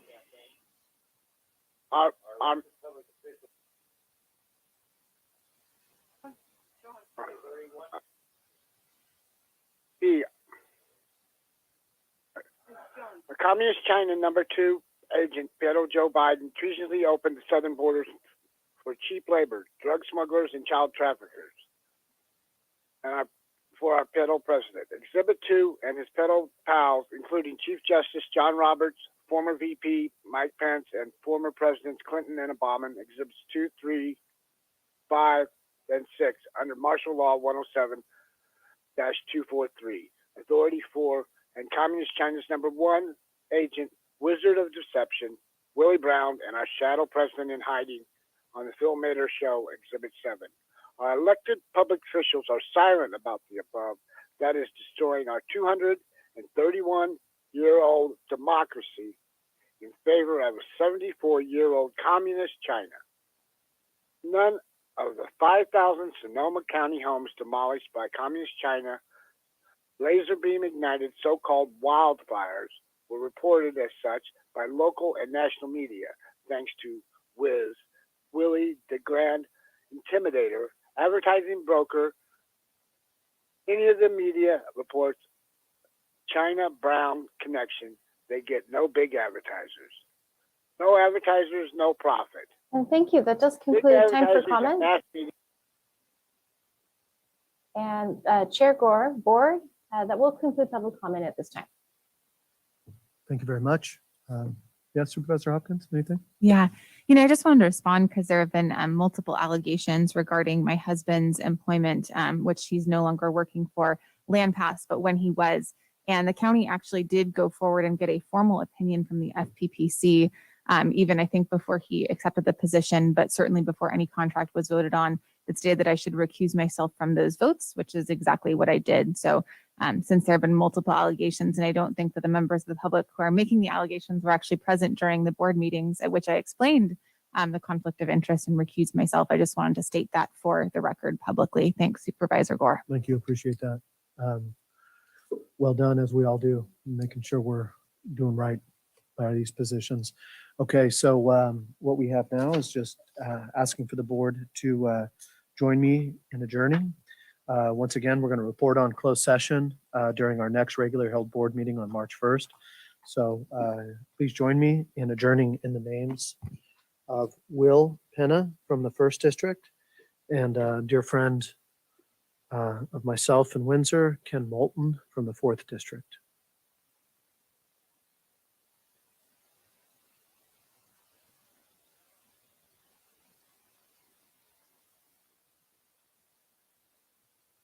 Thank you very much. We are adjourned.